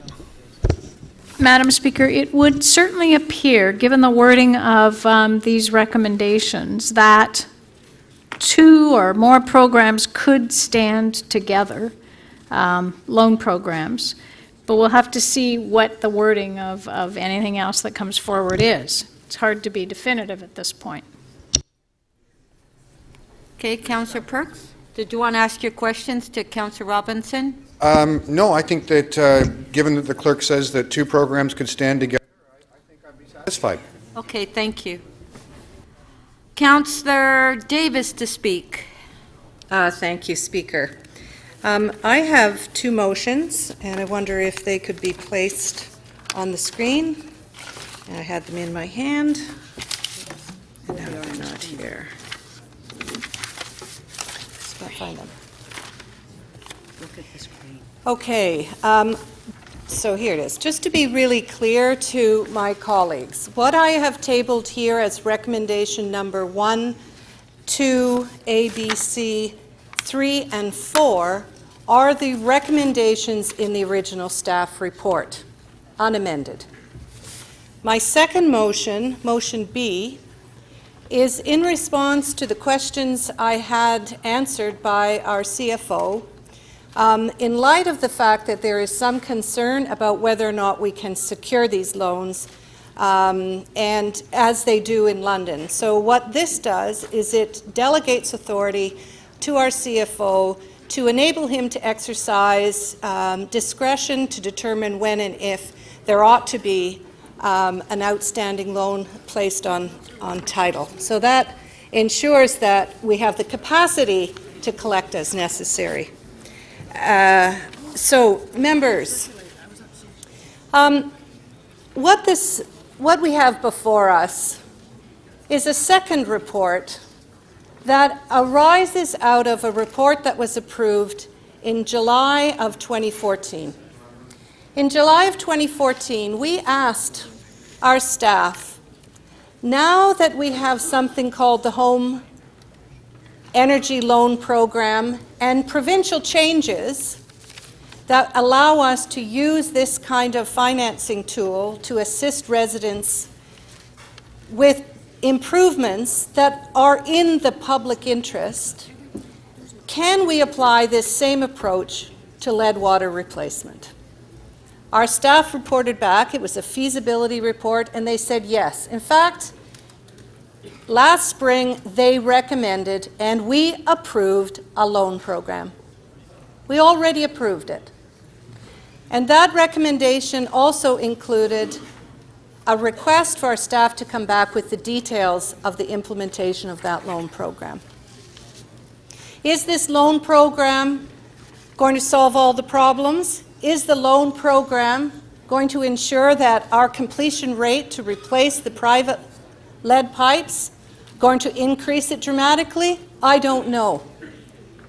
I don't know. But what I do know is a number of things. One, lead pipes are bad for public health. The particular groups that are affected by lead in water are pregnant women and young children, and there is no question. The literature is clear. The public health community, the water community, the American Water Association, all of the public health institutions have said very clearly there is no safe level of lead. And you heard Mr. DiGeronimo say today, yes, we've got a corrosion program, a corrosion control program that puts phosphates in our water in order to meet the legislative requirements that were requested of us by the provincial government that also said lead in water is a serious health issue. But he also said, if you heard him several times, we also have a public interest, as did the medical officer of health, in replacing lead pipes in the City of Toronto. How many are left? We estimate about 35,000 in homes built before 1955. And how many people are replacing them? We don't have good information. We have estimates that say still only about 20%, 15 to 20% of homeowners are replacing the private portion when we replace the public portion, which is about halfway up your lawn. Why are they not doing it? Well, we conducted a study 2 years ago, 3 years ago, and we hired Ipsos Reid to do a survey of residents, and the conclusions were very clear. Number one reason they didn't do it, 27%, because of cost. They didn't have the money. Second was they didn't know they had lead pipes. Third, they weren't sure about or didn't have the information about replacing lead pipes. Thank you, Councillor Davis. So I'm all in favor of both information, but we must provide financial assistance as part of the puzzle and adopt the staff recommendations that are before us. Thank you. Thank you. Councillor Palacio. Thank you, Madam Speaker. Well, the recommendation that I was going to move number 4, our esteemed colleague, Councillor J. Robinson, the Chair of Public Works and Infrastructure, moved that recommendation, and I'm glad. And thank you, Councillor, for moving that recommendation. It's actually kind of difficult that at this point in time, we are in the 21st century, and it's difficult to understand that we're still dealing with an essential basic service that's so archaic, old, and dangerous to the health and safety of those most vulnerable in society. And of course, one of the city's priorities and top priorities is to assist those senior citizens, those disabled people, to continue living in their homes with dignity. And it comes down to that. And I think that's the sentiment that I can feel from these chambers. Now, one of the programs that we have is the Toronto Renovates. That's a program that's funded with provincial and federal funding and that is administered by the City of Toronto.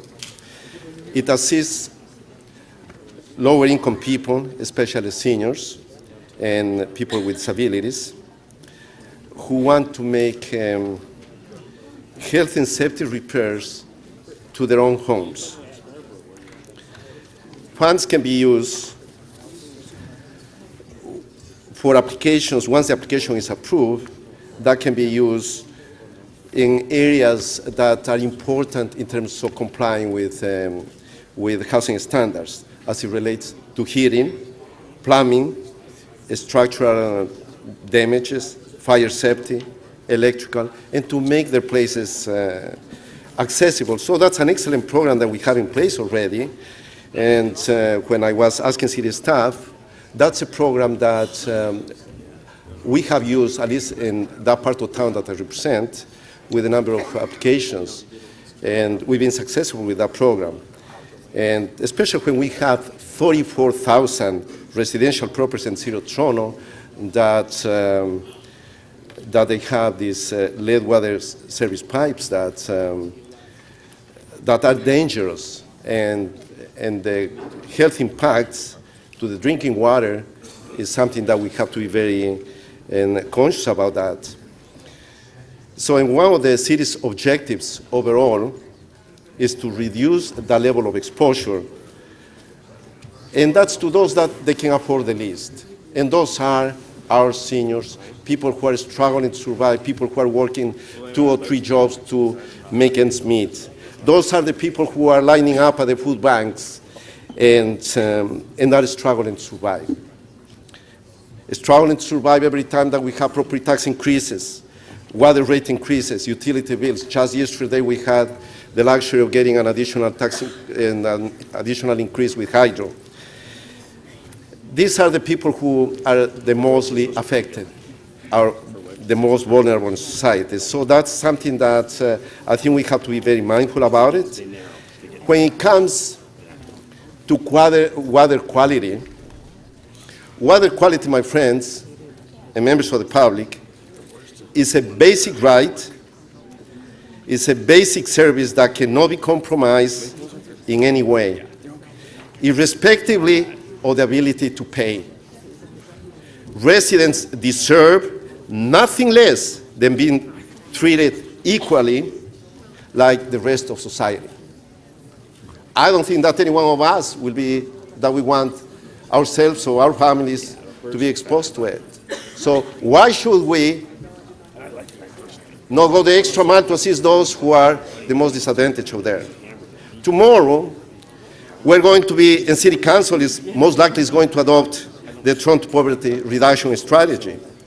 And that's because of the growing numbers of residents who are living in poverty. The report's very clear in terms of the number of adults and children who live below the poverty line. So I don't know for the life of me how we can reconcile what we are dealing right now with something that's poisoning the most vulnerable out there, and this strategy, that's a noble strategy that I think that's moving forward. Thank you.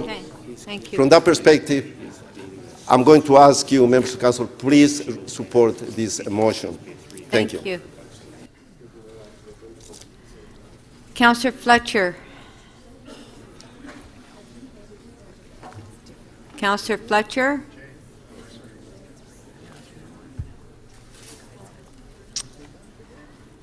Councillor Perks. Speaker. Members, the medical officer of health told you that exposure to lead causes neurological damage in developing bodies. He also told you that when the public portion of the pipe is done and the private portion is not, you risk breaking the pipe and having a shock loading, a higher than normal exposure. He also told you that the most effective way to deal with that is not filtration, it's not by putting additives in our water, it's doing both sides of the pipe at once. The general manager of the water was very clear in his answer. If we do the loan program, more people, 500 more families, will take up doing both the public and private portion at the same time. Our chief financial officer was very clear. Because we handle hundreds of thousands of tax accounts every quarter, the amount of energy required, the amount of staff time required to pick up a couple hundred more can be done without any additional staff. When you put those facts together, the decision in front of you is very simple. You can help prevent neurological damage to a number of children without costing a penny or hiring a single additional staff person.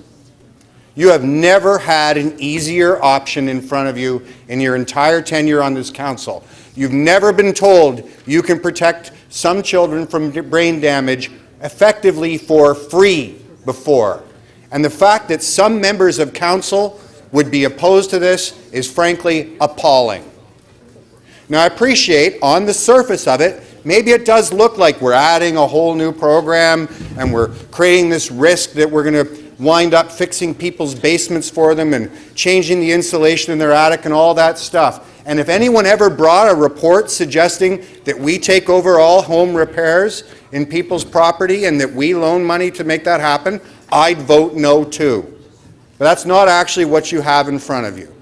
What you have in front of you is a very surgical, very precise program based on an already successful program in other Canadian cities like Hamilton, completely legal, easy to do, that protects the developmental health of some number of children here in the city of Toronto. It's a no-brainer. Councillor Davis is absolutely right. You have to support the motion she moved, which puts the staff's own recommendations back in front of you.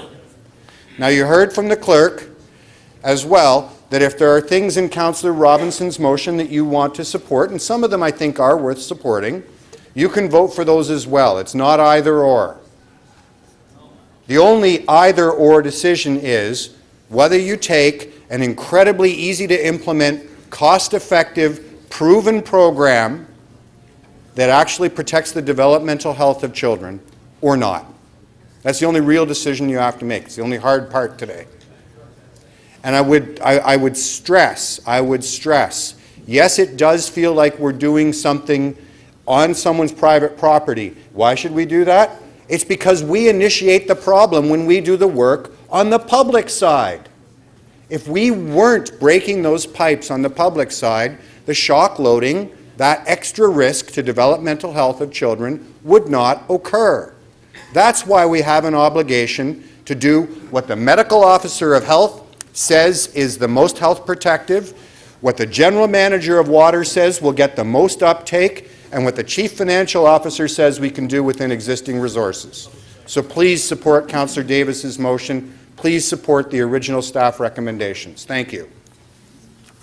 Thank you. Councillor Carroll. Thank you, Madam Speaker.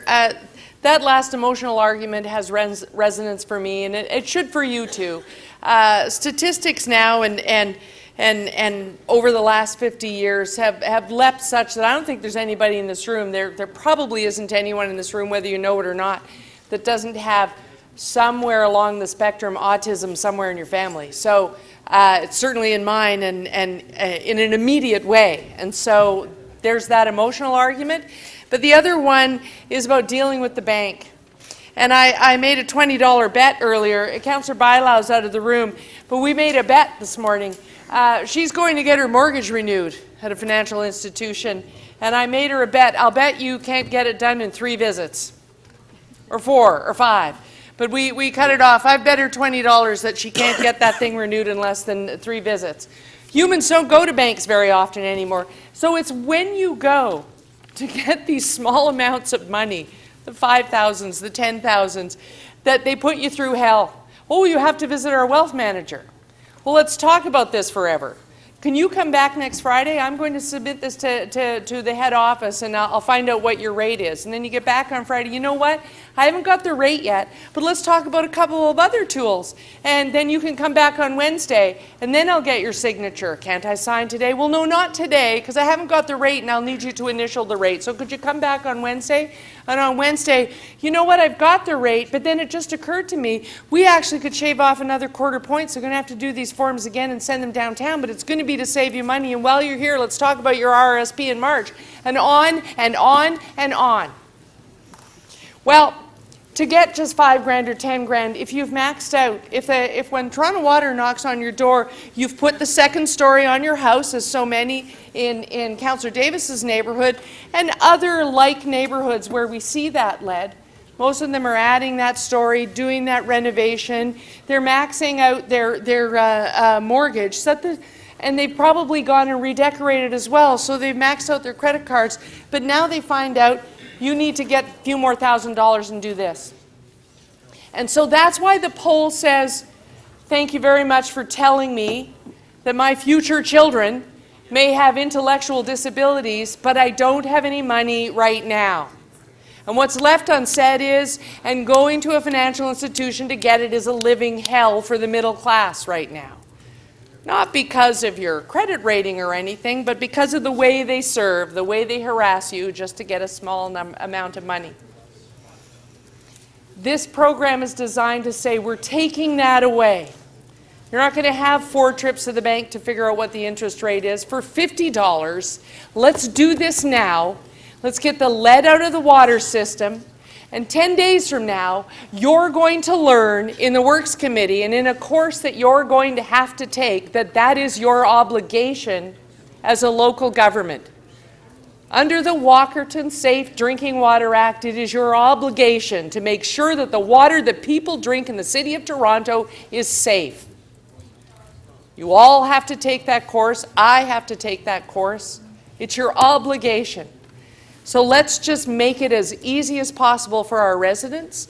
We're down to an amount that is so appreciably reduced that it's just manageable to do it out of the bottom of the working capital reserve, have the money be paid back in an easy way, and save our residents the headache, and save future generations the health risk. It's that simple. Thank you, Madam Speaker. Thank you. Councillor Layton. Councillor Pasternak. Councillor Perruzza. Well, Councillor Pasternak is right here. He's right there, right in front of you. Well, he wasn't at his seat. I'm looking at his seat. He was about to stand, actually. Oh, okay. Say something. Councillor Pasternak. Take my name off the list. Thank Okay. you. Thank you. Just take it off then. Press the button. Take it off. Councillor Perruzza. Here too, Speaker. He's right there standing. Please let me speak before Councillor Perruzza. I don't have to follow him. Okay. Is everybody at their seats now? Okay. Councillor Layton. Thank you very much, Madam Speaker. You know, it was some of you may know this. My wife is expecting like any minute now. So if you see me bolt out the door, I'm gone. This was planned. Thank you. Thank you. Don't take my time away. This was planned. We had this in our life plan. And so when we knew we were going to start really giving it a try, we said, what do we have to do to our lifestyle? What do we have to do to our lifestyle to clear this up? So what we did was we got a lead water test because my wife was really concerned that a woman of childbearing years and hopefully childbearing had to get the water tested. And so we did. Turns out we were over 10 milligrams. It was over 10 milligrams. We had to get it changed. Called the cities. The city said, we got this thing. We were like, schedule it. Oh, you have to get You got to get someone to guarantee they're going to do the work. I went ahead, asked the city contractor, because I knew it's the whole piece is better to do. They came, they quoted me a number. I said, I need a second opinion. I went out and got a second opinion. That was a good decision. It was quite a bit less, almost to zero less, but quite a bit less. So then we went ahead and got the work done. Now they've come and replaced it all. The city did their side. Everything was fine. We make a pretty good living here at City Council. I didn't have trouble going to my bank and putting it on my line of credit and eventually paying it off over small installments. My line of credit's got a pretty good rate. We didn't have a problem. We had been renting until we owned this house. If we had tried to do this at another house, I have no doubt my landlord would have said, well, it's not fitting because you're paying my mortgage for that house with your rent, and I don't have any more money because I'm paying a mortgage on my house. How would we have been able to ensure that that water was clean? No offense, those filters on your taps kind of messes with your water pressure, and to be able to spray and clean dishes, it's not a great solution. I lived with it for 6 months while I was waiting. It's not a great solution. But how could we have gotten access to a program like that and ensure we had clean water had we been tenants? Fact is, we couldn't have. We would have been asking the landlord to take a $2,000 or $3,000 hit, and with no real measure to get that money back, and it would have happened right away. They would have had to fork out that money. The problem is, we need access to capital. And I'm not buying the argument from the 2010 report and what was said by my colleagues that somehow this is a gateway loan. Well, this policy will lead to other good policies that protect public health. That's essentially the argument that's being made. And I wish Councillor Davis would stop bothering Mayor Tory, because I think it's important to recognize that this notion that that the argument that this is a gateway loan doesn't hold any water, because there's a public policy initiative connected to it. And I was thinking about this. Why would it be a problem that we'd fund this and that we might fund that and then we might fund that and down the road? The thing is, if there's a public policy objective linked to it, it's a good thing. It's a good thing. Our home energy loan program. Other municipalities are emulating this because it's a good thing, because it fights climate change. It improves affordability of homes. It reduces or it increases our energy security. It does all those things. At what?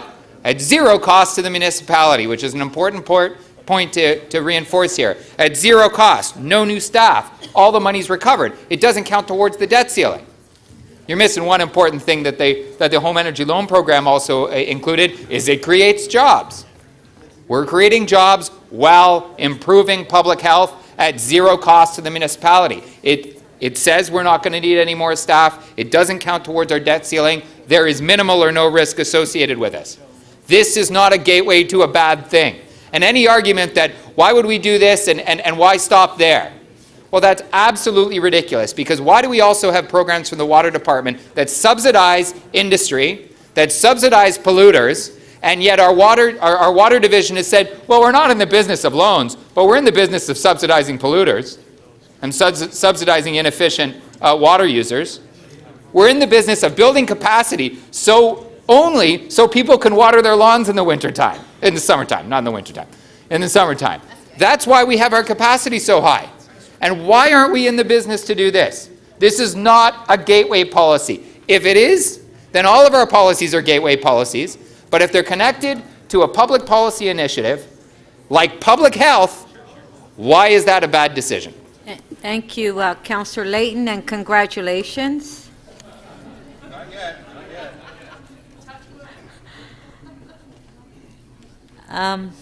Councillor Pruitz, are you ready? I've been sitting here patiently waiting my turn, Speaker. Thank you so very much. Absolutely. Exactly, in the interim. Looks just like Joe, by the way. Looks just like Speaker, I've been following this debate with some interest, obviously, both at the committee and here at Council. And the one thing I haven't been able to understand in the discussion is the opposition to what is being proposed. I've heard some people say, well, folks own their own homes. Okay, folks own their own homes. What are we talking about here? We're talking about the city going out, actively replacing lead pipes because it recognizes that delivering water, and we are in the process of delivering water to people's homes. We're a utility company. Take off your hat for a second as a municipal government benefactor here. Put on your utility company hat. That's what you are here. You're a utility company. And you're basically delivering water into people's homes. And you're delivering it through a lead pipe. And delivering it through a lead pipe is bad. You didn't know when you permitted that lead pipe that it was bad, but you did. Some city council said, yeah, lead pipes are good, they issued a permit. They even sent an inspector out to make sure that those lead pipes were laid properly. But we know now that they're bad, so we're changing them.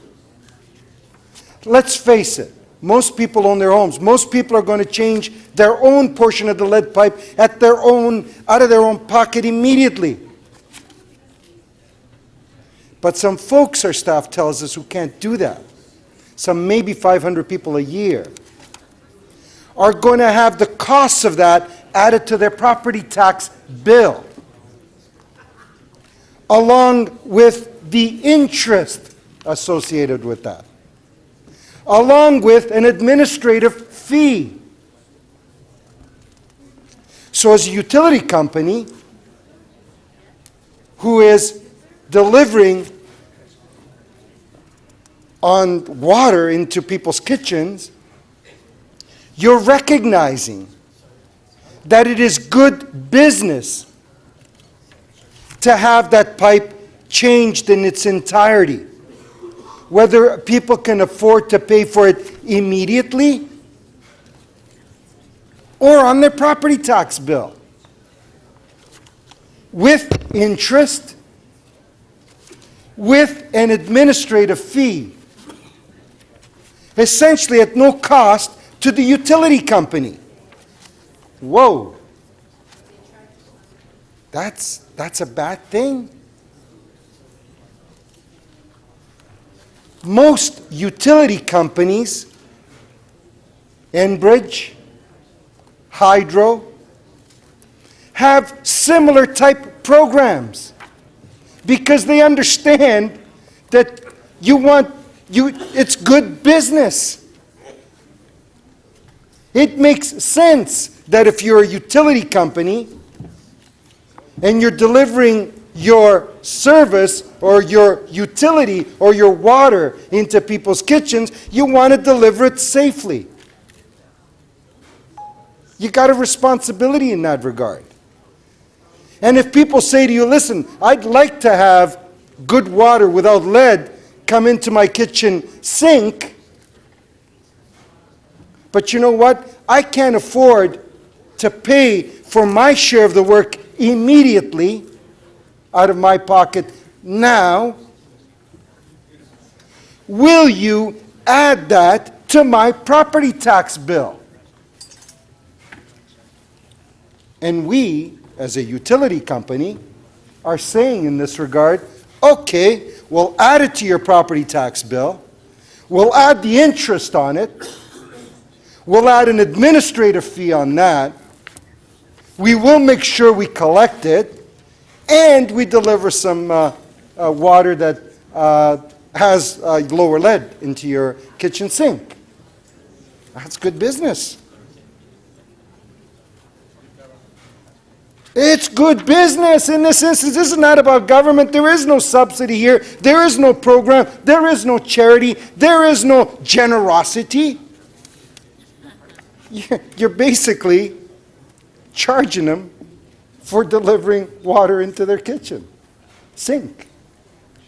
So I see this as a no-brainer, and I haven't been able to understand, quite frankly, the opposition to the program. Thank you. It's good business. Thank you, Councillor Perruzza. Councillor Doucette.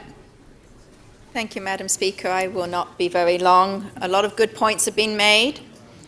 One of the things we heard was that the filters and the corrosion programs are temporary.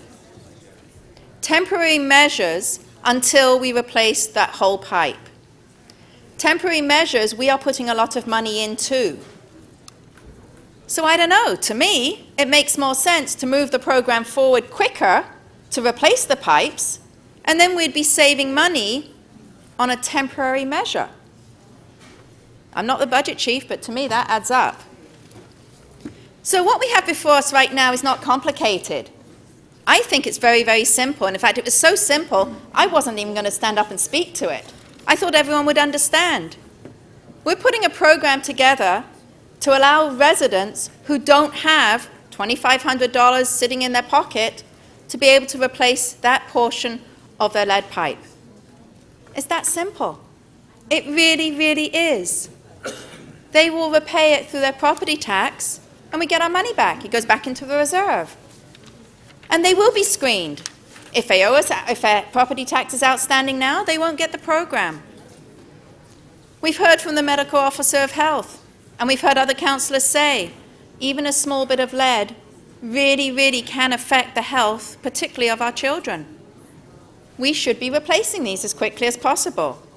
So really, before us is a report which says how we can move this forward now, how we can stop putting these temporary measures in place. Councillor Robinson's motion is for the future. So support the motion before you today, which puts a staff recommendation back on the table. Get this started now, and Councillor Robinson can bring her motion forward for the future. And yes, I'd love to give more loans to people to improve their homes. Home energy program we're doing through the HELP is fantastic, and the city should be looking at these things to improve the health of our residents. I want to thank staff for this report. I think it's a great report, and I hope councillors consider seriously supporting it. Thank you. Thank you. Councillor Pasternak, you put your name back on then, right? Okay, hold on. It's Councillor Matlow first. Councillor Matlow. Madam Speaker, I'm not convinced, and I'm not excited about any of the motions in front of us. I respectfully believe that this very long debate will end up resulting in very little. We've heard from staff that we have over 30,000 households with lead pipes on their private property. We are talking about a program that's recommended by staff because council asked them to do something, but they didn't bring it forward. And I'm not hearing great enthusiasm from staff about this, but they are saying it's a relevant thing to consider. But even if we do it, it's going to result in maybe 500 households taking us up on the offer, and there's nothing to demonstrate to us how many of those households would have done it regardless of whether or not we had that loan on the table for them or not. We're talking about a massive problem across the city, and so I see there's two ways to look at it. Either, and by the way, I completely validate the medical officer of health's concerns. Lead is a serious problem. It's a huge health risk. That's not the question. And anyone who suggests that anyone who votes against these motions somehow don't care about kids with autism or other, I mean, I've heard things said here that I think are just not the way we should debate these items.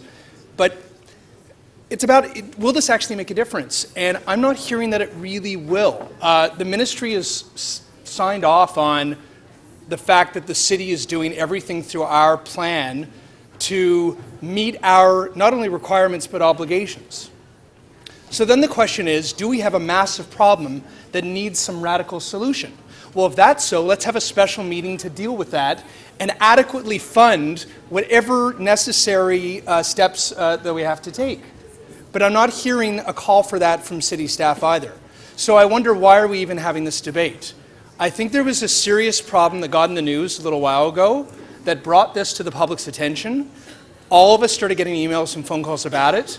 There was pressure on council to demonstrate that we validated that concern, so we passed a recommendation to staff to ask them to respond to us. They've responded to us. I'm not convinced that whether we do this or not, it'll actually change the world in any significant way. So I'm just not convinced. I'm not excited about any of the motions in front of us, and I'd rather actually look at the implementation plan that the staff are working on already and see if there are ways to improve it, strengthen it, and if funds are needed, then so be it. Let's discuss that during budget. But these kind of one-offs I don't know, I'm just not convinced that this will actually change the world or protect anyone in any significant way. So you're right. It's not fair to categorize it like that. Thank you. Councillor Fletcher. Councillor Fletcher? She was just here a minute ago.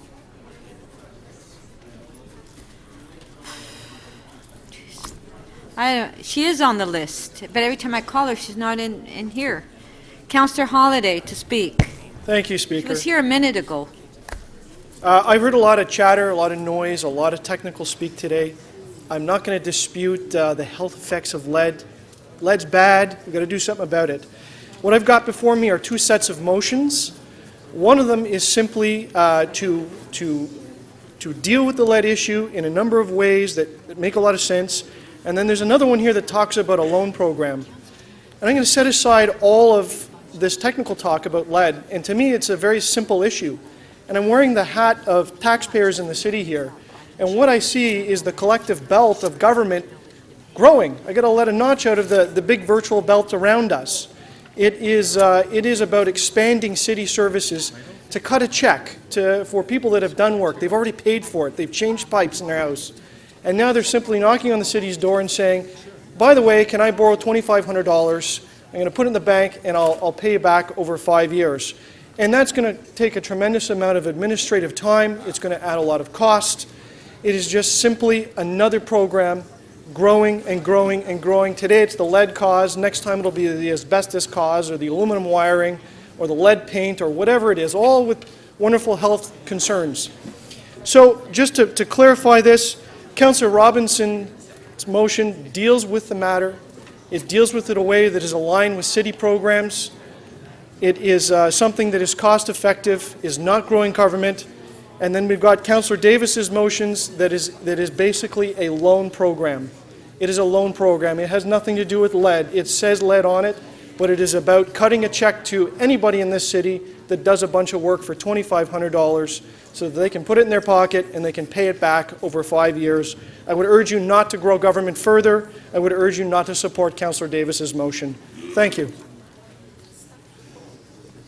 Thank you. Councillor Fletcher to speak. Speaker, thank you. I believe that this city, named Toronto, and the previous city named Toronto, was always a leader in the environment, always a leader in finding ways to have people do things in their homes, the Better Buildings Partnership, number the loans that we do give out, and of course, reflected in the practice of the old city of Toronto is all of the home improvement loans that are given out at other levels of government. Now, I know we're not the province or we're not the federal government, but we would give a loan and ask to have it repaid. I don't think that's the end of the world, whether it's to reduce your environmental footprint, and quite frankly, we're going to have to be very creative when we're looking at ways to reduce the environmental footprint of all of the homes and the greenhouse gas emissions from them. But I wish to touch on something else that I had questioned Mr. DiGeronimo and Mr. DeAndrea about earlier, and that is whether or not we have a lead loan program. You have to be able to get your pipes replaced, and it is a very difficult thing to actually get your lead pipes replaced. Not everybody was at council or on council when it was determined how dangerous lead pipes are. Now we found out that it's even more dangerous to go halfway, have the city contractor that has the really big contract out there on the street, break the pipe, and then leave, and then somebody else come back, go down, dig another hole, go down and put another pipe to your house. Logically, if that's your house, any of you, your house, you would want, when that big work is going on your street, whether it's Broadlands or Fairmount or Ivy or any of the streets that we live on, you want to have that lead pipe changed at that particular time. And it's true what Mr. DiGeronimo said, that's another contract, but they staged the work on Ivy Avenue. They have had 2 months in a permit parking zone, unable to park, a lot of dust because remember it's the old river, it's the old lake bottom, very sandy, covered in dust every day, and then they're told, we might do your lead pipe. Oh, sorry, we're only doing your lead pipe to the property line. You'll have to find the person to do the rest. I don't know if you have residents that have run into this problem, but it's a problem because now they're the contractor, they're going out to do that. We cannot actually do what we told them we would do at the beginning, which is give them that chance to have their lead pipe replaced, their lead service replaced from the street to their home. Because of something going on in the contract where we can't ask Big Clearway to do that. We can't enforce that. You know, we can enforce all kinds of things, and we go to court for lots of things. We enforce a lot of things. We go to court for the OMB, we go to court so that you have to have a taxi license. We go to court for a lot of things in the City of Toronto. We're not willing to go to court for our homeowners. We're not willing to go to court so that people can have work done on their property once. We're not willing to go to court, or maybe we're not willing to organize our work in such a way as to make it easy for people to replace pipes that we have said are dangerous. Friends, they're either dangerous or they're not dangerous. Lead's either a great thing or it's a bad thing. I happen to think it's a bad thing. And I think we know it's not a good thing. That's why we have a lead replacement program. Why are we making it so hard for the average homeowner to replace the lead pipe from their property to the street at the same time as we have 2 months of work being undertaken by a major contractor with a major contract? It just doesn't make sense. It's the reason why some people just said, what are they doing down at City Hall? Don't they know what they're doing? Why can't they make that work better? And many 300,000 people agree with that person because it doesn't make sense. It makes sense if you're writing a contract. It makes sense if you're administering the contract. It does not make sense if you are the homeowner wishing to replace your lead service pipe. And I think we need to deal with that. Thank you.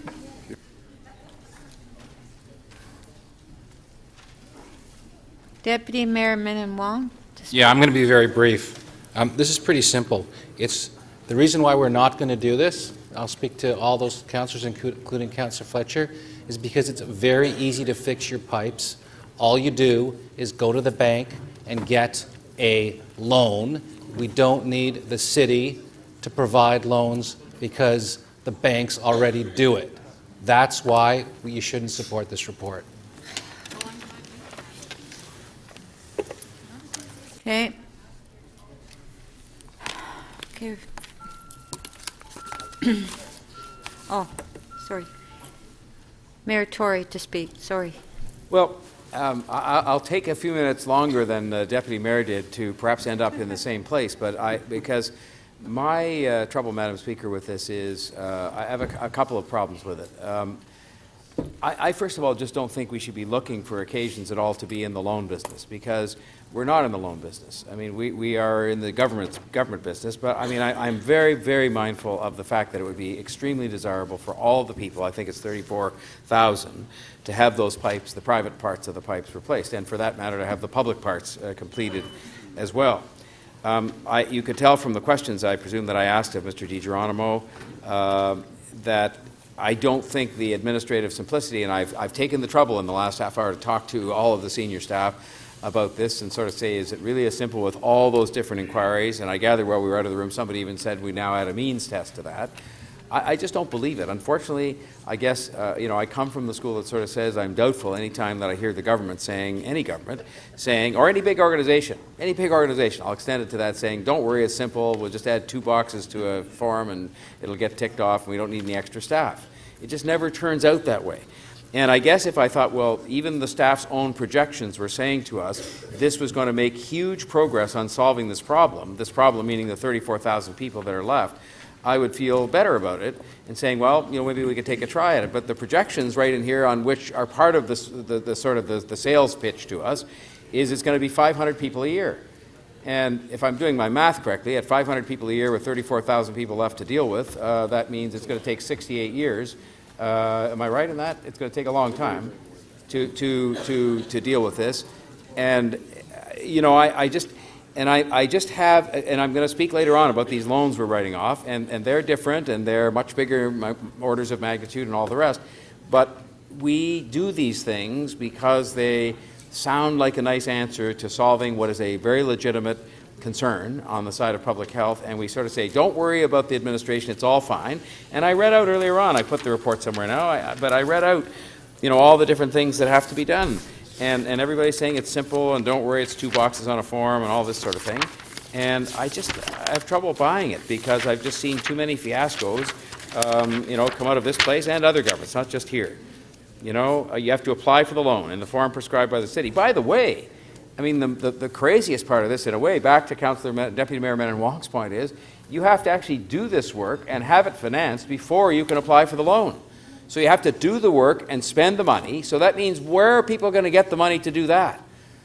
I mean, I guess they could put it on their credit card, but many of them are going to say, if they need to borrow money from us, that their credit cards are already maxed out. And if it's a hassle to go to the bank, where are they going to get the $2,000? Let's pick that number, $1,500. Pick a number, any number you like. But they have to do the work and pay for it before they can come and apply for the loan, because they have to, with the loan application, show us they've done the work already. And you know, so I go through all these things. They have to enroll in the property tax plan. We have to confirm they have no outstanding payments. And it was said earlier on, and I trust your answer, that, you know, we just do that already and it's a simple tick of a box. But I just look at a list like this on this page right here and say to myself, this is a prescription in a big organization, especially government, for trouble. And I made the point earlier on, if there's people that are just, that they could do this with no addition of extra staff, they must have some spare time, and that troubles me too, because I'm not saying we want to make people work harder, but at the end of the day I'm saying, well, they certainly should have a very full day already, that they can't just take on a list of hundreds of applications with a long list of stuff like this. So I wish what we could do, and I know, look, the one thing I don't have the advantage of having is having listened to this being debated 17 times over the last number of years, and I regret that, because it means it does seem impossible. Because what I would do is say, look, we didn't offer the thought today of, Councillor Davis told me there was a mandatory bylaw in place in some places where you just say you have to do it. And then you switch over to where Deputy Mayor Menon Wong was, you have to do it, you find a way to do it. You borrow the money from your family, you borrow the money from your bank, you take it out of your savings, I mean, whatever. But it's a law. It says you have to do it. I didn't see any examination of that process here. I didn't see any examination of the process of a rebate. Mr. DiGeronimo, to be fair, you know, kind of says he thinks in the end that would actually end up costing more and being worse, and you still have to go out and verify that people did the work. I accept that. But there's no examination of this, and I wish in some respects we could sort of, you know, and I know a lot of time has been put into this. I feel badly about it, because it does not sit properly with me. And that we should be in the loan business. We're not a bank. And I don't think we should try to become a bank. But we do have a health problem to address. And I don't think just even, frankly, supporting Councillor Robinson's motion is going to solve that problem today either. I don't think either of these do, quite frankly. And so you're left sort of saying neither of these things really solve the problem, which is lead in pipes. So. Thank you. Okay, ready to vote. Okay, first motion is by Councillor Robinson. We'll put it on the screen. Pardon? 4? 1, 2, 3, 4? Okay. Okay. There's been a request to vote on each recommendation separately. So we'll vote on one first. Recorded vote. Councillor Perks has asked that we vote on them separately, so, okay.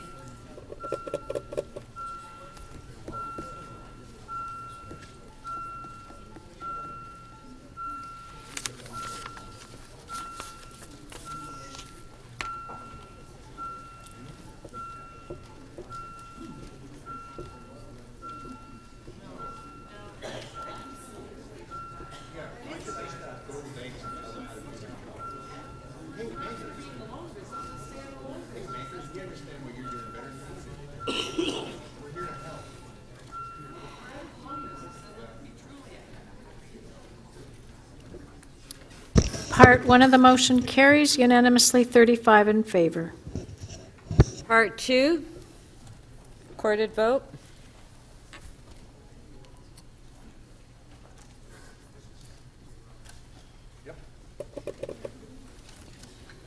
Who's going to have to go knock on every door personally?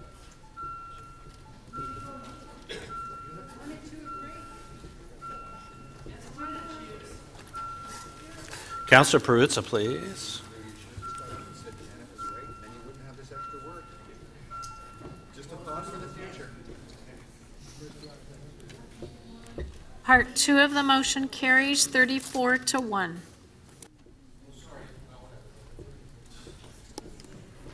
Part 3, recorded vote.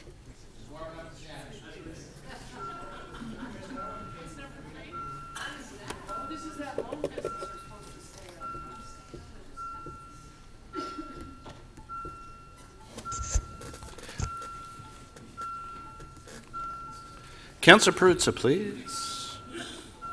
And Councillor Perks. Councillor Berardinetti, please.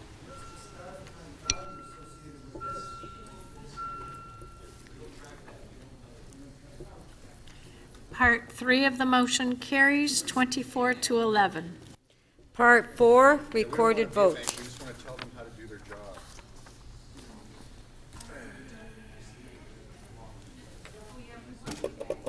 No, we don't want to be a bank. We just want to tell the banks how to do their job.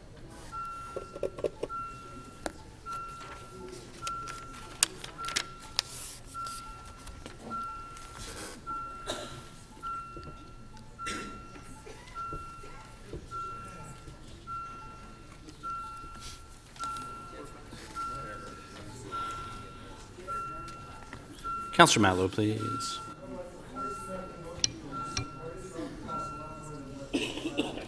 Yeah. Good point.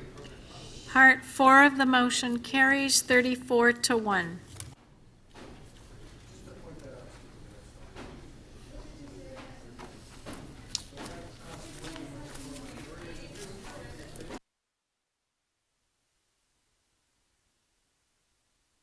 Okay, next is Councillor Davis's motion 2A.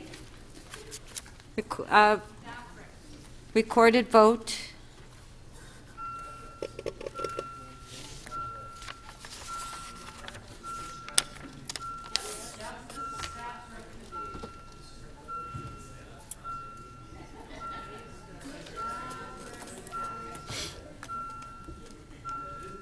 Councillor Cho, please. Councillor Perruzza. Councillor DiGiorgio, please, and thank you.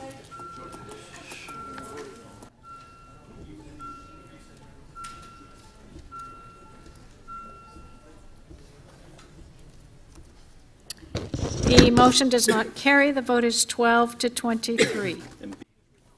2B is redundant. Okay, that's it.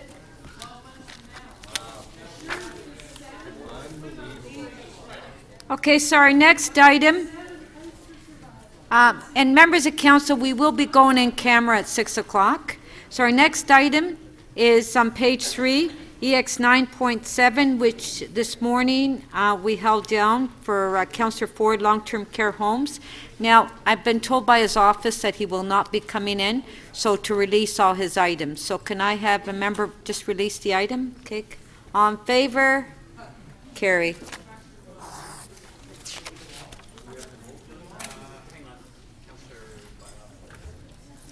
Oh, sorry, I forgot. Councillor Bailao, you had a motion on this one. So can we reopen it? All in favor? Carried. Okay, we'll reopen it because Councillor Bailao has a motion on that one. So now we're going to go back to the EX 9.9, which is the Waterfront Transit Reset. We had speakers, so if we can put the speakers on the screen.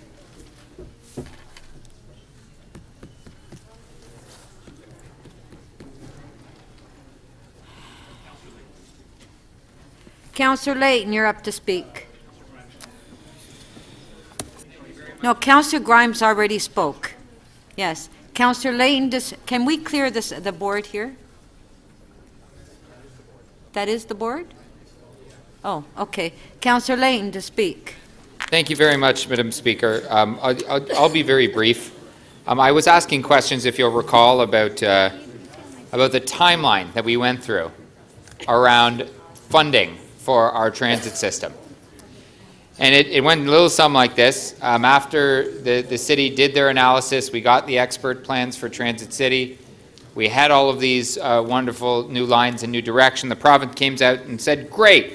And April 1st, 2009, they said, we're going to give you this investment, $7.2 billion to help fund your four Transit City lines to be completed 2013, 2015, and then 2016. Then they added, thank you very much, Councillor Perruzza, $900 million about a month later to fund the Shepherd LRT, and that making it the fourth project to be completed by 2013. Transit projects to be completed in 2013, 2 in 2013, 1 in 2015, 1 in 2016. Hallelujah. What a beautiful, beautiful thing that would have been. But then politics got involved. First, the provincial government, in their infinite wisdom, announced that they would defer $4 billion of that funding, essentially delaying projects, if not indefinitely, well off into the future. That's what we're feeling right now. Those 3 of those 4 projects are still in the pipeline. Anyone get on one of those transit routes recently? Nope. Anyone disrupted by some of the construction from some of those transit routes recently? $4 billion taken away from the table that we should have been investing in transit. Then this body made a very important decision. We were going to take what little money we had for transit, change direction on one of the lines for one that served less people, that would in fact not meet the needs of the community in the coming years, and be an overbuild that will probably end up costing the rest of the riders in the end, that being the 3 stops on the Scarborough subway. And we said, not only are we going to change direction of this project so it's not going to serve anyone in the next for another decade, we're going to take what little more money we can get out of the provincial and federal government and put all of those eggs in one basket. This is a cycle, folks, that we've been in for decades. Digging holes, filling holes, making plans, breaking plans, making new plans, breaking those. And it's because we've gotten this perpetual machine of not basing our decisions on the advice of staff, on the advice of transit experts, instead making our decisions based on political slogans. Bumper stickers. And bumper stickers. Sadly, this is going to continue to happen until finally we start taking staff's advice. Staff have consistently, through their fueling congestion plan, said, you know what you really should do to take congestion off our roads and get people moving is build transit along the waterfront, where we've built tens of thousands of homes. We actually built Bremner and Fort York Boulevard to accommodate an LRT line. There's a big wide boulevard in the middle that's right now has temporary plantings. That's supposed to be a transit corridor. And it's supposed to shoot by City Place. Those tens of thousands of people now crammed on the King subway or in their cars trying to get around. Shoot through the Fort York neighborhood, another 5,000 people. Shoot through the south side of Liberty Village, where there's still 5 tall buildings to go up. And if you haven't been there, it's a beautiful place. There's a lot of buildings and a lot of people. 5 more buildings have already been approved. Only one of which, all 4 of the 5 of which were determined prior to my position on council. And then it keeps going west, and it goes through the south side. It goes through South Parkdale, goes through and touches the south side of High Park, and heads into Etobicoke. Finally, bringing transit to the good people of Mimico and South Etobicoke that have been waiting for this, and the new buildings that are going up there that are going to depend on this to make sure that they don't get stuck on the Gardner and on Lakeshore and on Queen Street and on King Street, all of the lines that we know are already plugged. Yet it takes a staff-originated motion to say, oh yeah, we should dust off those projects that council pretty much voted to shelve when they stuck $1.5 billion to a transit line that they didn't need. We're paying for that now. Thank you, Councillor Layton. I wasn't looking at the time. Councillor Cole. Thank you, Madam Speaker. Sorry, guys. I will urge everyone to strongly support this, in part so I don't keep getting harassed by Councillor Grimes with reports of wait times and how busy the streetcar is along the lakeshore. And all joking aside, he brings up a good point. Sorry, can we just... Okay, please. Members of council, staff, please. Okay, thank you. Because anyone who would take a tour down there would quickly realize with growth that we've approved down there without adequate transit makes it obvious the mistakes we've made. And I find it very interesting. We recently had a Gardner debate, and we had put in front of us two plans. One was Plan A, which was a whole heck of a lot of condos, and Plan B was even more condos than that. And at no point was there any transit being talked about to be approved, studied, to put in there in advance of that. And so for the pain that, I guess, Councillors Layton and Perks go through in Liberty Village, well, if you want to see what happens if we don't build transit and approve those 60,000 people moving into an area, which we all talked about, which is going to be this great thing. Plan A had 60,000. I don't know, Plan B had 70,000 or something in our Gardner debate. Go look at Liberty Village. We have a perfect example of what it's going to look like in, 10 or 20 years. And so, in fact, Councillor Layton mentioned that this was dusted off because of staff did. There was actually a motion in that debate, moved by myself, that said we should reiterate that we, in fact, made the East Bayfront a priority in the last term of council. So I know we love to talk about Scarborough all the time and transit out there, but in one of those many debates, I think a lot of people forgot that the other priority line that was identified by this council and voted on was the East Bayfront LRT. The motion I moved during the Gardner debate, I had us prioritize that yet again. This council voted on that again, and asked for staff to accelerate the work that was being done to look at Waterfront Transit. And so I think it's important now that we've asked staff to do that, they put it in front of us, for us not to make the same mistakes, for us to put our money where our mouth is, and so that we don't complain about the Lower Don or the communities that develop around there like we do about Liberty Village now or about the Lakeshore now. Well, let's take the action at this point. So I would encourage everyone to vote and support this report and support these actions so that we can actually start to, maybe not yet put money where our mouths are, because as it's been pointed out, the funding's not there, but to actually start the wheels in motion, bad pun, to ensure that we can get some transit in an area that we know will be welcoming tens of thousands of people and get the transit in there first before we have the problems later. Thank you, Madam Speaker. Thank you. Councillor Pasternak. Thank you, Madam Speaker. I think you could tell during the questions that I have deep concern when transit projects are thrown out of the queue onto the council floor and they're debated in a highly politicized manner. We have been now talking for 35 years about taking the Downsview Station and connecting it with Young and Shepherd, so you have continuity in our transit system and connectivity in our transit system.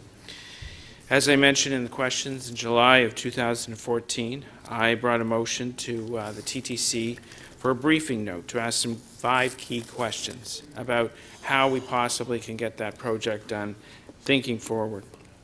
It is now 15 months later, and I'm still waiting for a report. This report actually was just done in 3 months, and there is gross confusion over whether we should now be taking our transit queries to our city managers rather than the TTC. Should we be sidelining the TTC because of their inability to bring forward this information that we need to make crucial financial decisions? I took some exception to the reference in the report that downtown is not getting the kind of capital investments that it needs in major transit infrastructure. Certainly Union Station, which had an original budget of $640 million and now is $800 million, was one of the most complicated transit infrastructure projects in the country. Queens Quay revitalization, which was originally scheduled to cost $93 million, is now $128 million. Nathan Phillips Square, which is not really a transit project in the true sense, but is major capital, had an original cost of $40 million and is now $70 million. Where were those voices who supported those projects arguing? Why weren't they arguing for the priority of transit in the East Bayfront? Why weren't they standing up and say, let's put these aside and let's make sure we have our transit priorities? And of course, St. Lawrence Center North is another St. Lawrence Market North is another example where we're at $92 million, about $10 million over the earlier projections. Another time when we could have taken precious capital funds and put them into transit. There's no doubt that the Lakeshore and what's before us, the East Bayfront project, is vital. We have seen the density growing, and we have seen the building, we have seen the congestion. But at the same time, it is one of many different transit priorities in the area. And there are certainly a reasonable amount of downtown servicing with our GO lines, with our underground streetcar right-of-way, with Union Station and the north and south transit hubs through there, the Yonge Line and the Spadina University Line, the streetcar system, which downtown councillors strongly advocate, which we have been putting hundreds of millions of dollars into. And certainly when we look at Spadina Avenue and the streetcar right-of-way, is another major capital investment that has gone to help service the downtown. I should remind you that we are putting $50 million into the Gardiner just to keep it safe. Another vital east-west transit corridor that is helping the downtown, and of course millions more into the DVP. At this point, I would simply say that this project has a lot of merit. It is part of our transit conversation, but it is jumping the queue. It is not a priority, and it should not have been here on the council floor. Thank you.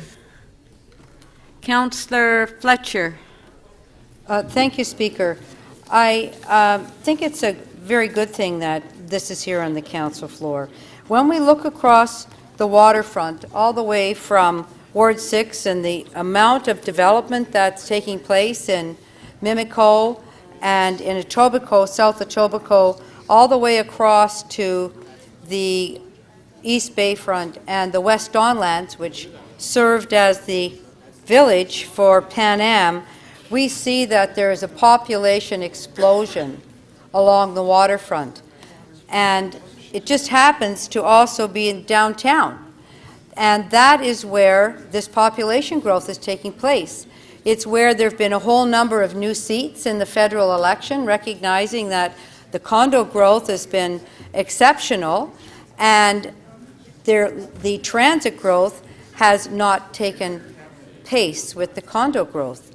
And I recall a number of discussions. One was when the Chorus building was being built. And in order to build it, I believe there was a promise that there would be a bus that would be running back and forth taking the employees until that transit line would be going in, and that would be going in very shortly. Well, the Chorus building was built many years ago, and there's still no transit line along Queens Quay that takes you past all of the new developments over to East Bayfront, and then would later go into Villiers Island when that is built. And the other thing that is being planned, just so you can hear it and know about that, is a Broadview streetcar. It goes down Broadview all the way till it hits the Portlands and then goes across and meets Queens Quay. So connectivity is such an important thing to move the next generations of people who are living and working downtown. course, one of the reasons why Smart Track is an important idea is because there we're sitting with that large lever site, 28-acre site that First Gulf has bought, that what they want to do on that site, they want to put jobs on that site. They want to make the second downtown. West Don Lands was to have 1 million square feet of office space. Doesn't have 1 million square feet of office space. That office space actually will be found in the employment area across the Don River. So I think that when we're thinking about transit, we're looking at where people are working, going to George Brown College, that's Chorus Building, that's George Brown, that's the Lever site. And I hate to feel like councillors think we're jumping the queue by meeting the demand of tens of thousands of new residents all the way from Mimico to East Bayfront. And there are, when you look at the development patterns, that's where development is really renaissance, having its renaissance in downtown, and there's many new offices that are moving in to the downtown. We are now attracting, unlike previously where offices were moving out of the City of Toronto, we are attracting major office buildings back into the core of the city. That's great for employment. It's great for the future of jobs in this city. It's good for people to live around where they work, and very important that they can move around on transit. This is actually one of the ways that we address congestion, which is something that I know we all have a very big concern about, not only for the point of view of moving around, but for greenhouse gas emissions and for the health of our air, the health of our residents, and the future health of our city. So I think this is prudent and smart, and I appreciate what Councillor Cole said, Chair of the TTC, that if we'd thought about this a little bit better in Liberty Village, we probably would have had a transit solution built in, rather than trying to figure it out now. Thank you. Councillor Mihevik. Thank you very much, Madam Speaker. I wasn't going to speak, but Councillor Pasternak inspired me. This is an absolute priority for the city. When you look at the kinds of densities that are happening in Councillor Grimes' ward, that are happening all along the waterfront, like people in the 21st century in Toronto have discovered the waterfront. And it is also true, I think what the chair of the TTC has said, is we haven't really figured out a way to get these projects going forward. They are way past due. One only has to try to get from Union Station to the exhibition via the TTC to very quickly figure out that, holy smokes, there's a lot of people that have to be accommodated and facilitated there. The only piece that, so I think this is a priority. It is on the mission critical list of projects in the City of Toronto. I think last term of council, we actually said that this was a key priority project. We also said the Scarborough subway was, but between, that's where the discussion is. This project is definitely up there. One of the things that I think would be very helpful from the point of view of the reports coming back is two things. One is to pick low-hanging fruit and get working on that right away, and that, frankly, is the discussion around the Humber Loop to Park Lawn piece. I understand that that's just really a few $1 million to make that connection with Lakeshore and the Queensway connection. That has to be done, and that's not big bucks, and we don't need a gazillion studies to basically go forward with that. That should be in our 5-year capital program as soon as possible. That is what I would call a low-hanging fruit. The other thing that I think is on the critical list, so critical on the critical list, is the issue of how you connect the waterfront, Queens Quay, with Union Station. And frankly, I hope that we don't call it cheap out on that. The kinds of people that take, the number of people that take Union Station to get into the X and Waterfront West is enormous. I can't see, I think the debate, I don't know if people know the debate is, do you have a waterfront from Union Station to Waterfront East? Do you make that an LRT route that's underground, and that's several $100 million? Or do you have a kind of airport-like walking escalator to carry folks from the Queens Quay into Union Station. I think the second solution, when you do the number crunching, is not going to work out. It has long been the TTC's position that that should be a fully functioning LRT route, so that people can get in and out from Waterfront East as well as Waterfront West, and should there be a line that goes straight across Queens Quay, of course there should be as well. So we got to get on with this one. We really do. But within all the things that we got to get on with, I think figuring out that critical piece, and that critical piece is Union Station to Queens Quay. Let's at least get that going this term of council. That would be a great, great advance for the City of Toronto. Thank you. Thank you.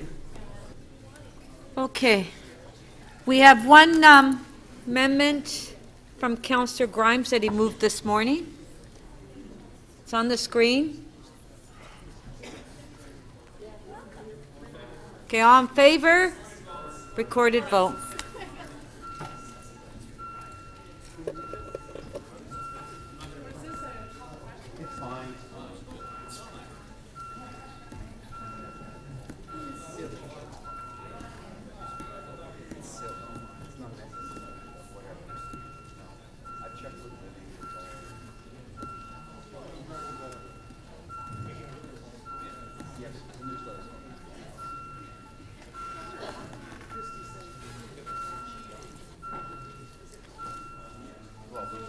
Councillor Davis, please, your vote.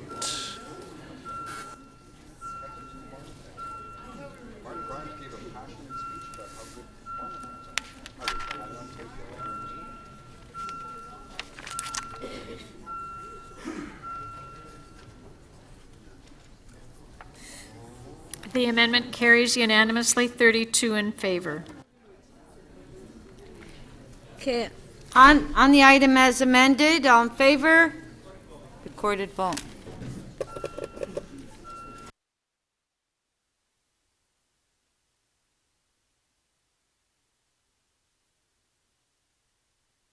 Councillor Mihevc, please.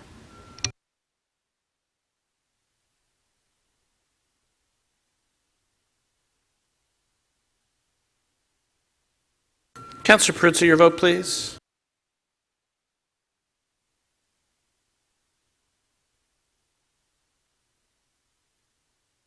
The item is amended, carries 30 to 2.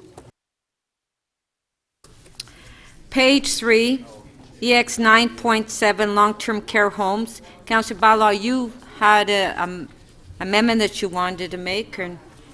Questions of staff? Okay, questions of staff.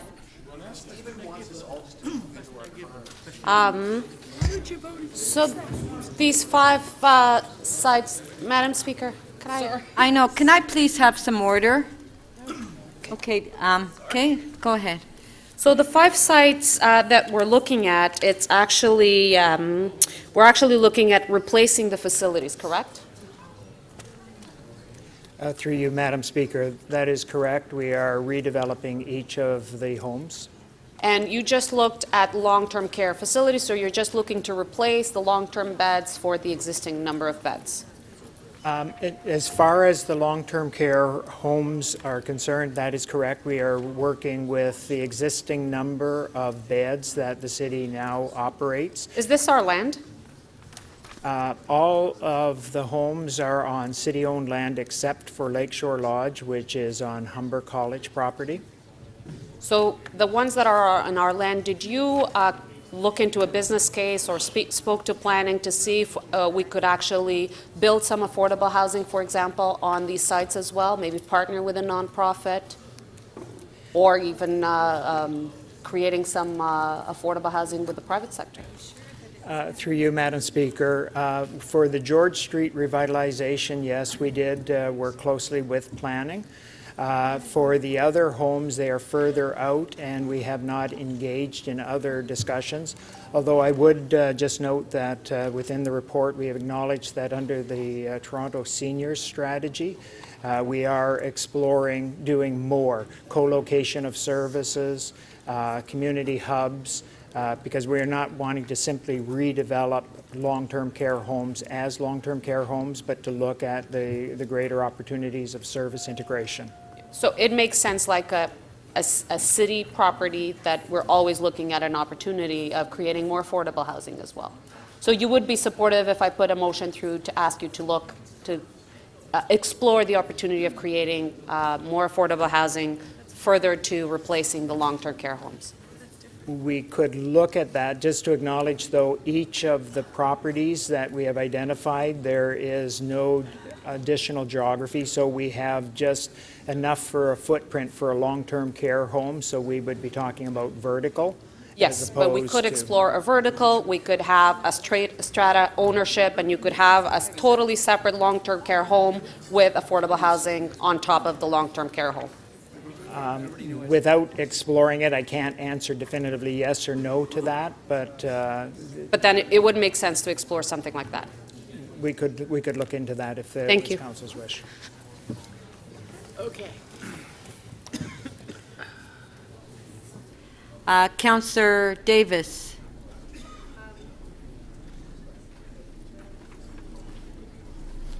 Thank you, Speaker.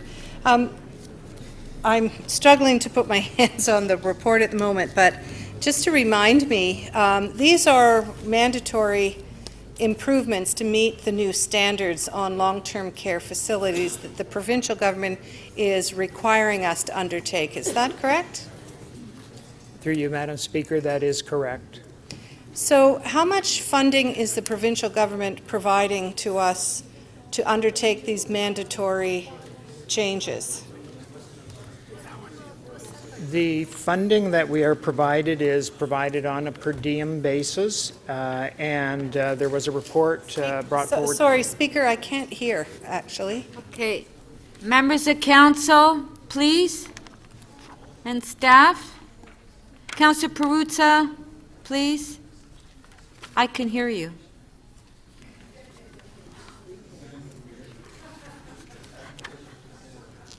Okay. So my question was, how much, these are requirements that are mandatory to meet the new provincial standards. How much money is the provincial, how much will it cost, and how much is the provincial government providing? The costs for the redevelopment projects are outlined in the report on page 3 that we have identified.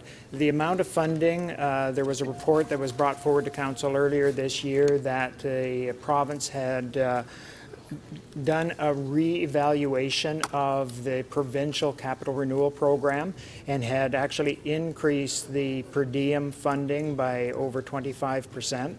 So we had brought forward that report, and there was direction back from council to pursue an escalation factor within the per diem, because this is a fixed per diem for a 25-year period. I guess what I want to know, in total, what is our estimated cost for these upgrades, and how much funding will the provincial government, whether it's paid in per diems or leveraged against other sources of funding, how much is the provincial government going to cover in the end, and how much will the city pay for?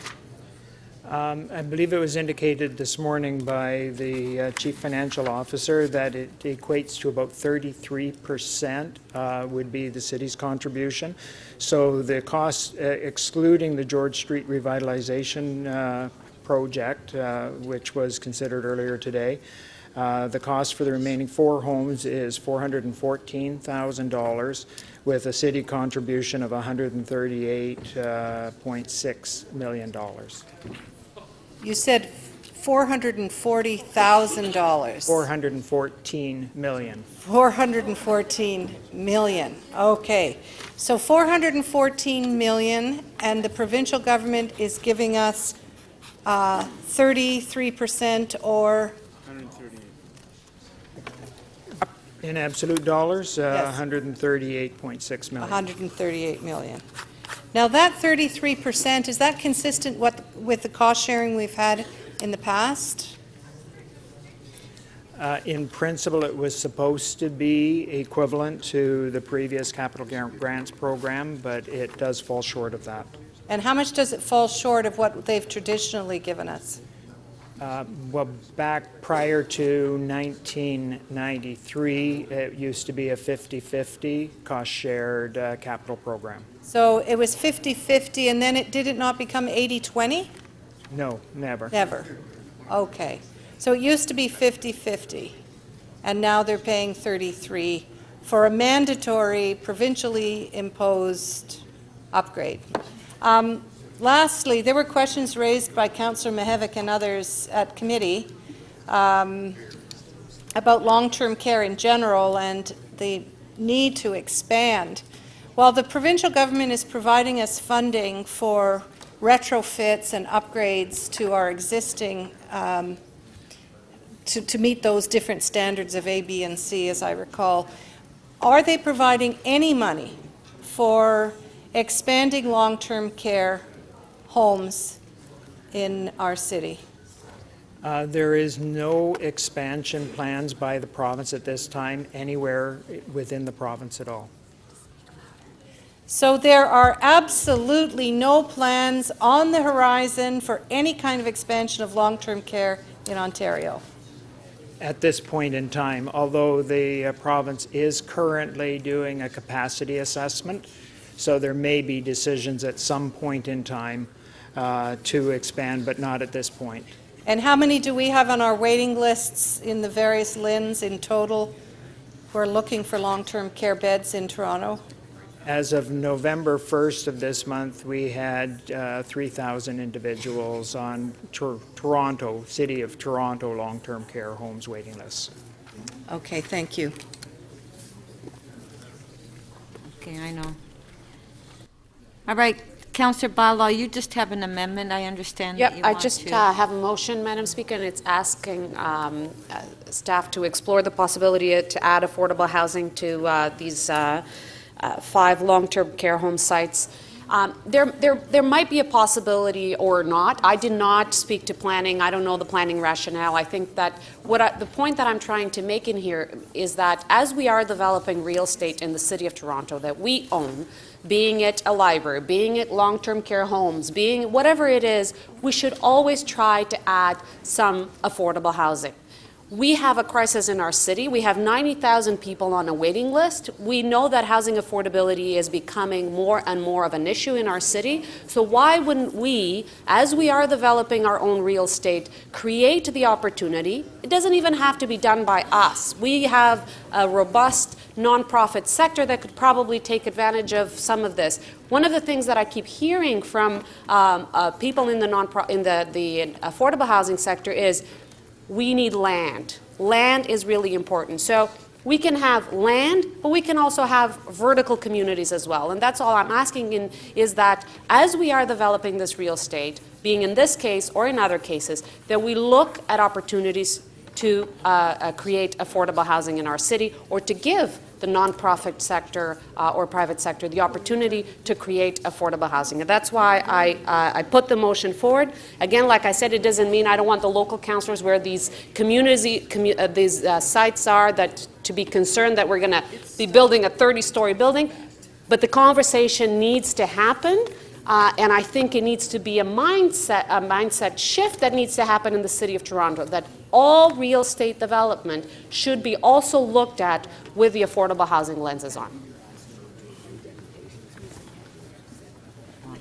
Okay, thank you. So on the amendment by Councillor Bala, all in favor?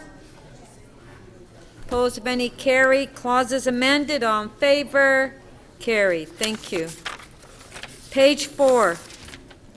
EX 9.10, adjustment to various direct city loans. Councillor Crawford, you held the item down. Do you have questions? Okay. Thank you, Madam Speaker. Questions to the CFO. Why are we forgiving these loans? Through you, Madam Speaker, these loans have basically no chance of being repaid under today's current financial conditions. One loan, the former North York Performing Arts Centre, it's been since 1999. There have been no principal or interest payments. The the loans for the Lakeshore Arena Corporation, it's $40 million. One loan is just interest only, and the operations just cannot sustain about $40 million of debt. And the other on the Sony Theatre, again, they're not turning any net revenues. We provide them grants, and there is no, in my estimation, there is no chance that they will be able to, under current arrangements, revenues and expenditures, to pay principal or interest on these debts. So it would be misleading, I believe, on our financial statements to carry those loans as assets because they are non-performing. Okay, thank you. I guess a question to the Director of Economic Development. On the Sony Center loan, can you just give an example or just describe how this loan came into place a number of years ago and how we have been attempting to pay it off? Or the Sony, I meant the Sony board, of course. So the loan was made as part of the refurbishment of the interior that was along with the funding that came from the L Tower Section 37. It wasn't enough to be able to do the anticipated capital program. This is my understanding. This is all before my time. And so the repayment was to be done through a ticket surcharge, which was done for a number of years, but that couldn't keep up with the anticipated loan repayment. And as the report indicates, that is continues to be the case. A recent state of good repair audit of Sony indicates that there's still considerable capital improvements needed to the balance of the building. So I agree, obviously, with the CFO's assessment that the chances of this loan being able to be repaid is about as close to nil as you can get. Yeah, thank you. So on the Toronto Centre and the Sony Centre, we have been going through a process. We've just gone through a merger to bring the three theatres together to look at how we run them more efficiently as city assets. So in forgiving these two loans to the two theatres, they will in fact help support us moving forward on ensuring that these city assets stay viable and strong in our communities? Well, certainly the goal is to minimize the amount of city subsidy. Each of the three theatres receives approximately between $1.5 million and $2 million in city subsidy. If the money is going to pay us back for a loan, or if the money is going to reducing the subsidy, I think it's our call. I mean, to me, it doesn't really matter. But the ability over a long haul to repay the loan and accumulating interest means it'll divert the money from programming or increase our subsidy. Okay. Thank you very much. Thank you. Councillor Layton, questions? Thank you very much, Madam Speaker. My questions are about the Lakeshore Arena Corporation. The recommendation is different for the Lakeshore Arena. It's a reclassification of loan to shares. What does that mean? Through you, Madam Speaker. We're looked at all kinds of options to try to not write off the loans. Because the Lakeshore Arena is a corporation, and right now we don't have any equity in it because the assets equals the liabilities, instead of writing off the loan, we can turn it into equity, much like a corporation turning debt, instead of issuing debt to have raise money, it raises stocks and gets equity. A little bit complicated, so we're changing debt into equity because it's a corporation. We own the equity, and then, as the report points out, if it does financial situation improve and does make a bit of a profit, we would take that profit and use it to pay off. Is it making profit? Right now, no. Right now it's breaking even, but it's only paying it's only paying interest on some of the debts. If it were to pay full principal and interest, there's not enough revenues to support this debt. When we reduce the debt to more manageable level, we think it is a viable and break-even operation. Now, the board size and composition, it says is a representative of the tenants on the board, correct? Yes. Who is the representative on the board? So First, who are the tenants? So the board members are staff, and I'll let Ann, the chair, answer that. There is a board of 5 individuals. 3 of them are staff members, 2 are external members with expertise to advise the board, and 1 is a tenant representative. The tenants include MLSE, Hockey Hall of Fame, and there's a number of smaller retail tenants. So the board member who is representing the tenants is the representative of Hockey Hall of Fame. Of the Hockey Hall of Fame? Yes.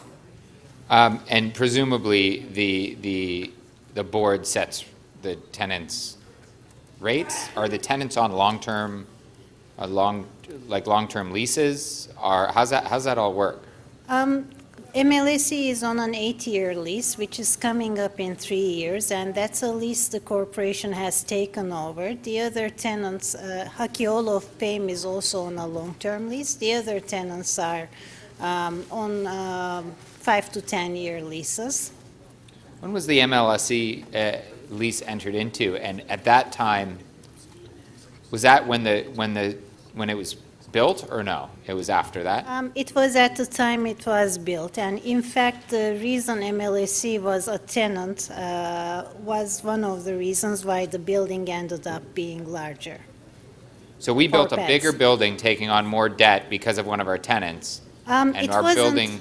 It wasn't us who built the building. It was built by Lakeshore Lions Club in Etobicoke. City provided a loan guarantee to Lakeshore Lions Club. Lakeshore Lions operated the arena for 2 years. At that time, it became apparent that they would not be able to sustain the operation, and in order to prevent the city's loan guarantee to be called, city stepped in, established a corporation, and took over the management of the building. In the agreements when the stadium arena was built, were there stipulations around the long-term tenants contributing to the capital investment that was made?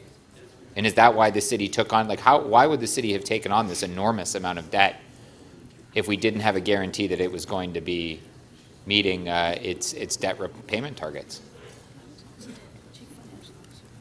I'm going to let Rob respond to that. Through you, Madam Speaker, my understanding was that staff did not recommend this level of indebtedness. The arena project at the time was run by a different board. Lions Club was running the arena, owning the arena, running it.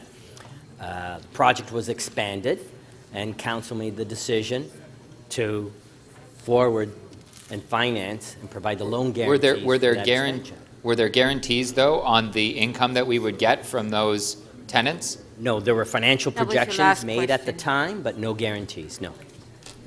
Thank you. Councillor Carroll.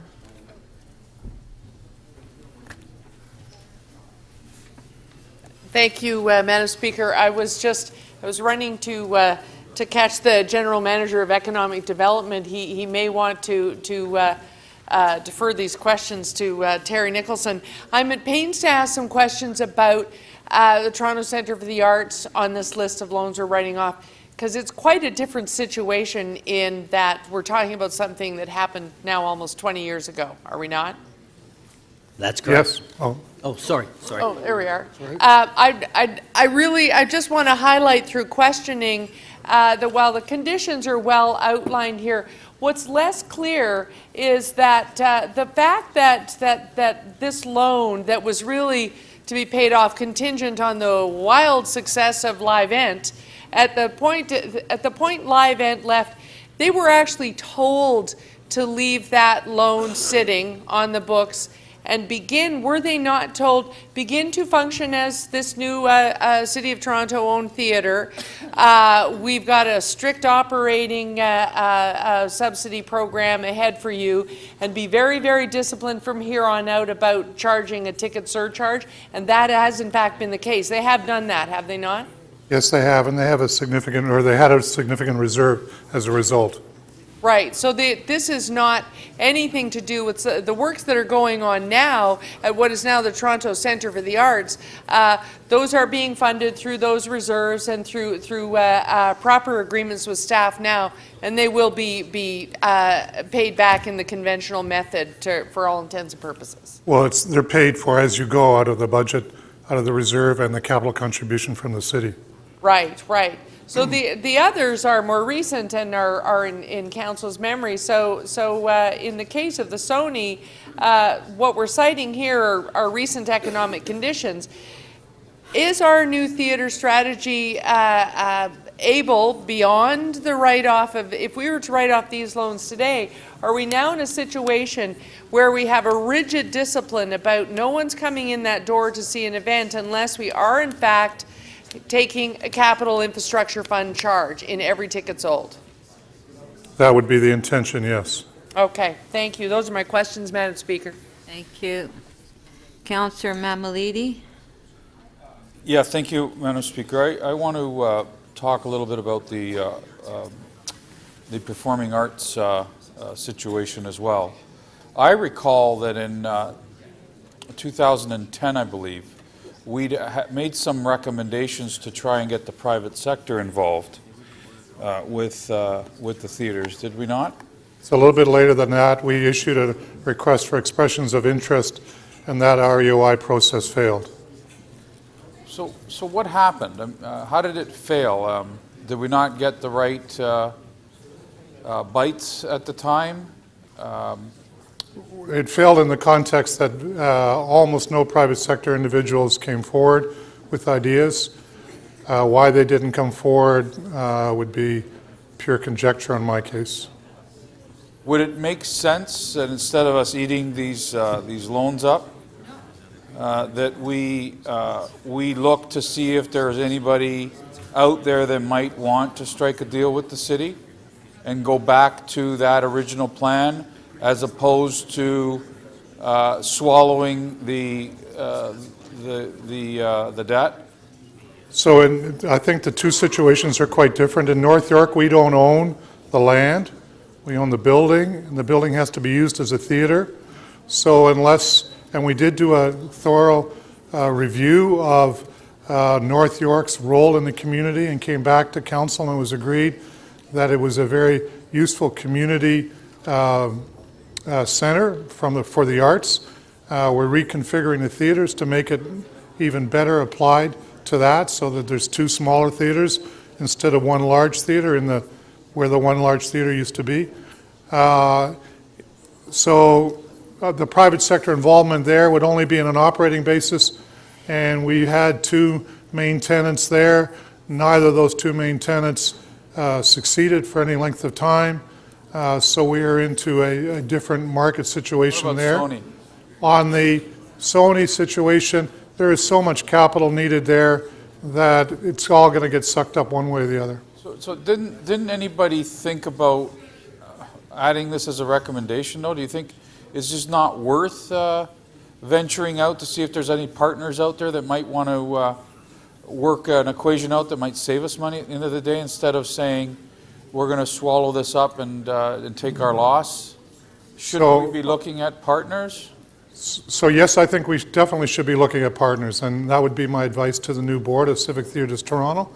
The issue, Councillor, would be, is there any scenario in which you could see the funding from those partners being strong enough to pay the programming, the capital requirements that are currently needed, get all of those paid for, and then have a reasonable outlook for payments towards the accumulated debt? And in my business judgment, and I think that of the CFO, the answer to that is no. But I do agree with you that we should be looking at private sector involvement in the theaters. Totally agree with that. So if I wanted to move a motion today Would it be a general one that says just to have staff kind of reinvestigate and find a mechanism that might work? To pay for that, the accumulated debts? No, but to improve the financial and the offerings of the theaters, yes, and that would be an encouragement to the new board. It wouldn't be just staff. It would be asking staff to work with the new board to effect that. So it would be the new board that would be responsible in finding the partner and not a directive from council? It would, well, I think council owns the three theaters, so it can direct a new board to take a look at that, yes. And your suggestion is only one theater, not all of them? No, I think all three could benefit from that review. I just think that the possibilities in North York are a little more challenging, maybe? Are much more challenging because it would only be as a user of the theaters. It would not be as an owner of the theater. I'm not suggesting that the private sector should own any of those theaters, but I do think the private sector can bring, there are opportunities to bring a lot more dynamism to aspects of the theaters that would benefit the theaters and the communities. Okay, thank you. Thank you. Councillor Grimes. Thank you, Madam Speaker. I think this might be for Ann. Ann, what was the original amount for the Lakeshore Lines project originally approved by council? Do you know? I don't have an exact amount, but I believe it was 26 million. 29 million? I think it was 29? 26 or 29. And then we had cost overruns, I think, of 4 million. The Lakeshore Lions, the Lions Club came back for another 4 million, went to 34 million? Correct. 33 million, sorry. How did it get up to 40 million? Do you recall? I wasn't involved in the project at the time. You don't know the answer to that? When it was only council approved only 33 million, and then it went ballooned to 40 million. I want to know how it went from... Adir Gupta from Corporate Finance has the corporate history on this. Through you, Madam Chair. The project was initially envisioned at $26 million in the original report. There was subsequent cost overruns. The Lions came back to the city, and we increased the funding. It wasn't exactly a loan guarantee. It was the lender advanced another $5.5 million, but it was by way of priority repayment, priority lien on that repayment. Okay, then, so my question is, so just council approved just over 32 million, correct? Council approved? And it came up to 35, and then subsequently, when they completed the project, there was an additional $10 million. Okay, now did the city know that? We reported to City Council. I know, but did we know that they went and overspent $10 million? Did they tell the city when they did that? No, They did not, so we didn't know. But council approved 34, and they spent 10 without even letting us know, correct? Through you, Madam Chair, yes. And then we took we took it back off the Lions Club and we brought it in-house. Through you, Madam Chair, yes. So the original numbers, Adir, that was approved by council, if those were the numbers that originally the council approved, how do you think this arena be performing now? It would be very sustainable. Very sustainable. So it's because of the overrun spent by the Lions Club that was not approved by council, that's why we're in the situation we are now. I think so, yes. Right. Another, I guess, for maybe Janie. Janie, how much will we make on Mimico Arena or Ted Reeve? How much will we make on arenas? On an arena, how much money will we make? Through you, Madam Chair, I couldn't give you a net, off the top of my head, a net sum, but I believe the revenue that the arenas bring in every year is close to $13 or $14 million. But not one arena, all of them combined. All combined. Well, we're not in the business to make money in arenas. We're there to provide a service to the children of right? That's correct. On average, in our calculation, for each hour of ice we rent, the subsidy is approximately 50%. Right. And Ann, a question for you. You mentioned the tenants, Maple Leaf Sports Entertainment, and the reason I think council approved this in the first place, did they not prepay their rent for 8 or 10 years? Did they not prepay their rent? There was a guarantee of payment. So that made it a great deal for the city to come forward. And you mentioned the Hockey Hall of Fame, which we brought in with their archive space, but you neglected to mention a couple of major tenants. Faustina Hockey's been around since 1935 at the old arena. Are they not a major tenant? Yes. And how about the Etobicoke Etobicoke Dolphins? They now have a home for women's hockey, which they never had before. So I think these are great tenants. There's a lot of local teams that use the arena. But the women's hockey in particular, this is a home to the Etobicoke Dolphins women's and girls hockey. Thank you.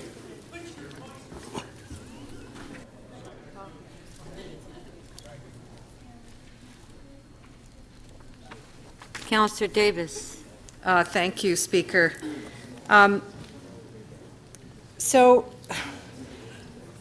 I want to understand this report. There was supposed to be a report to the Executive Committee in the fall of 2015 on options and a plan to permanently finance the interest-only debt of the LAC. Is that what this report is?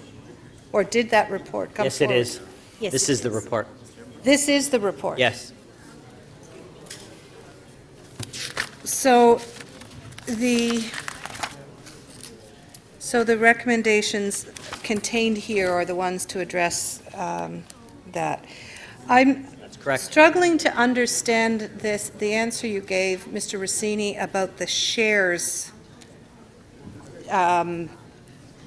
option that we're supposedly getting. This is a non-profit without share capital corporation. So how is it that we're getting shares? Not share, through you, Madam Speaker, not shares, equity. So right now, there is no equity in the organization because assets are equal to liabilities. By taking out some of those liabilities, reducing their liabilities by $8 million, I've now created $8 million of equity. And we're retaining that equity. Equity. Equity means just the difference between... You mean we've spent $8 million, you're proposing we spend $8 million more on it? No, no, the money's already been spent. So by reducing the liabilities, right now, assets and liabilities are the same, there's no equity. Reducing the liabilities, the assets now are higher than the liabilities, I've created equity. We're going to record that equity on the books. So we're changing debt into equity. Okay. So, if I could, this organization, this arena is now virtually being run by the city, correct? We're the board, you're the chair. Do we have any other organizations where our staff run a corporation and run a recreation facility or community center? It's an arm's length corporation run by its own staff. Their staff is not city staff. It has one share. It's a for-profit corporation, and its one share is held by the city. It is a for-profit corporation? It is a for-profit corporation. It's a city service corporation where City of Toronto is the shareholder. So it's it is without share capital? Now it is. With the $8 million, it will have shareholders' equity. Okay. Other examples include Casaloma, I believe. There's no way I've had 6 minutes. That's wrong. No, your time is behind you. Oh, okay. So it seems though as we're running this, we're carrying the liability of the debt. We are getting some community hours out of it. And for the last several years, we've been assured that with putting in new food services and various other improvements, we were going to see some operating surpluses coming out of this. That has not happened. Is that correct? I wouldn't characterize it that way. The arena had when we took over the arena, we had debt over $40 million, and at that debt level, it's impossible to have an operating income given the private arenas market this year. What I would say is we were able to run the arena with no additional contribution requirements from the city for the 3.5 years we had that. But we do not have any other arena run like this. Is that fair to say? I would say we have TPASC, which is a sports center. That's, again, a private corporation with city and university as the shareholder. Oh, this is the one in Scarborough? Yes. A very different thing. So, I don't know, it just feels to me either we should be running this thing, because we're running it, or we should sell it to Maple Leaf Sports and Entertainment because we seem to be subsidizing them. Are they paying in any way other than paying for their permit fees? They're paying market rent Right. and property taxes. And property taxes Yes. for a portion of the building? Is that Yes. how that works? Correct. But it's unlikely we're going to see this facility become for at least, till at least 2017. You're saying in 2017... Councillor Davis, your time is up. Last question. There'll be $200,000 Okay. less cost pressures on them because of the new financing arrangement. Okay, thank you. We anticipate that, yes. Councillor Campbell. Thank you, Madam Speaker. I think it's to Mr. I'm not sure which side of the room I'm posing the question to. So this is, the arena is cash flow positive, $2 million a year? Through you, Madam Speaker, yes, when you don't consider that there's no principal repayments on a $20 million outstanding obligation. So now we're taking back $8 million of their debt for so-called equity. Are we now going to receive dividends on the $2 million that they're bringing in every year? Or how are the residual profits to be reinvested? So at this level now, we're going to take that $20 million loan where they're only paying interest. We'll make it a $12 million loan where they'll now pay principal and interest. And at the current cash flows, they should be sustainable to pay off all their debts, run their business, set a bit aside on their capital renewal. If their financial performance exceeds the expectations, then we can, as the report points out, take that profit, so to speak, and use it to pay back. So in about 6 years, their principal will be paid off. Is that 6-7 years? Is that the forecast? 20 years. 20 years? 20 years, yes. 20 years. 20 years. Yes. Okay. So how much is the outstanding debt? It's $12 million. So right now, at the end of last year, it was $40.5 million, the total outstanding debt. I thought that was at the outset. At the outset, yes. And we will reduce that number by $8 million. So it's still a lot of debt. Oh, okay. It's still a fair bit. Okay. Oh, yeah. All right. So it's going to be 20 years before they're free and clear of any principal payments. That's correct, Madam Speaker. All right. Okay. Thank you. Councillor Crawford to speak. Thank you, Madam Speaker. I do have to say I'm not thrilled that this report is in front of us. I'm not thrilled that we're going to be making a decision to take these loans off our books. It's something, $25 million is $25 million. It's a lot of money at the end of the day. I get that. I get that there's a lot of money, and this is probably not a decision we're all jumping to make, but I think this is a decision we have to make, unfortunately. As the CFO did mention, these are loans that we probably, if not, will not be able to get back in any form whatsoever. When you look at the Toronto Centre for the Arts, they've had this loan on the books for many, many, many years. They've never paid any principal. They never paid interest. It's just sitting there. And, it's a loan that will not be for a number of years. We have paid some of it back, Councillor Carroll, but I think at this point there is nothing being paid principal and interest. But anyway, when we're looking at the Toronto Centre, it just makes sense that we forgive that loan. When you're looking at the Sony Centre, again, here's a loan that, I would hope in good faith that when we decided to give the loan to the city that there was good faith that the money would be refunded and would be paid back. Unfortunately, that is not the case. I do know that there is a $2 surcharge that is charged to every ticket for anybody who goes to the Sony Centre, and they've been using some of that money. You've been using that money to help pay off some of the principal, help pay off some of the interest. Problem is that there is a backlog of capital work that is sitting there not getting done because they're spending time putting this $2 surcharge to pay off the loan. So while they're paying off the loan, and they can probably do that, pay that over a number of years, the reality is we're sitting there, we got a huge backlog of capital repairs and chattels that will have to be done that doesn't benefit the centre. If these two theatres plus the St. Lawrence really weren't doing what they need to be doing or getting back together, I'd be hesitant to forgive this loan. But I remind Council of where we are with these three theatres right now. Last year, or a number of months ago, we merged three theatres, and we're in the process of integrating all the services of these three theatres. We are hiring or bringing forward recommendations next month to a board that is going to start looking at how do we manage these incredible assets of the city and moving forward. We're going to be looking at a number of different kind of partnerships and opportunities. So we're doing what needs to be done to really look at how do we bring these 3 theaters to where they need to be. Have they succeeded in the past? No, they haven't, especially individually. So now what we're doing is bringing them all together, and we're going to form, I hope in the next couple of years, something very exciting for theater goers in this city. So we're moving forward. Forgiving these 2 loans, as much as I really would not want to do that. I mean, the side of me would say, listen, you got the loan, you got to pay for it.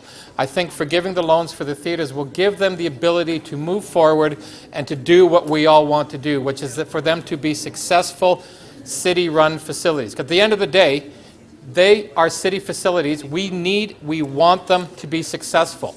And even with the Lions Club or the community center out in the west, we want and need that to be successful. It is there, and it is now part of the fabric of the community. Forgiving these loans, as much as I don't think it's the best thing to do, unfortunately I think it is the only thing we need to do to ensure that these city facilities continue to be the jewels that they are in the communities. Thank you. Thank you. Councillor Mammoliti. Madam Speaker, I'm going to move that City Council request the Board of Directors of Civic Theatres Toronto to review as an early priority opportunities for partnership with potential partners, private sector or others, that could improve the opportunities and offerings of the civic centres. Now, this isn't much different than the direction that we had taken a number of years ago. The difference, I think, that you'll find now versus I think 5 years ago or so is that we may now have a real willingness to look at some real partnership. I don't think that back then there was this appetite, I think, to find, and I have to congratulate Councillor Crawford. He has been on this and was very instrumental in making the changes back then that were, I think, unprecedented, actually, if I get my history right. And now we're in this position that some of us thought we'd be in terms of not being able to pay it off. And we're now having to look at a report that says we got to swallow this thing as a city.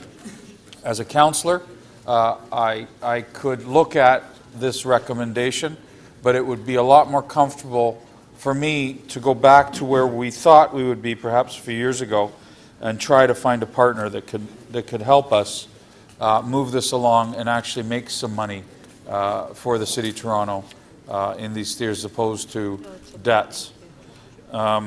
With respect to the ice rink concept that I think Councillor Grimes has spoken to, in fairness to Councillor Grimes, he was approached a number of years ago trying to save something that was going downhill with a community group. And I recall us trying to do our best to try and save that. But I think what happened is we probably listened to a community group when we shouldn't have, and we should have moved some motions back then that kind of guaranteed what they were promising. And I think this is one that we need to say we could have done a better job with. So it looks like we're swallowing this one as well. The question I have is, what are we going to end up doing with an ice rink? Is someone else going to start making profits on our ice rink while we swallow the debt? And certainly that's something I'm concerned about. So I'll speak directly to the board when I say that that's something you need to watch for. If others are now going to start making a profit on ice time at the back of the debt that we're about to swallow, I think we should stop that right away and I guess reformulate or talk about a new partnership with respect to these organizations. I hope you support my motion with respect to the theaters. I think this could work, and I think that unlike a few years ago, you'll find people actually knocking on the door wanting this thing to work if we do it properly. So thank you. Thank you. Councillor Grimes. Thank you, Madam Speaker. I was going to speak till Councillor Mammoliti spoke. To be clear, we own the asset. The MasterCard Center for Hockey X is owned by the city. We are the major shareholder. Whatever is made in that arena is going back into paying down the debt. I want to be clear with that. This is not something that just slid through council. There was many reports that went through this council. I was probably 7, 8 of them that went through this process. We thought at the time this could be a model for the city. We entered an agreement with the community group, the Lions Club. Again, as Adair mentioned, if it had been the number that council approved, this thing would be well on its way to a very successful venture that the city undertook. But it did not. The community group went over and spent $10 million over. That's why we're in the predicament. We had many reports come through this council after that, trying to correct it. That's why we took it back off the community group. The tenants we have in, the Maple Leaf Sports Entertainment, the Marlies, the Leafs, Hockey Canada, we have the archives for the Hockey Hall of Fame. These are core tenants that are made this thing work. There's still, the restaurant's still open. I had the mayor through there probably a month and a half ago. We went through. The Togo Sports Hall of Fame's in there. We've got speed skating champions. The World Juniors have practiced in there. NHL teams practice. It's really a fabulous community hub. Faustino, one of the oldest hockey organizations in the city, played in the arena. The arena was falling down. That's how this came forward. The Dolphins, women's hockey, girls hockey, didn't have a home. We have a home for the Dolphins now. And the ice time that the Maple Leafs and the Marlies use, they use it during the day, 8 in the morning to 11 or noon. Our arenas are empty. This is great. This is great for us. So we're getting great revenue, market rents during the day when every other arena in the city is empty. Also, we did a deal with the school board that they get 500 hours of the school board negotiated. So it is a fabulous center. This, it's unfortunate that what happened, it went over, but this did not just slide through this council. There was many reports that went through here. There's a lot of new councillors that know the history of it, but it really is a fabulous center, and I think in the long run we'll see that this was a good undertaking by the city. Unfortunately, it didn't turn out the way we wanted to, but it does make money. We are the shareholder. I just want to clarify, Councillor Manley, we are the shareholder. We make any profits to pay down the debt. Councillor Carroll. Calling the question on this very thorough and detailed report that folks. Yeah. No, well, the mayor wants to speak. The mayor wanted to be the last speaker. Okay. Yeah. Okay, Mayor Tory to speak. And the mayor is the last speaker. Yeah. Thank you very much, Madam Speaker. I really wanted to speak on this, and it's not so much about any of the detail. I'll start by conceding the fact that it isn't a concession. It's a state. I'm sorry. Yes, I have a motion to move here, which is simply to speak to the question of the City Council requests the boards for the two and the Lakeshore Arena Corporation to explore any reasonable measures such that part of the debts can be recaptured. It's just really asking them to do their jobs. But I wanted to make sure that what we weren't saying here is we're writing these off forever and a day, and if the boards can find at any point in time, unlikely as it may be, a way in which they can recover some of this money we're writing off, obviously I'd like to see that they would do so. But what I want to speak to is this, and I want to just start it by saying I think Councillor Crawford and all the work that's been done on the theatres, I think is going to help us going forward. Councillor Grimes has taken me to the Lakeshore MasterCard Centre. I've seen a lot of the good that's going on there, and a lot of this has a very long history to it, as he has outlined to us. But I think the important lesson to be learned from this, and I hope that you will call me if I ever come in here and I'm fronting for one of these kinds of things where we are being less than straightforward with the taxpayers, because at the end of the day, the best example of this is the Sony Centre.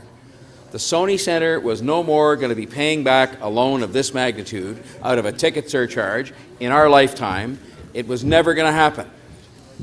This was a disguised way, in my view, of giving them a grant or bailing them out. Call it whatever you want. But I think what we have to stop doing is putting loans on the books like this that are essentially non-performing loans from the day they're put on the books, and then turn around a couple of years later. Do we really mean to say that 2 years ago it all looked terrific and it was all going to be paid back, and 2 years or 3 years later it's now a non-performing loan and the entire thing has to be written off? I mean, who are we kidding here?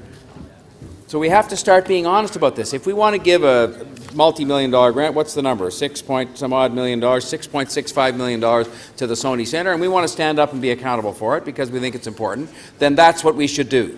Not create some loan and then turn around coming back at a meeting a couple of years later and write it off. That's fooling ourselves, but much more importantly, it is fooling or trying to, I don't think we were trying to, but it's fooling the taxpayers. into thinking that we're lending them this money, it's going to be paid back, when in fact I think any business analysis would have said it wasn't. I'm not going to talk about the North York Centre for the Performing Arts at all because it's such a long history and it goes so far back. But the Lakeshore one, I think we're running the risk even now of getting ourselves in trouble again, because the report implies, and Councillor Davis was onto this a bit with her questions, that by sort of taking equity and by having this remaining loan, this thing might be viable. Who are we kidding here? Again, the loan that is left on this place requires our guarantee, which means it is not a loan that anybody's willing to extend to this arena on commercial terms. And I agree with Councillor Grimes. Arenas aren't necessarily meant to make money. They're there as a recreational asset for the people. All I'm talking about here is not whether arenas should be making a profit. There may be ways with a better board and some private sector partnerships we can find a way to have it do better financially. I'm just talking about being honest with the people and saying, okay, if we're going to have a subsidy that's needed, or we're going to have a loan that's over there, or our guarantee is there because the loan is really not viable that's left, that we say so. So that is the part that I just think we have to get our heads around, is that so we don't have this meeting again. I mean, I'm surprised this hasn't made more news, that the fact that we are today here writing off millions and millions of dollars, which could have gone to pay for other things, or could have just been honestly given to those institutions, and we would have stood up and say, you know what, the Sony Centre, it's been here forever, it's an important part of our heritage, it's an important part of our cultural life, and it needs $6 million, and we're prepared to defend that. Because if we weren't prepared to defend it as a grant, then we should have done something else. So that's the only thing that it has bothered me since I first read this report that said we were writing these things off. I've been part of writing things off in the private sector before, but never in an instance where it was sort of done, you know, shortly after the loan was extended, because somebody should have known, and probably somebody did know, you know, in the case of the Sony Centre in particular, that this was going to be a non-performing loan. And the same is largely true of what we're left with in the Lakeshore. And I'm just talking about the Lakeshore more in the context of going forward, that we be honest about the financial state of this place. Because if the remaining loan, as I said, still needs our guarantee on it, then it isn't a real loan. I mean, it isn't a real loan that's ever going to perform. So I just hope we can start to sort of be more honest with the people about this. I think they'll appreciate the honesty, even if they debate what we're saying about putting in the money. And then we'll be accountable for it, and that's fine. We're all here to be accountable for those things. So I'm going to vote in favor of this, but I just am going to hold my nose and do it because I'm not sure there's any other alternative. Thank you, Madam Speaker. We have a question from Councillor Carroll.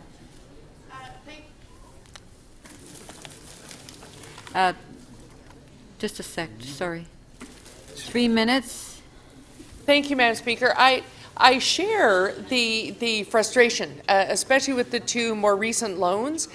I'm just concerned, are you not concerned that your motion, which is non-specific, actually sort of contradicts some of the directions in here, which for instance, Lakeshore requires Lakeshore to now negotiate a third-party lender loan for 11.9. They're quite specific directions in terms of what has been negotiated with the Lakeshore Board, and we now have this vague add-on, you know, with all due respect, somewhat vague, and recapture the proceeds when we've set specific terms. And in the case of the Sony, we've asked them again. We're directing staff how to specifically finance a write-off. A write-off is a write-off is a write-off. But now we're saying recapture. Are we making it vague because we mean recapture it not even necessarily from the theatre? What? I'll be corrected, through you, Madam Speaker, I'll be corrected, Councillor Carroll, on my advice and my own knowledge of a write-off as a write-off as a write-off. It actually isn't. I mean, a write-off is something you do for accounting reasons because of the rules of accounting. But at the same time, even when a corporation or the city writes something off, that doesn't mean you give up on trying to recover it. I'm actually just thinking now whether I shouldn't withdraw this because I understand what you're saying, but I was only trying to get across the point that I would hope these corporations, as much as I even said in my own remarks, that it was kind of a fantasy to think we'll ever find a way to get this back, because frankly, to Councillor Crawford's point, if we had a surplus, we'd probably say, well, put it into getting the new lights you're going to come and ask us for the money for. I just can't stand the fact that we are actually acting as if a write-off is a write-off is a write-off, because you write it off for accounting purposes, but it doesn't mean you have to give up. But if one more question, Madam Speaker, I hope it fits in this time. Are you not concerned, though, I want to support Councillor Mammoliti's motion on the theatres, but for the Civic Theatres Group, are you not then leaving, in our negotiations with a possible private partner, an outstanding liability? Because there's a vague notion that if you come and do business with us, we're also trying to recapture $8 million from you. Does that not cause us some negotiative problems? I raised that very point with the chief financial officer when I was kind of trying to construct something that just said, it pains me to sort of look like we're just giving up on this because it was so, frankly, irresponsible to have extended the loan in the first place as a loan. And so I'm quite prepared to withdraw my motion so it doesn't confuse anybody, because we need to go out, and I'm going to support Councillor Mammoliti's motion, and we need to have clear instructions to the Lakeshore Corporation to do the best they can to run this thing going forward. After we write this off, I just know, because the Chief Financial Officer told me, that vis-a-vis our own loans, if there's any opportunity, as I said, it's a fantasy in a way, that we can recover any of this, we will. Because a write-off is a write-off is a write-off is not true. A write-off is something you're doing for accounting purposes, but you still would always hope that maybe some money would fall from the sky or something would happen that you could recover some of this and say we actually got paid back. It never should have been a loan to the in the first place. Am I able to just withdraw my motion, Madam Chair? Yes. Well, then I'll withdraw the motion. But I think people know the sentiment that lay behind it. Oh, and I share it. Thank you. Okay, the mayor would like to withdraw his motion. On favor? Carried. Okay, Councillor Grimes, there's no motion. But there's no motion. He withdrew his motion. Yeah, okay. Oh, did you still have a question, Councillor Grimes? Okay. I know the mayor doesn't know the answer to this, but I want to know if the mayor is aware that when we took this back off the Lions Club, that council directed that board that we brought in to make money in that arena, maximize the profits. I know you probably weren't aware because you're new to it, but this council directed the board and staff to make sure we maximize every dollar, market rent, nothing below rent. So I know you weren't aware of that, but I just thought I wasn't, and I just hope we will now go forward to them, and with this instruction that Councillor Carroll was just discussing, it's all in here, and make sure, because you talked to them, that what they will do is give us the honest assessment of what the financial viability of this thing is, because our guarantee being on it, they could have $1 billion that they owe, and our guarantee would be good. It's not a real loan if our guarantee's on it. So I would hope that you could convey that back to them, and that's just. Okay, thank you. So on the amendment by Council. Yes? Quick question. Okay, No, Councillor. I don't want to. I don't want to withdraw the motion. No, your motion is in order. Yeah, no, Councillor Fletcher's. She's doing what she does best. Okay, but Councillor Mammoliti, we're voting on your motion I now. just want to ask, just to. Oh, you have a question to the mayor? Yes. Oh, okay. That's different. Okay. No, I'm not withdrawing my motion. I'm making it clear, Mr. Mayor. Mr. Mayor. I know, but it's the mayor, so you can ask questions even though he doesn't have a motion. I'm trying to. Question period. Mr. Mayor, I'm trying to. Yes, You said you're supporting my motion. You understand that the motion doesn't strap anybody on the board. They're just looking for opportunities. It's not something that we're forcing upon them, as some councillors may want to think on this motion. No, I had it here a moment ago, but if you just handed it to me, I see it as, it says request the Board of Directors to review opportunities for partnerships, and I don't think there's anything about that is inconsistent with what I think they would have intended to do anyway, and you're just putting it on the record because it's the first time you've had a chance to do it since this board was formed. And I heard Councillor Carroll asking you questions. She was afraid that your motion would actually tap into this and force everybody's hand. She was right. Mine was a different story, through you, Madam Speaker. It talked about trying to recapture this debt, and it was just my pain at having to write this off because this is hard-earned taxpayers' money, quite frankly. And but your thing, I don't think affects that, and I think it will be helpful advice to those boards. Thank you. On Councillor Mammoliti's amendment, all in favor? Opposed, if any, carried. On the clause as amended, all in favor? Opposed, if any, carried. Okay, so 6 o'clock, we're going in camera.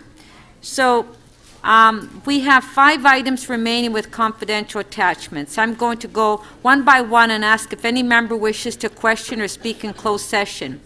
If no member wants to speak to an item in closed session, I will remove it from the list. The first item is CC 10.8, city's contract with IBM.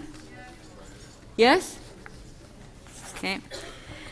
CC 10.5, which is the proposed settlement for Humber River Hospital, yes. CC 10.5, 740 DuPont Street, OMB hearing, settlement offer. Okay, no? Okay. CC 10.7, 283 Adelaide Street.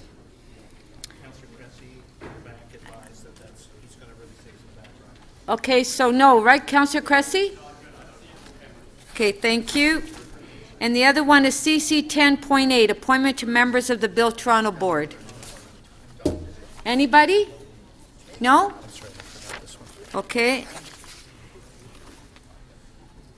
And then the last one is Audit Committee 4.1, Management of the City's Long-Term Disability Benefits, Phase 1. Does anybody need to go on camera on that item? Councillor Shiner, yes?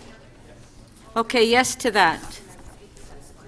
So that's 3 items. So that's AU 4.1, CC 10.1, and CC 10.4. So who has that motion? Okay. Councillor Holliday, would you like to move it?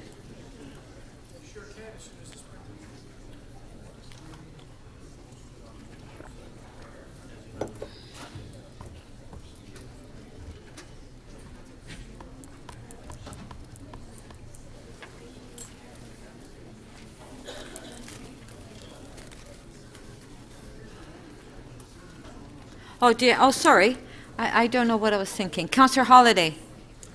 That council recess its public session to meet as committee of the whole in closed session to consider AU 4.1 management of the city's long-term disability benefits phase 1, improving the city management to address growing trends in long-term disability benefits, reason for confidential information, labor relations or employee negotiations, and CC 10.1 city's contract with IBM Canada Limited, reason for confidential information, potential litigation that affects the city and contains advice that is subject to solicitor-client privilege and litigation privilege, and CC 10.4 proposed settlement of litigation related to the Humber River Hospital's property at 200-208 Church Street in Ward 11, reason for confidential information, advice or communications that are subject to solicitor-client privilege, and litigation or potential litigation, including matters before administrative tribunals affecting the municipality or local board.